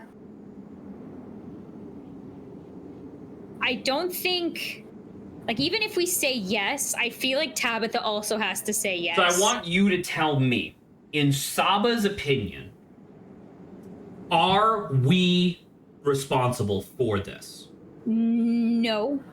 That is like, we're not responsible for the sins of our father, right? Was saying or something. It's difficult, and I think they did this on purpose, both for timeline reasons and also discussion reasons. Because, like, if my dad murdered your dad, I would feel guilty. Like, that's too close. I would feel like that feels like something that would be like, okay, that, like, I understand if you're mad at me, right? But, like, This is the great grandmother, which is 4 generations separated from us. And that is just on the limit, in my opinion, or 3 generations separated from us. And that is just on the edge, for me personally, of where it's like, listen, dude, that's like literally history. But the difference is that this motherfucker was the one who died. Yeah. So, straight up, what do you want to say? Like, how do you want to argue this? Can you scroll up again real fast? Okay, go down. Yes, no, I'm sorry. Like, I want to be like, I'm sorry you died, but that's also not me. Like, if you want us to tell your story, we can do that. But so, can I give you a ditty about this? Of course. Yeah. Thank you. I appreciate you accepting this. So, chapter 4, you can only get the good ending if you're A, hot, and B, have already established romantic interest prior to the, like, turn, right? Because obviously each of these chapters has, like, the intro bit, the part where shit gets spooky, and then the denouement as you close out to the next chapter, right? It's always separated into those 3 blocks. This is the first time that something like that happens. The only good ending, or not good ending, like the best ending for this scenario is you have to A, be book smart, and way at the beginning, I don't even know if you remember this from episode 1, when you were just randomly talking to Stella in the woods. She asked you what your job was, and you could have picked attorney. Oh. So if you picked attorney, okay, but don't have book smarts, you're struggling. In which case, it doesn't help you here. But if you're book smart and you picked attorney, you're great at law, and you have a new option for this, where clearly this is a trial. You treat it like a real trial, and you start citing actual era laws that Charlie would be beholden to, and you're able to like legally argue your ass out of this situation scot-free. I am here to tell you that is not going to happen here. You can make it less bad, but you cannot get out of this scot-free. So don't try, I guess. Try to make it as as good as possible, but there is going to be consequences because does my line of thinking make sense to you? Like, did at least just say like, I'm sorry you died, but like that's like my ancestor. I'm not really sure. Straight up, that is the legal argument you make if you have book smarts and are an attorney. The argument that you make is that it's like, it's too far, I am not beholden to them, but I do promise you on a personal level, I will try to make this right. And then that's when he lets you go, because you make both of those arguments back to back, essentially. In this circumstance, you clearly don't have the modicum to do that. So to answer your question, I think your logic is sound. This guy was completely fucked over. Right? His father was framed for an accident that wasn't his fault, like negligence that wasn't his. And then Charlie got murdered by the love of his life. You know? Yeah. Ugh. So I do want to say, like, we want to say, like, yeah, I'm sorry you died. Because everything else is kind of like, it feels like a little too easy just to say yes or no. Right? So, and the other one where it's like, well, this isn't about me. But it's like, so I want to say the actual mechanics of this scene are very interesting. They essentially, because he's the judge, clearly, right? Based on where he's sitting. And he's also the victim, which means that you're at a huge disadvantage. There is essentially a, like, agreement meter that he has, where depending on what dialogue options you choose will either make his agreement go up or down, which obviously stands to reason. So if you say something that's just like completely insane and he's just offended by it, it obviously goes down. But if you're trying your best to like agree with him within reason, his agreement will go up. Saying I'm sorry you died is kind, but it doesn't change his mind at all. So, like, okay, I find that we can absolutely still say, I'm sorry you died. Because I would, like, the way I would describe it, consider I'm sorry you died as being neutral. I find that, because I want it, it's like establishing a little bit of, like, hey, like, we do feel something for this. Or at least exactly. Yeah. So, I think that's what I wanted to do at first. Be like, I'm sorry this happened to you. I'm sorry you died. Yeah. So let's start with this. And I want to see what I can say next. Sorry you died. Don't answer it. You must answer for the crimes committed by your Scarlet blood. Are you kidding me? I hate it here. I hate this. I hate it here so much. Until you do, I cannot die. I want to die, please. I have been alone in the dark for so long. All I ask for is some of your years. To pay for the years that were taken from me. So, he does not know, in like a preternatural sense, how much life he had left. However, based on the time that based at the age that he died and the average lifespan that you could reasonably expect, how many years do you think he's asking for here? How old was he? He was like late 20s, early 30s. And this was like 1930 something. Maybe if I'm giving like 10 more years, maybe I'm being too generous. I'm not sure. You think that Charlie thinks he was going to die at 40.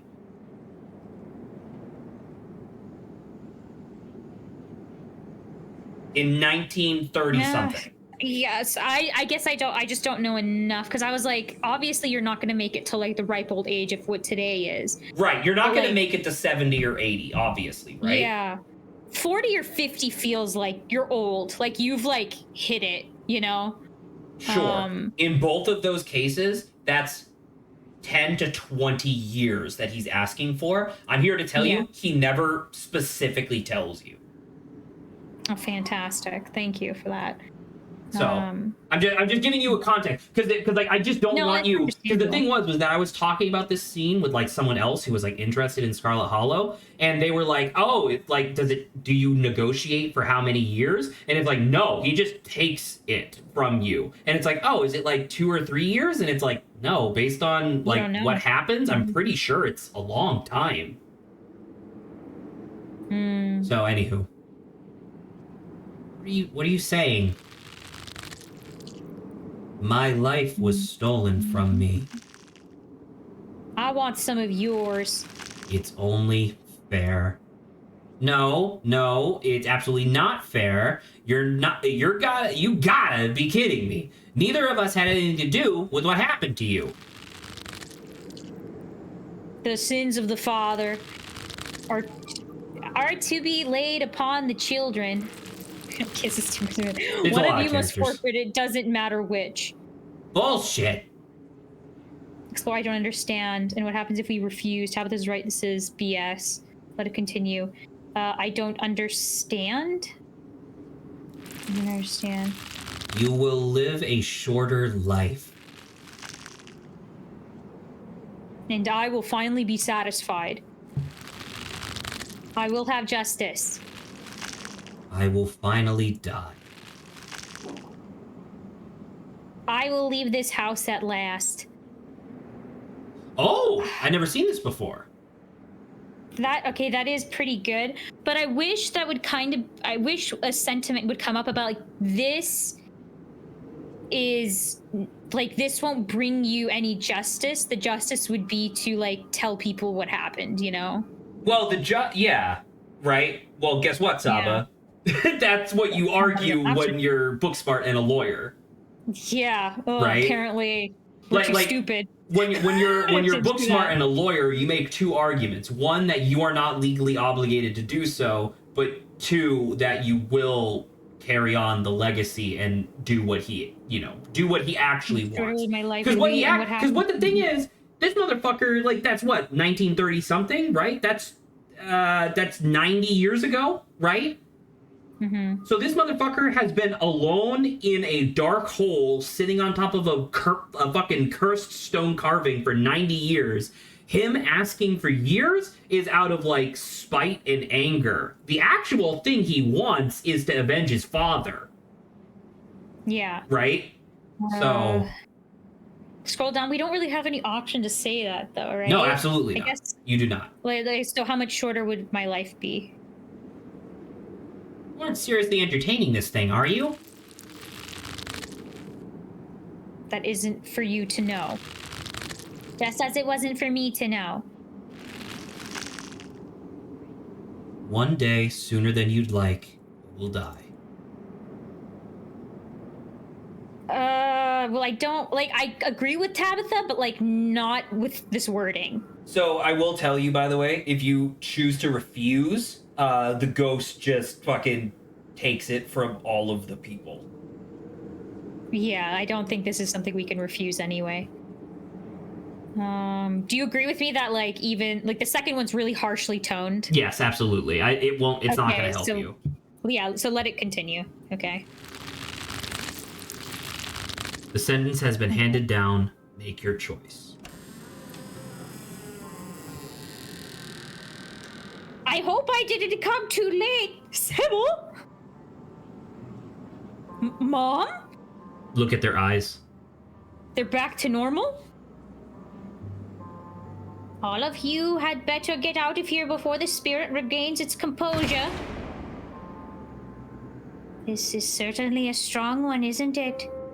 Don't worry about the others, they're safe. I got your call.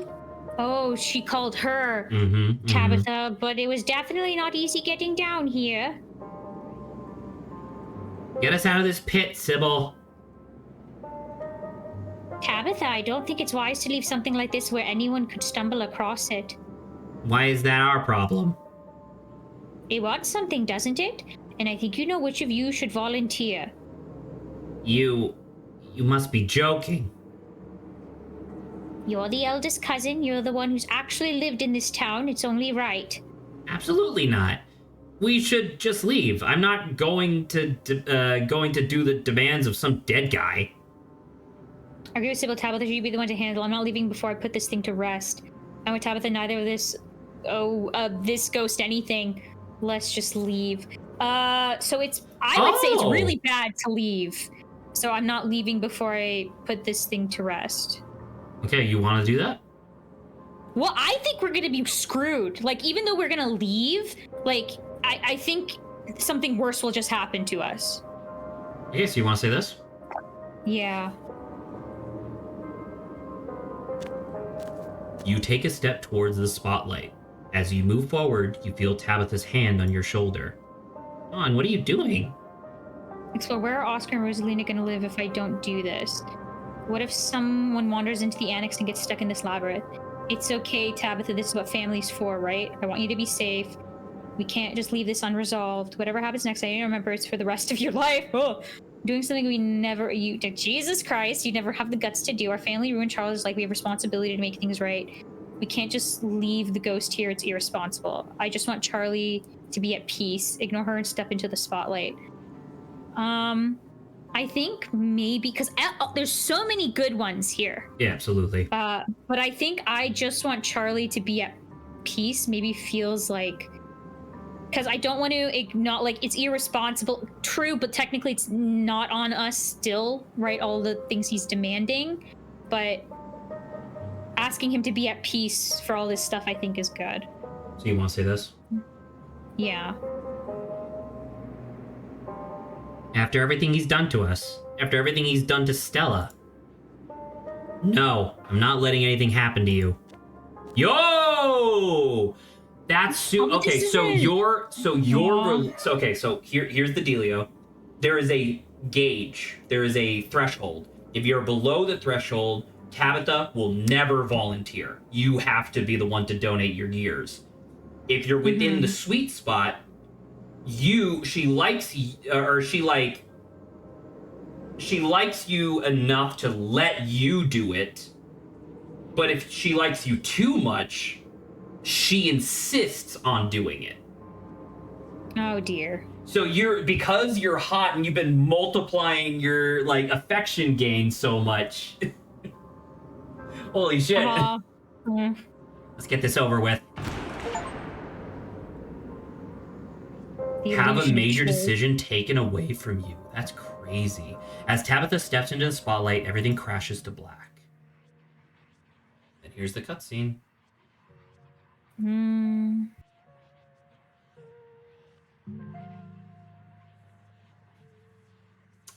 So. Like, holy fuck. I knew that chapter 3 was going to be long. I didn't realize that we were going to do...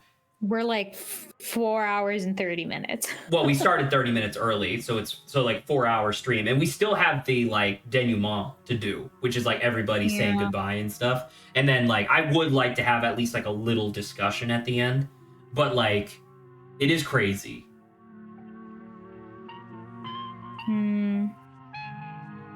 What a sucky thing to be living right above.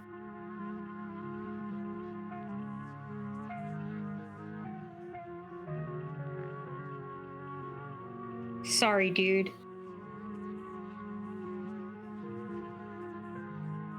The Scarlets really do suck.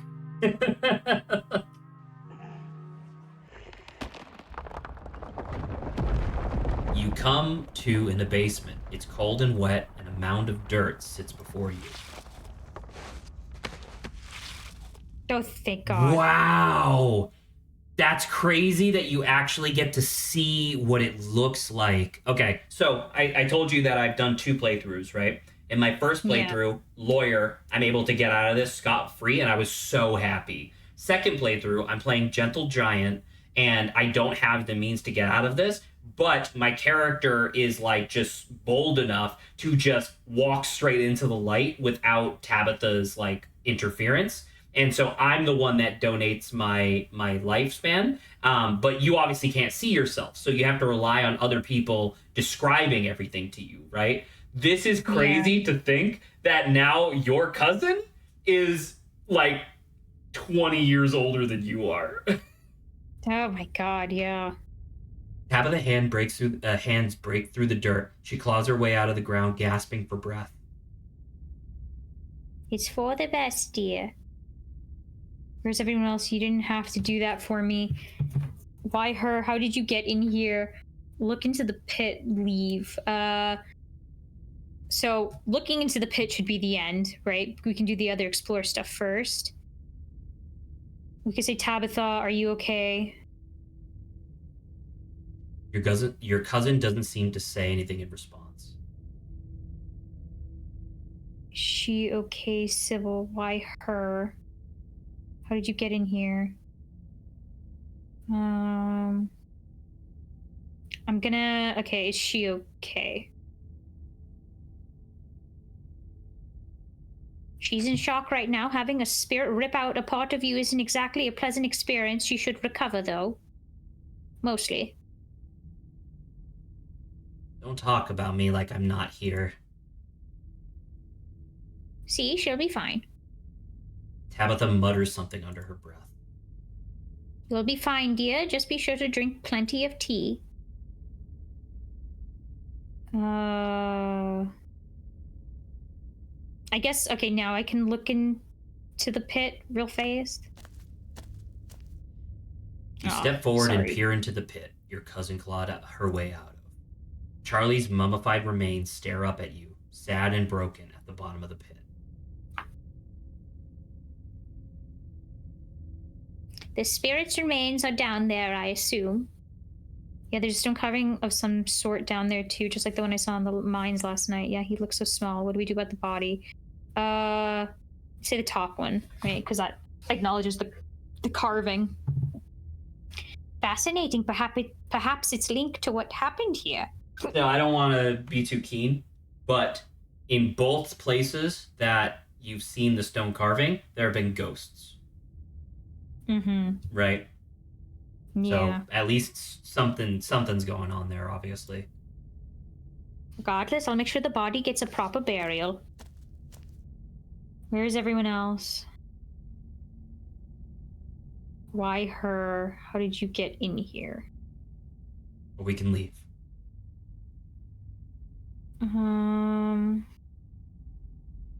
Yeah, I guess none of these actually matter as questions, so yeah, I guess we should just leave. We're really all somber about this. Come on, Tabitha, let's get out of here. Tabitha stumbles to her feet and walks with you to the stairs.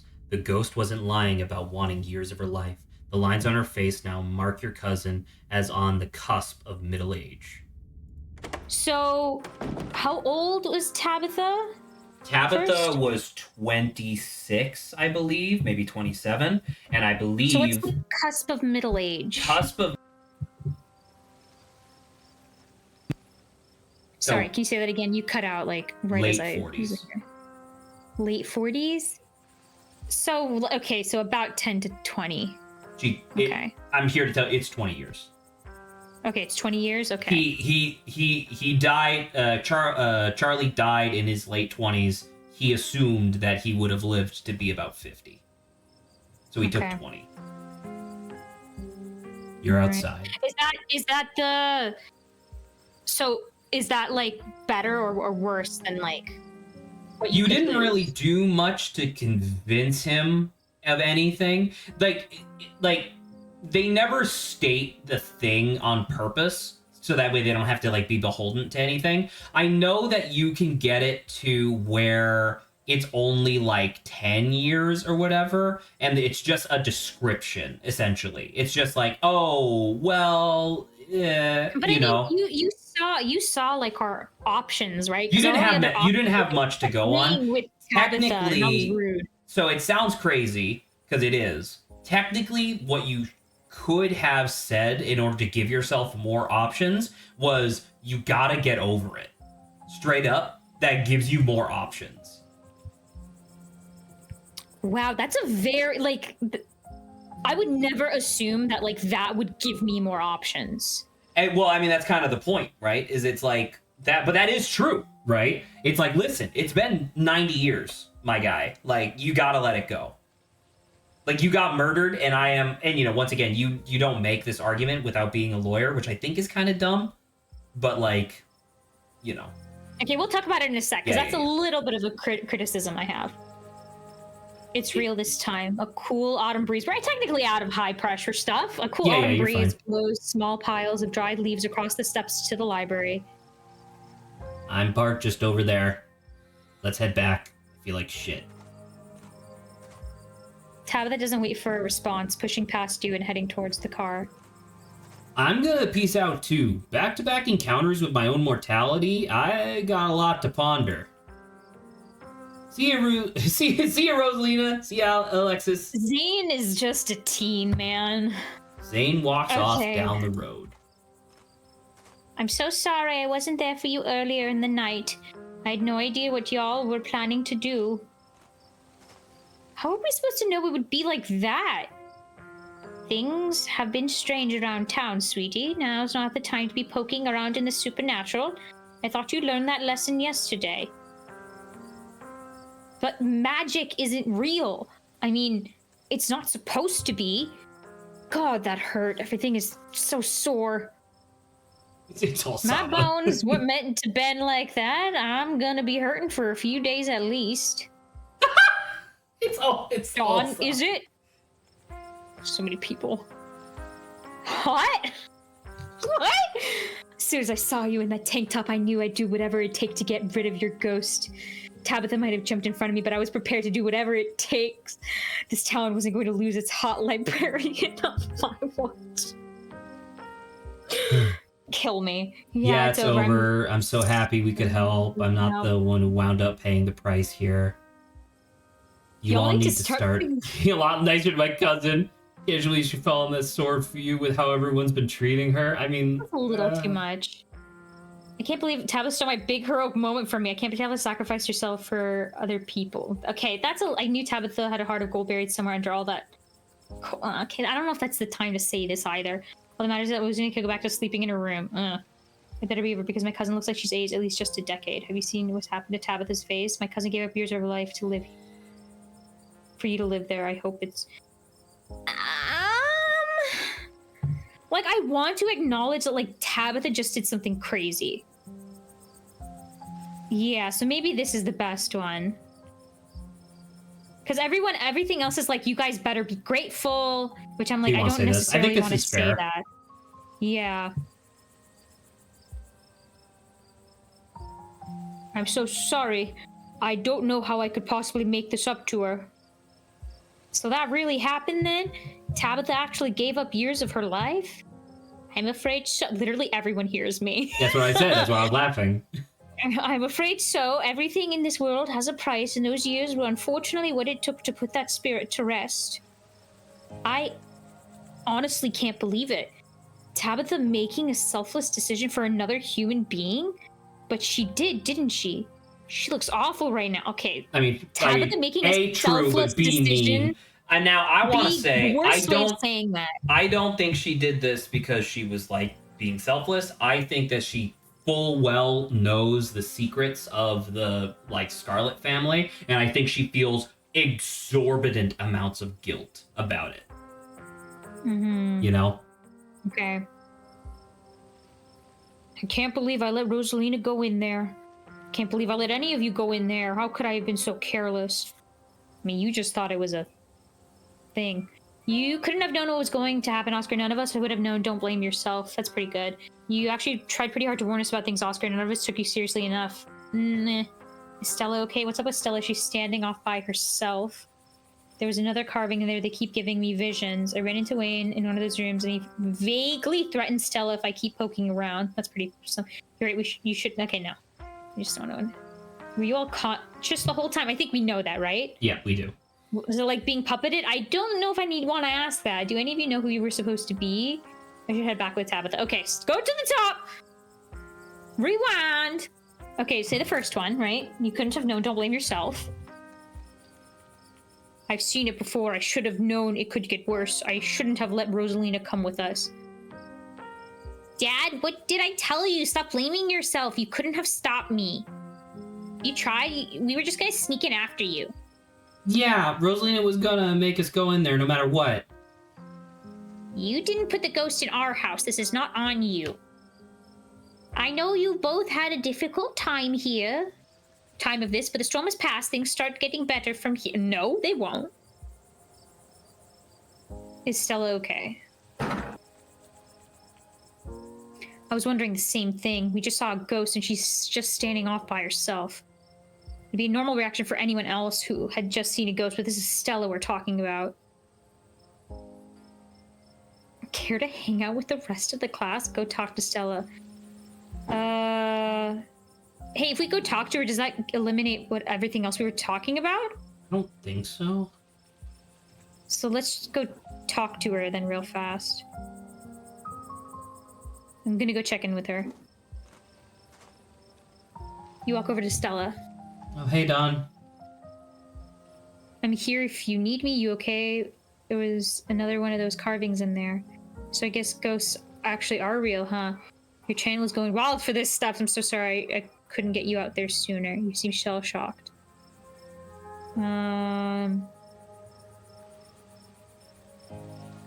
At first I was gonna say I'm here if you need me, but like, there is also the I'm sorry I couldn't get you out of there sooner. You want to say that? Yeah, let's say that. I'm so sorry, Don. I don't think I can talk right now. I'll call you, okay? Yeah, she's crying. Aww. She hurries off down the road. What if she's still possessed? I think she took the brunt of things in there, and I wonder if she's having a hard time right now. Should we go after? She doesn't seem okay. I'm starting to think Stella might be a bit of a flake. I guess she hit her limits. She'll be fine. Remain silent. Yeah, I guess she hit her limits, because the other one was whatchamacallit? If you go scroll up. I think she took the brunt of things. Yeah. She So was the only person that had to be in multiple scenes. Yeah. So I guess she hit her limit. I'll say I think she took the brunt of things, because that's like acknowledging what happened in there. Should we go after her? And nobody here should be rushing after anyone right now. That goes doubly for you, Kanika. We don't want that cold of yours to get any worse. Okay, there was another carving in there. I wonder if things are tied. Everything supernatural that has been happening. Everything's reasonable. Yeah, the second one. Yeah, I wonder. One is a coincidence, but two of them on back-to-back nights? And if you and Stella are right, and there's another one in the clinic... I'm sorry, I'm a little lost. You've been finding carvings around town, and they've been giving you visions? How is he British all of a sudden? You know what? We've been streaming for almost 5 hours. I forgive you. This is news to me, too. I'm sure everyone here could stand around theorizing about this and that all night long. There'll be plenty of time for that tomorrow. Oops, sorry. Dawn, if you have the time, I'd love to discuss these visions after tea, after you've had the chance to get some rest. Okay, let's talk about Wayne. Yeah. Wait, are you serious? Should we be worried about her? See, now every single time I see hot, I like face palm a little bit in terms of like, oh my Jesus Christ, really? he also crushed a dishling with his bare hands. It was actually kind of hot. Hey, Saba. Are you telling me that Wayne is a secret romanceable character? And this is how you start, yes. Jesus Christ. You can date Wayne by the end of chapter 4. Are you serious? I am. It's temporary. You don't like, it doesn't stick, but like, you do get some time with him. Oh my god. You get to see under his veil. Oh. It's not good. I figured, yeah. He also crushed a dishling with his bare hands. It was pretty scary. Of course we should. I don't know. I think he's harmless. Leave it at that. I think not the hot one, because I don't know if I'm mentally sane enough to go down that rabbit hole, but yeah, the second one. Wasn't his foot not his bare hands? Yeah, same thing. Or are we just speaking metaphorically? Yeah. That's just another reason we should keep our distance. Stella's smart. Hopefully she'll be okay. There was someone else in there? That's my house. Rosalina and I live there. Did he say anything else to you? We don't need to trouble Dawn for the details. No one pay any mind to that man. Sybil just, knows way too much. He's just a drifter. He'll be gone soon enough. In the meantime, steer clear and he won't make trouble. I mean, he followed me, okay? So he opened up a thing. I think what he did was he literally just opened up a door into the house, right? And then that allowed him to, step through the illusion. I think that's what happened. Okay, were you all conscious the whole time? What was it like being puppeted? Do any of you know who you were supposed to be? I think we can leave now. I think everything else is about, their traumatic experience, and I'm I don't necessarily think I need to chat with you about that. So you want to go? Okay, let's head back. Yeah. I should head back with Tabitha. And I should probably head back inside. It's starting to get chilly out here in just my tank top. And there's still work to get Rosalina something. Thank you. Don't be a stranger and let us know if you need anything, Oscar. I will thank you, all of you, again. I mean, I don't know. Would you ever return to living in that house? I mean, actually, this is the best time to return to that house. From a literal standpoint, I guess. You know for a fact it is not haunted right now. I know, but it's heading back to a traumatizing place. I mean, in a lot of ways, if I sacrificed years of my life so that way you could go back to living in your house and then you chose to not do that, I think I might murder you. Oh my god. I believe it's time, but Kanika dear, you haven't been feeling well. You need to get some rest. Okay. I'll see you tomorrow, Dawn. But I'm wired. I want to talk about stuff now. Yeah, I'll see you tomorrow. If I manage to get out of bed, then yeah. I don't know. Remain silent. If I manage to get out of bed. The first two seem way too excited. Ha, don't make me laugh. Kanika warily treks back to the general store. Before I go, Sybil places a hand on your arm, holding you back for a moment. I mean, Avery's still here, but whatever. I'm sure you have questions about everything you saw tonight, but let's not get into it here. I think everyone could use a little rest and relaxation right now, yourself included. If you swing by the tea room sometime tomorrow, say early afternoon, you and I can have a little chat. I'll see you then, Dawn. So, I mean, clearly this whole thing has to do with, it's because of our family history. It's clearly, so I have a theory, and we will be talking about it at the end of this chapter, which is why I want to talk a little bit, because it's chapter 4 is awesome, but chapter 4 is a completely different thing. My theory is all within the stuff that we just learned, so. Okay, now you can't overhear snippets of their conversation as they leave. My whole body hurts, Mom. What was that? And I want a better answer than a ghost. It was a spirit, dear. I've never been a fan of the word ghost. You'll be all right. Let me just use some of that special tea. It's been working well, don't you think? Ugh, I think ibuprofen would be better. But I gotta admit, the tea has been nice. That's interesting. You know how maybe we can drink. You know how there's been No. I think drinking the tea might be bad. Because really? Tabitha got some special tea. She's like Sybil is constantly offering special tea, and I don't know if you recognize it, but across all 3 chapters, similarly to how we had options to say that we believe in aliens, across all 3 chapters, I think we've also had the opportunity to bring up the fact that crazy shit is happening in this town, but yet no one actually seems to give a shit besides main characters. Right? So it's pacifying this tea? I think it might be. I don't know. Well, I'll talk about it when I get to my theory, but I'll put the kettle on as soon as we get home. I guess it's just the 2 of us now. Lord, do you have any idea who you were? I could roughly place most of the others. What do you remember? Do you regret coming along tonight? Hot! Next time we hang out, let's just do dinner and a movie. I'm sorry, I didn't know things would be like this. So how traumatized are you right now? I guess I'll see you around. I think the only one that I'm okay to explore... This, right? That and go down 1 or 2. do you regret coming along tonight? I feel like those are the two. So what do you want to say? Yeah. Say, do you regret coming along tonight first? Look, that was a horrible experience that will stick with me for the rest of my days. But I was also kind of amazing for that. I don't know if that makes sense, but how many other people can say they were possessed by a ghost? Now we can say the top one. I feel like the top one's roughly okay. Do you have any idea who you were? None whatsoever, but I remember everything I said, and I remember that cold feeling.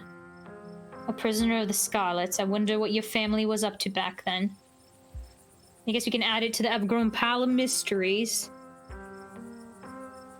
We kind of already know that.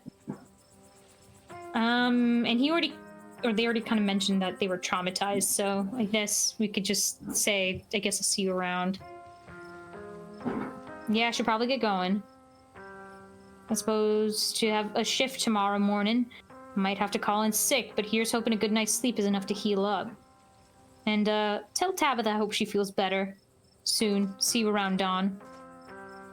Avery heads off, leaving the square in front of the library empty. Time to wrap things up here. So, remember how I told you that you can, in the original version, like before they updated it, you could only date, what's her face? Dr. Kelly, if you were hot. We're hot. Well, they updated it. They changed it. It also has to do with Chapter 3. You can only date Dr. Kelly if you were the one who volunteered your life, because Dr. Kelly is only into people her age. Seems pretty reasonable. So, that's really funny. Yeah. Take that, Persona 5.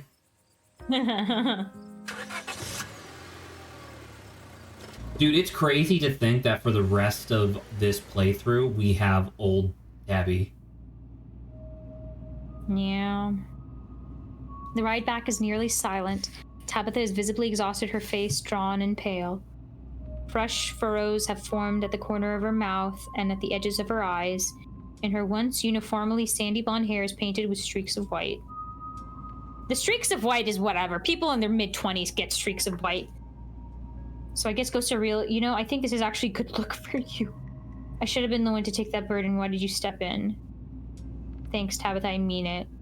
What does it feel like losing years, right, in silence? Very, very different conversation topics now that she's the one who did it instead of us. That's crazy.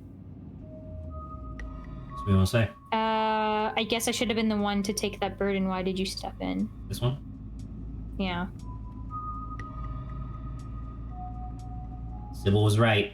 It wouldn't have been fair to you.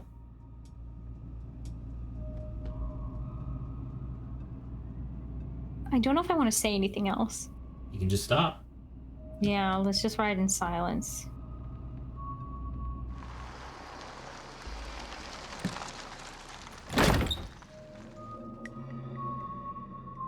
As the car pulls up to the estate, you and your cousin wordlessly make your way to the foyer. Tabitha noticeably strains to open the front door. Never been so tired in my life. I'm going to bed. Please don't get sucked into any more ghost dimensions before I can wake up and rescue you again. Also, if she doesn't show up to do the ghost thing with us, I guess it's just us to automatically. Correct. Oh, that's not an option. Oh, she always has to be there. Okay. No, sorry. No, I'm saying, like, if she is not there. Right? Oh, then it's just us, right? Correct. That's what I'm... Yeah. Yeah, okay, perfect. I want to talk about Wayne. Do you really think Stella is okay? She wandered off back there. I'm worried about her. How did you know to call Sybil? That's a great question. I wanna ask, can we ask, are you okay first? And then... Yeah. No, but I'll live. I'm sorry, I just feel absolutely awful right now. I don't think I can handle any more talking. I gotta sleep. Don't keep poking around. Don't keep poking, looking for trouble. Whatever. You just have to make it to the funeral. 4 more days, that's all. Then the bus comes.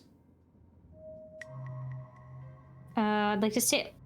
So, I guess that explore still moved time forward. Why did you call it an explore if I couldn't do the rest of them? Whatever. You can't tell me what to do. I'll do my best. and then we'll never see each other again. You know, I don't have to leave the holler. I mean, I think by this point she wants us to leave so we can stay safe, you know? I could see that. I'd like to stay in touch after all this is done. Yeah, I think that's like the nicest thing.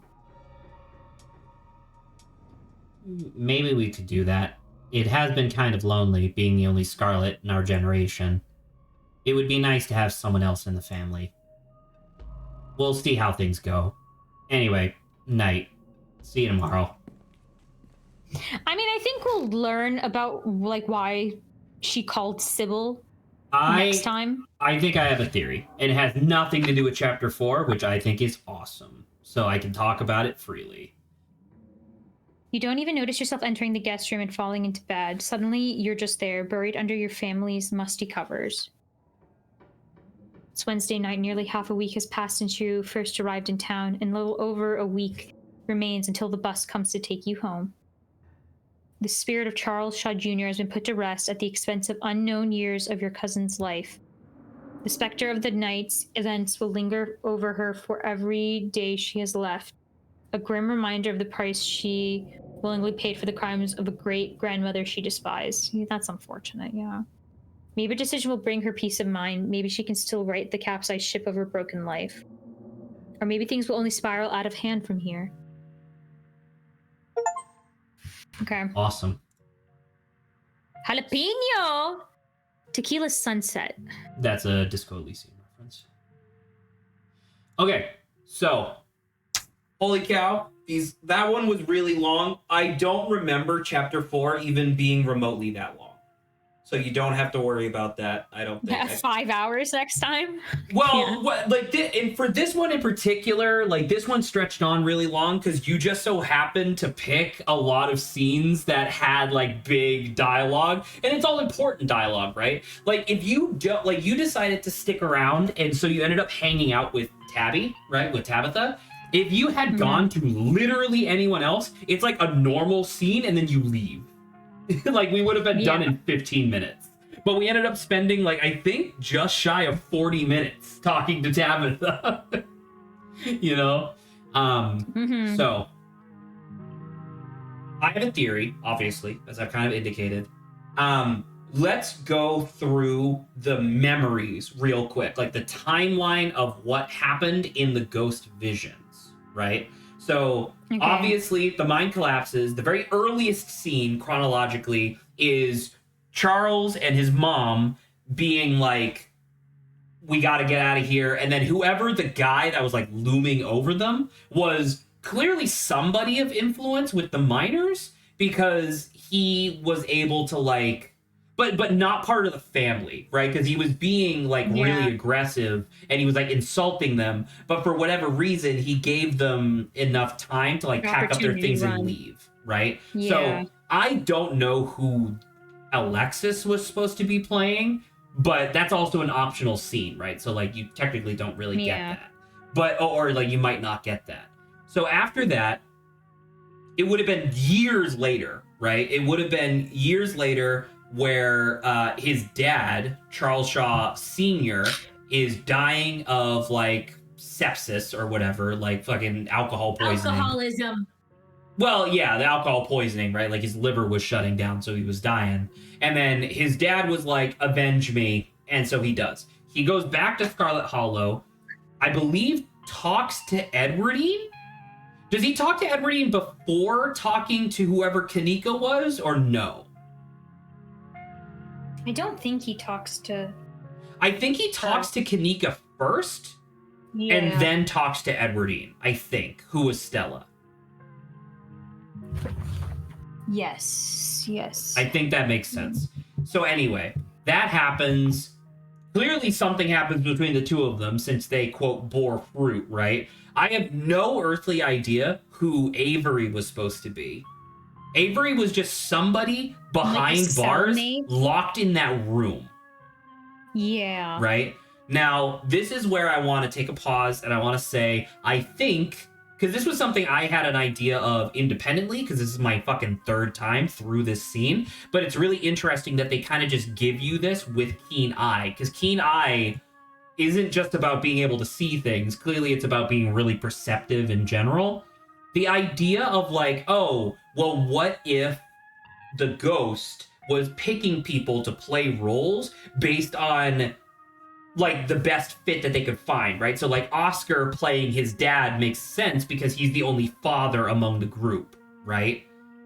Mm-hmm. Avery's thing is that Avery is not from Scarlet Hollow, unlike a lot of other people here. He's not originally from Scarlet Hollow. He only they only recently moved to Scarlet Hollow within the last couple years or so. So I think that whoever was locked behind like that door, prisoner. well, I think it was I think it was somebody from out of town that the Scarlets then like arrested for some reason, like a civil arrest in their big fancy mansion. No idea what the fuck that's about, but we know it must be a different character because otherwise Charles Shaw would have just reused the same person, right? There's more to that I'll get into in a moment, I guess, just in my mind. But the other thing that I think is kind of interesting is who the hell were we supposed to be in the very last scene? When we were on the floor and what's-her-face was like talking to us like a baby. As like a kid. Yeah, I don't know. It feels like we almost went all the way back to like... But that was the thing, right? Because his mom was played by Rosalina. But it wasn't Rosalina, it was Edwardine in that scene. And she was clearly talking to, like, a baby, but was she talking... Like, she wasn't talking to Charlie, because Edwardine murdered Charlie.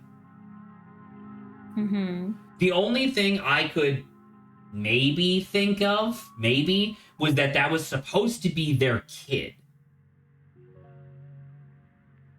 And it's not a memory, it's just what he imagined it was like. Yeah. Right? That's the only thing I can imagine. Because in that scene, if you were paying attention, there were giant legs like kicking back and forth as if the entire scene was under the kitchen table. Yeah. So that was like my interpretation of that. Now, other connections. I think that Stella was chosen to be Everdeen because both us and Tabby, it's so obvious that Tabby still loves Stella, like, a lot. Yeah. Stella is the only character among all of them that both you and Tabby have the option of being in love with. Where Edwardine was Charlie's love, like the love of his life, right? Yeah. So that's that. I think that whoever Alexis was supposed to be playing was just some guy who was like maybe a representative of the miners, who cares. I think that they were the person, either they were just a random person or they had like the hots for Charlie's mom, because it was Alexis and Rosalina specifically, right? Because if it's just a random person, why not have it be Avery? Because Avery was a dude. Well, not true, but you know what I mean, like an adult. Just yeah, like an adult is what I meant. He's just a random person. Random person. Yeah. So it's like, that's the only connection I was kind of assuming in that particular context. I guess was they're like, maybe that was that. Why would they not use, like, if they used Avery, then like, why would Alexis not show up like anywhere else? I feel like it could also be just like, oh, Rosalina and Alexis are like, they're like grouped together, right? Right. So that's another reason why it makes sense. So it's probably maybe just the association of these two are close to each other, so I'm just going to use them both for this one scene where there's two people. Yeah. That makes sense as well. Now we come to the one that I took a screen snip of because I thought it was fascinating. Now, the only person, well, I guess there's also Zane, but Zane was just some random priest, right? So, or like physician. So I think Zane was straight up just like random. Like, arguably that scene would not have been any lesser if Zane wasn't there, right? Mm-hmm. So the only other person that I haven't talked about yet was Kanika. Okay.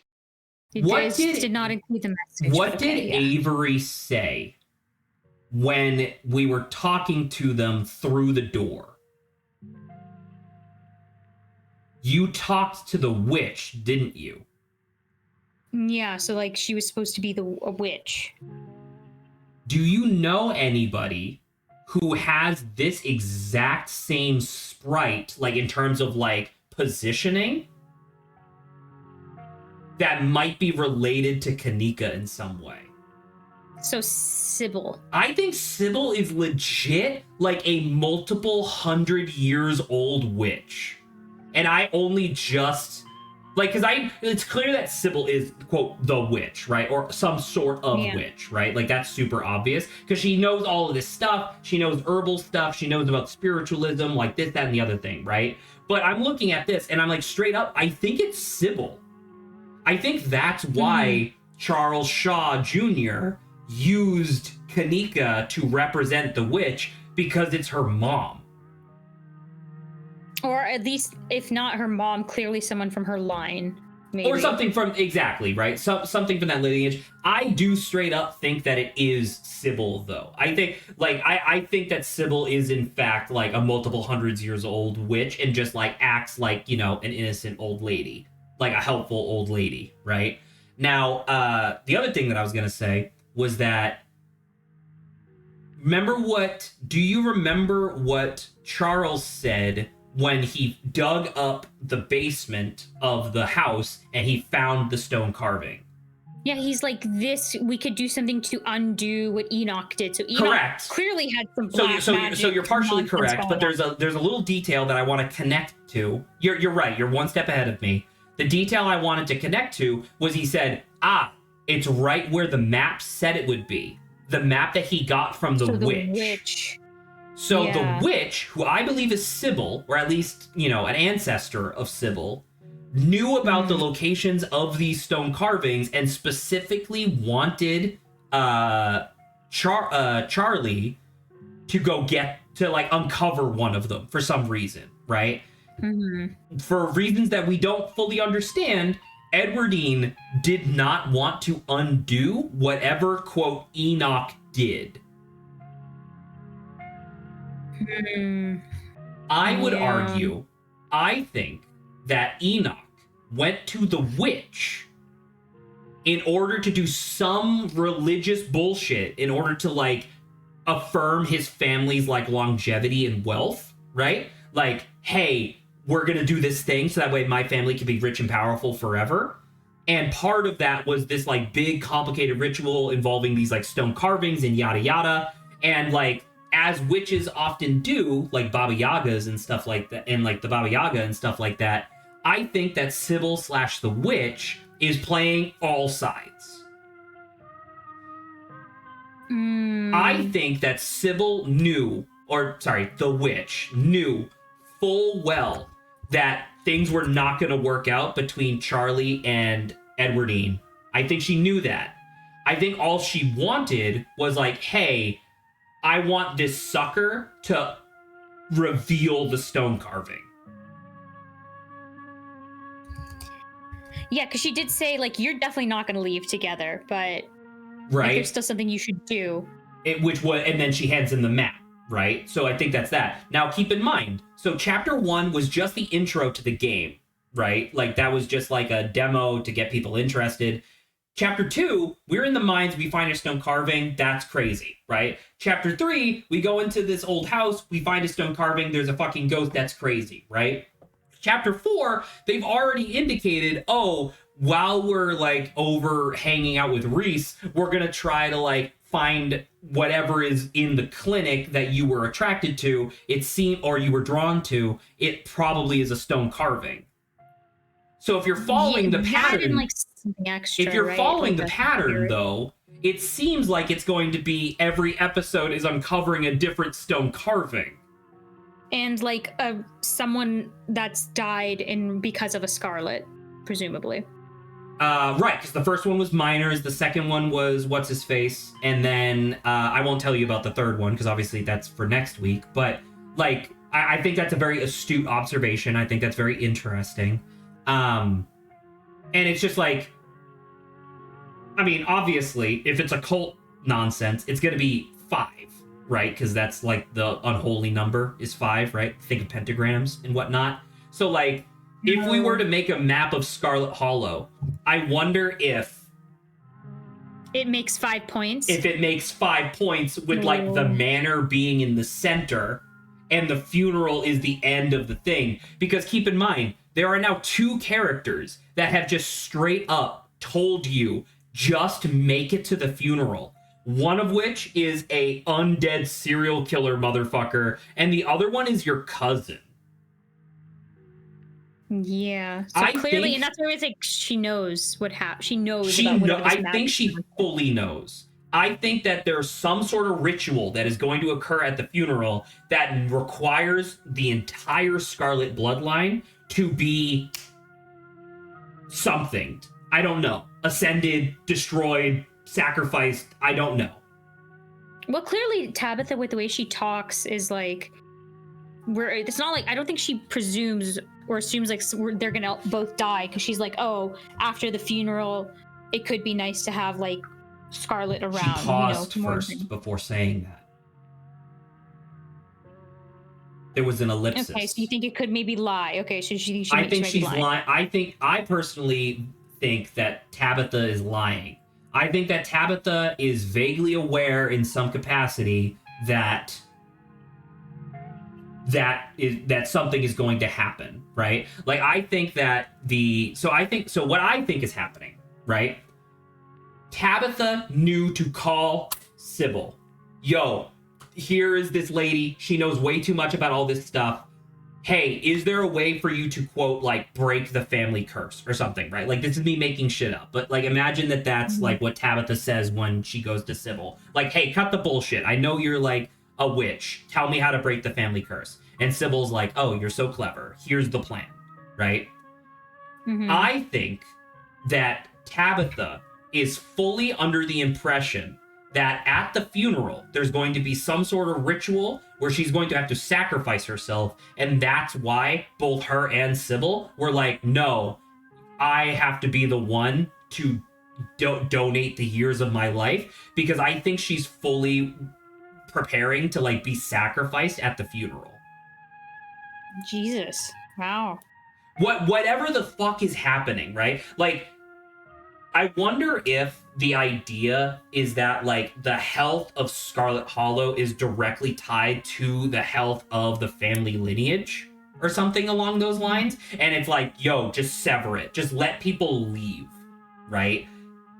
Yeah. So, I don't know. Obviously, that's a lot of speculation considering there's 3 entire chapters that don't exist yet. But I think that that's what it is. I think that chapters 2 through 6 are just finding stone carvings and like some crazy magic bullshit happens. And then episode 7 is going to be some sort of like giant demonic ritual at the funeral where we're going to have to do some like crazy heroic shit.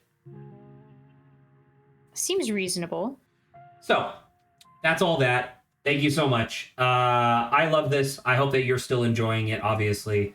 The thing that I would say is that, like, this is kind of what I was talking about, where you may or may not recall, it was like super late one night. I messaged you and said something along the lines of like, hey, just to kind of like warn you a little bit, the ending of chapter 3 is probably going to be rough for us because we don't have the tools. And I feel like this one's really tough because, like, sure, chapter 2, like, Duke getting his face shot in, that's really bad. You would rather have Duke be alive. But then in chapter 2, it's like, if you're like, it is possible that if you don't go in for Alexis and Becca, if you don't go deeper into the mines to go save them, it's entirely possible that they die in the collapse, right? Like that is an outcome that is possible, but it's 100% possible no matter what traits you have to save their ass. Right? The only thing that is guaranteed to happen unless you have like keen eye is like Rosalina loses her foot, which is terrible, but it's not as bad as getting your face shot in, right?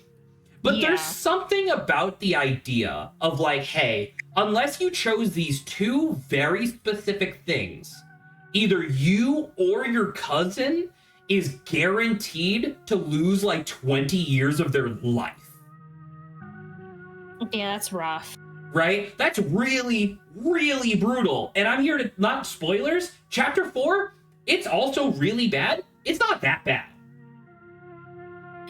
And okay, I will say the one thing I had like a little criticism, I guess, Yes. for this is that like I'm not a lawyer, and like via common sense, I was like, I don't think we should be held responsible for this.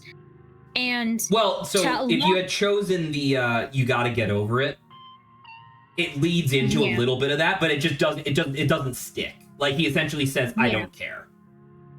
Yeah. So it's just so like, just to kind of alleviate a little bit of your like frustration of like, it is in there, it's just in a very unorthodox sort of way. Like you essentially have to like stand up for yourself by saying something crazy in order to gain access to that argument in this way. But you're absolutely right, where it's just like, I'm not a lawyer, but like that would be my argument too. It's like, listen, dude, like straight up. So that would be like the only suggestion I think about, like being like, hey, can you at least maybe word this a little differently to make it so? Because I feel like once again, common sense, we would be like everything that you just said, like, hey, we feel terrible, but this is not something that we should be taking responsibility for. But you don't understand. I'm mad. Well, that's fine. See, the thing is, the stuff that you were telling me that's locked behind lawyer, like you bringing up laws from like that time period, like that totally makes sense, right? But locking like our common sense answer behind that doesn't make sense to me. Well, once again, the actual dialogue is available to you. You just didn't pick it. Like you just didn't get there. But like having it not that didn't make any sense to me. Is the thing. Yeah. Having it, like, I don't know. I think you could definitely rewrite that a little bit because it definitely does feel like you get written into a corner, which is kind of the point, right? But like, it definitely feels different where it's like you are literally in a courtroom arguing your case. Like, it's different. Like, it feels so much different because in the rock slide, it's like, well, yeah, that's a horrible, like, unstoppable event. This feels like it could be stoppable. You just need to, like, say the right things. And, like, I don't know. It is really weird because one of the criticisms that, like, the community at large has kind of, like, levied on occasion is, like, all right, episode 1, you need physical fitness or whatever to save both Duke and Gretchen. That makes sense. You need to be athletic in order to be able to do both of these things really quickly. Totally fine. Kenai, okay, it's about being perceptive. You catch Rosalina before she slips away. Okay, that's all peachy, right? That's totally fine. There is literally a perk, like a trait, called Mystic, where it gives you a preternatural knowledge about, like, spirits and psychic bullshit. How is that not the one that gives you the solution to this? Right? Yeah. Like, it is cool. Like, the idea of you're being held up in court and with book smarts, you can argue your way out.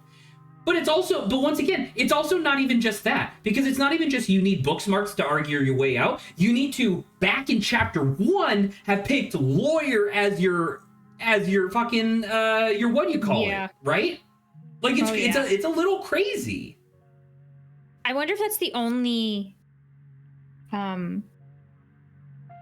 thing that pops up, because if you remembered, we chose like arts and crafts or like an Etsy shop. You chose Etsy does, shop. like I can tell you that as of right now, in the chapters that exist, it doesn't become relevant. But who knows? Maybe it will in the future. That would be nice if they do. And that's like, I think that's the only feedback. Like if they're going to, not that I would ever listen to this, but it's like, if that'd be the only feedback I have for this chapter, just like, please reword that. You can still have it end the same way, but like, please reword it so like at least the common sense answer that we were talking about, it exists within like in some capacity. Like more upfront, right?